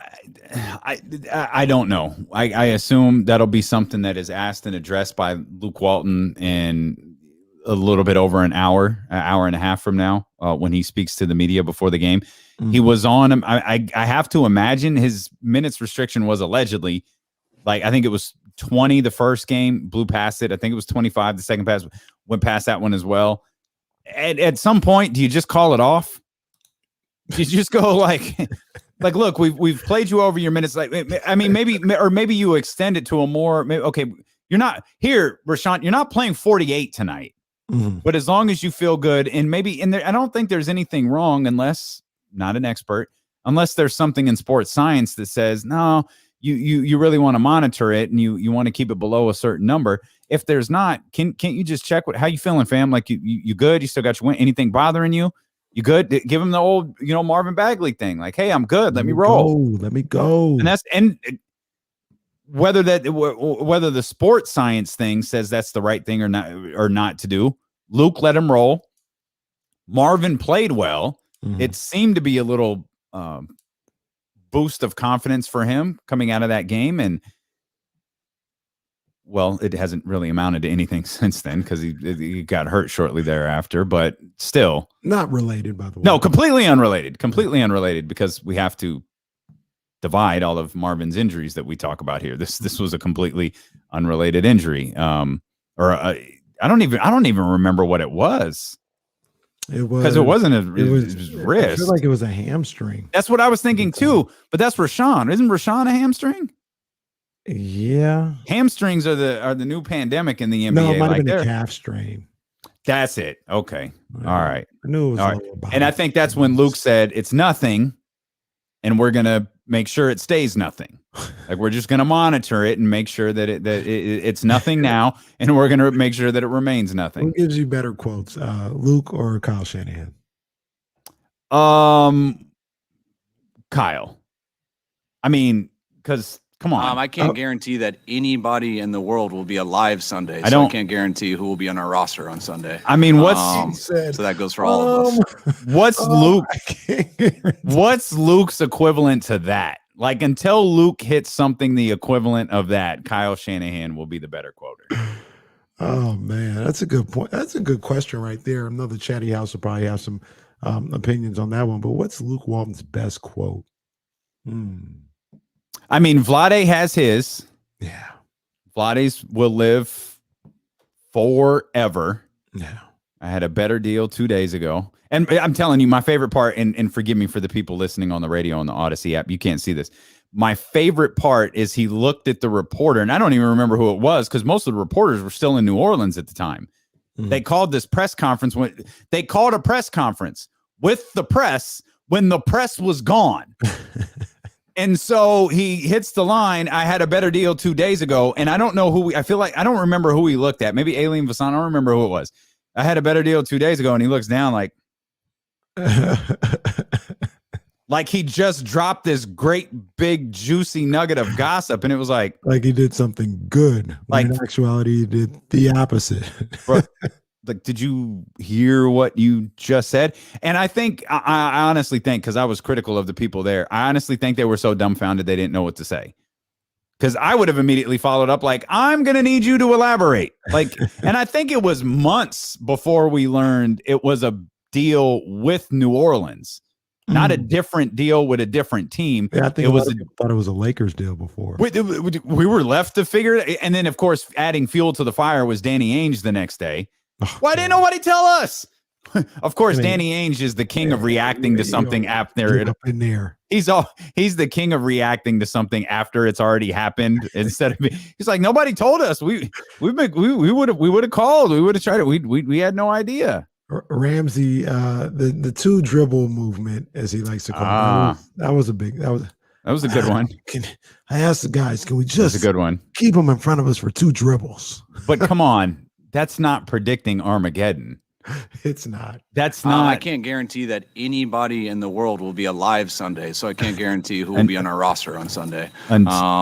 So that goes for all. That goes for all of us. He wanted to make sure nobody's safe in this. That's an all-timer. I was trying to think. That's got to be one of the greatest quotes of all time. I'm telling you, I loved it the second I heard it. You got Vladi. We had a better deal 2 days ago. Monty doesn't have really one. He doesn't have one. Oh God, Monty doesn't say anything. But what Monty does, and I don't say this is coming from a place of being holier than thou, because I feel like I say like a lot, and I'm trying to stop that. Monty, he says yeah, no a lot. I don't think I've noticed that. He'll ask a question. So, do you think signing Metu will propel you to the playoffs? Yeah, no, it's just one of those things where, and then he proceeds to say nothing. Like, he's mastered that. Oh yeah, and that's I think that's an important value buys. Value buys is a good Monty McNair. Okay. All right. That, again, you're comparing that to the end of the world. Like you're comparing that to Armageddon. Like it doesn't. No. Kyle's number one. I have some. I don't even know what these sound bites are for us from right now. It's no. That's a good. Well, hi James. Hi James. That could be his quote. No. Or no. Hi James. That's my favorite Luke Walton quote. Hey, Monty, how are you? Hi, James. Or about the time he was really happy. Oh, my gosh. Jovial. Hey, James. Hey, Jason. Hey, everybody. I definitely did not just leave a meeting from my boss's office where he told me I'm good to go the rest of the year. That definitely did not happen. King Boss. Is Monty from California? Yeah, no, and no, yeah. They're a California thing, I guess. Yeah, no. Oh, yeah. I haven't even picked up on that from Monty. I don't feel like we have great sound bites on the Kings. Still not sure I would notice Monty walking down my street. I think if you catch, and that makes me laugh. I think if you catch Hassan in a social media moment, he'll probably drop a good line for you. Harrison is too measured. Get De'Aaron on the All the Smoke podcast. Right. Gold. Get De'Aaron on a Zoom press conference. Not gold. Rashawn is honest. He's Buddy would be good in front of a mic. Buddy says some stuff. If you can get honest Buddy in front of it, like I think, if you can get engaged Buddy, like that's the word. Honest is that's the word. If Buddy's mad, then he's just gonna give you one or two words. Like, well, he did I think it was like a 91-second press conference, during the losing streak. Again, he's not engaged. He ain't engaged. Until you're willing to acknowledge that the world may end on Sunday or by Sunday, you're not going to knock Kyle Shanahan off of the top of this list. Like Kyle Shanahan is the soundbite to beat moving forward. Like if we created a bracket, soundbite power rankings, they say this is a big rich town. That's number one. That goes from the top. Predicting Armageddon and wondering if it's all over. That is at the top. We've got Kenny's keys to a Kings victory coming up, but all this joking about press conferences and sound bites. I'm interested to hear what Luke Walton says in about an hour and a half from now when he speaks to the media and tells us who will start in place of Harrison Barnes. And it'll be interesting because he said before the Dallas game that we might see a little bit a deeper bench run. And I mean, I guess if you count Kyle Guy's 11 minutes, I guess you really got it. Like we didn't see Justin James. No. I don't know what the stat is. I don't mean to laugh. He's been ruled out a couple of times. He hasn't played all year. I don't know what the status is for Robert Woodard. I don't know if he's going to get. He was on the list today, I think. Okay, back. so he's back. Spinal. I don't think he's, so he's not getting any run. But he did say that before the Dallas game. So be on the lookout. Kyle Guy minutes. I want more Kyle Guy minutes. Justin James minutes. I'd love to see more Justin James. Justin James has I don't want to exaggerate it too much. I think you can use Justin James, especially for this team that struggles so much with energy and defense. I would have liked to see Justin James earlier in the season, and we did, and he didn't go in there and embarrass himself. Not at all. Yeah. And then it felt like he didn't get his number called again. Yeah, absolutely. I don't know. I don't know what that's all about. So be on the lookout for, Kenny wants to see everybody play, especially now that Belly's gone. He really wants to see everybody play. And I mean, why not? Like, you're going to have to, no one person, not even Tyrese, is going to make up for De'Aaron's absence tonight. Now you've got to compound De'Aaron's absence with Harrison's absence. Just telling two guys to come off the bench and step in for them and be like, hey, let's go. Now, Tyrese is certainly a good, he's certainly a good, floor general. He's certainly a good guy to step in the place of De'Aaron. But now the problem is you remove Tyrese from that bench, and now you need someone to step into Tyrese's role as being fuel for bench scoring. Mm-hmm.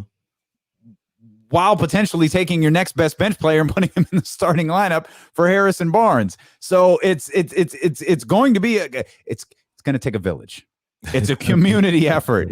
It's going to be a community effort for the Sacramento Kings tonight. And in a game that absolutely feels like it has no intrigue, I'm intrigued by because of where Utah is, because Mike Conley's not playing, because Donovan Mitchell's not playing, and because I want to see more out of Metu tonight, and I want to see what Tyrese does and Rashawn does to follow up their recent couple of games here. Yeah, it's gonna be an interesting game, man.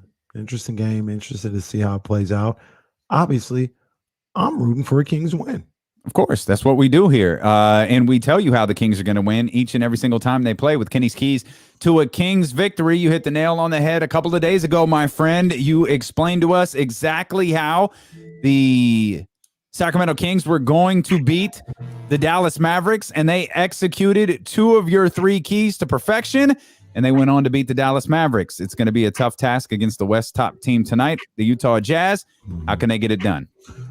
Ooh, it's going to be tough, but the Jazz are struggling, and I think they're going to have the door open for the Kings to possibly get a win today. So there's a couple things that I looked at. First and foremost, the Utah Jazz shooting the three ball. You're going to have to outgun them tonight, all right? So through 61 games played this year, the Jazz, they've already recorded a franchise high in threes. They've made 1,029 three-pointers. They're making 16.9 per game, really 17 tonight. I think you're going to have to outgun them. I know they put them up. I know the Kings put them up, and they're going to have to find a way to outshoot them from beyond the arc. And I don't just mean percentage. I mean made three-pointers. If they can do that, make more three-pointers than the Jazz, I think they have a really good shot of winning this game tonight. So there's that. Number two, you just mentioned it, Damian. It's going to take a village. No De'Aaron Fox. No Harrison Barnes. I mentioned earlier about how this team doesn't have multiple De'Aaron Foxes that can break down a defense and get the plays on their own. They're going to need to do it together. And when I hear do it together, I hear share the ball. I hear assist total. Oddly enough, the Kings on the season, they average more assists per game than the Utah Jazz. They're at 25.4. Jazz are only at 23.7. I need the Kings to beat the Jazz in this respect again tonight. They have to have more assists than the Utah Jazz. I'd like to see that number. I'll give you a little bonus, Kenny's Keys. I'd like to see that number above average. So I'm thinking 27 to 30. But if they can beat the Jazz in assists per game, they'll be good to go. Last but not least, I want to see this team once again excel at the free throw line.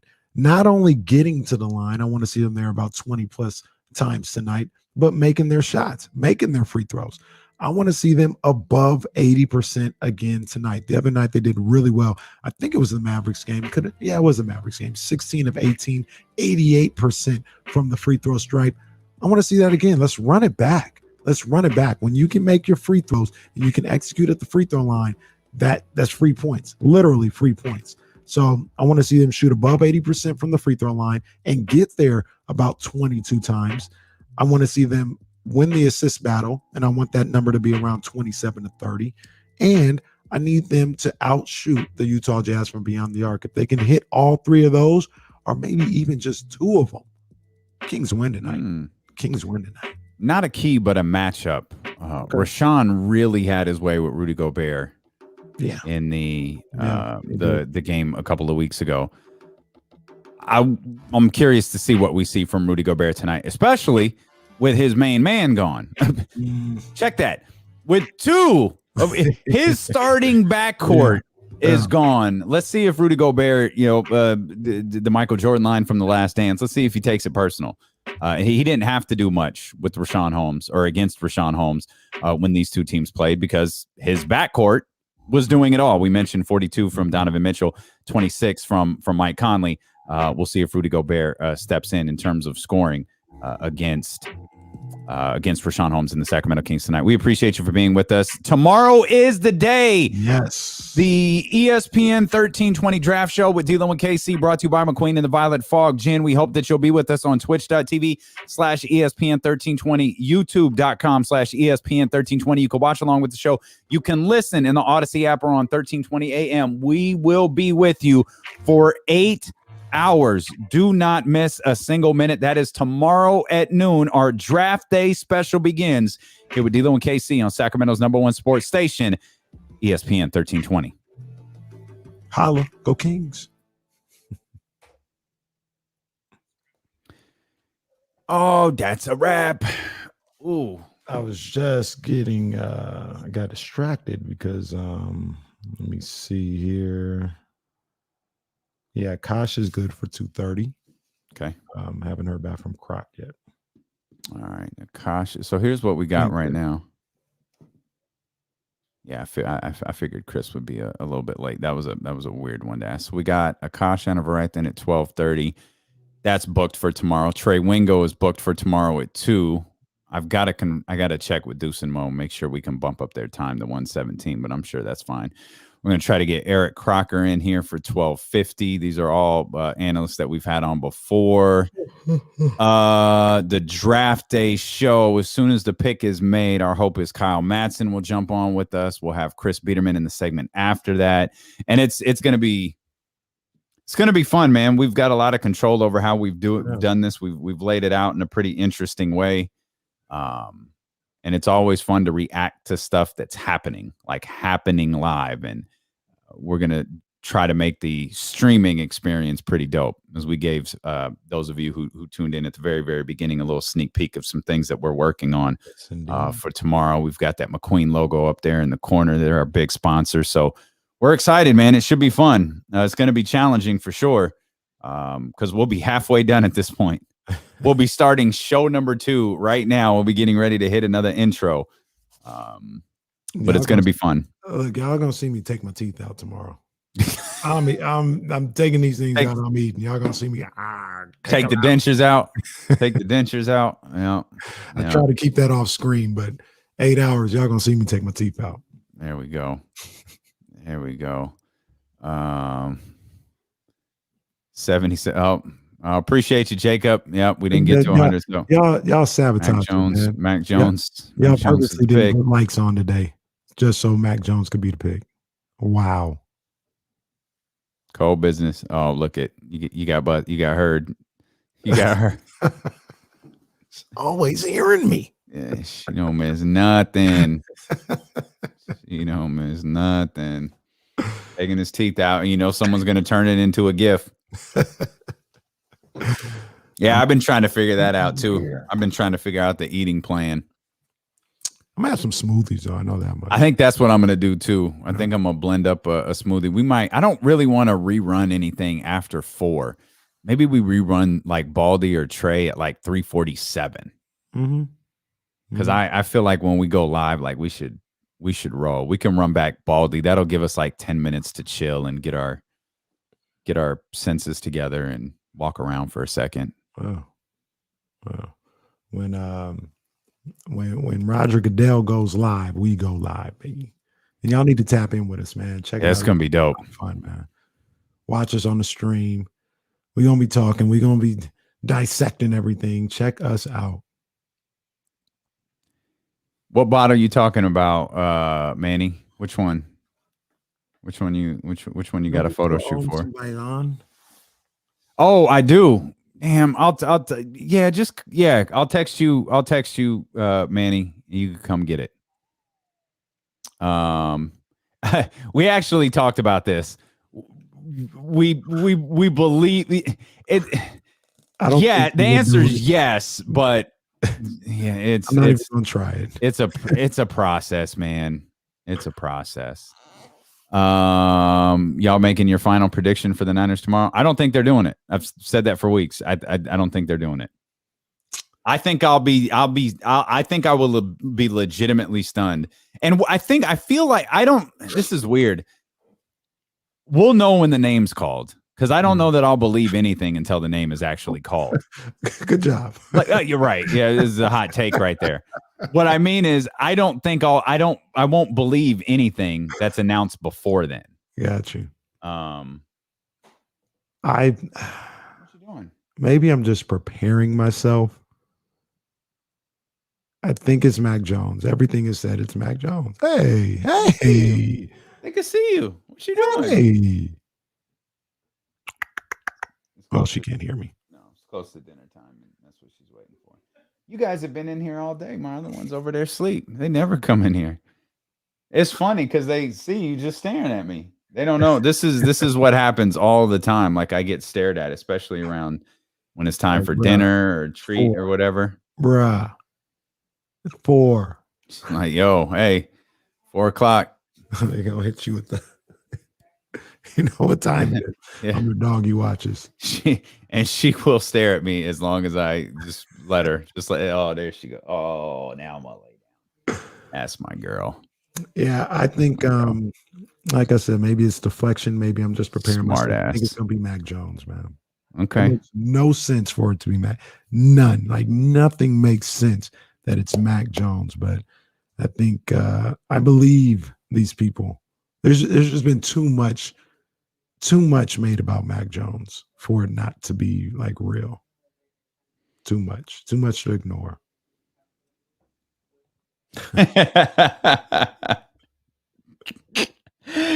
John screenshotted Sprout sitting behind me. That's pretty funny. That's pretty funny. This is comedy.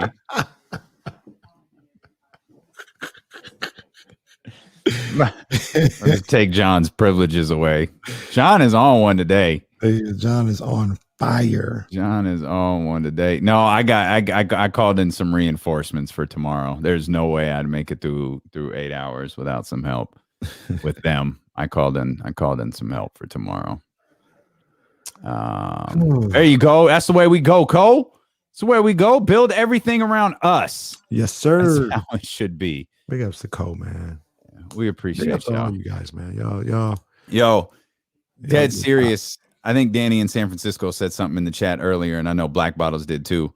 Mm-hmm. This whole campaign popped because y'all made it pop. Oh, for sure. And maybe you didn't buy up the gin. Maybe you bought up the bottles because the bottles were prettier, but that's them. That's all them. That's all the same brand.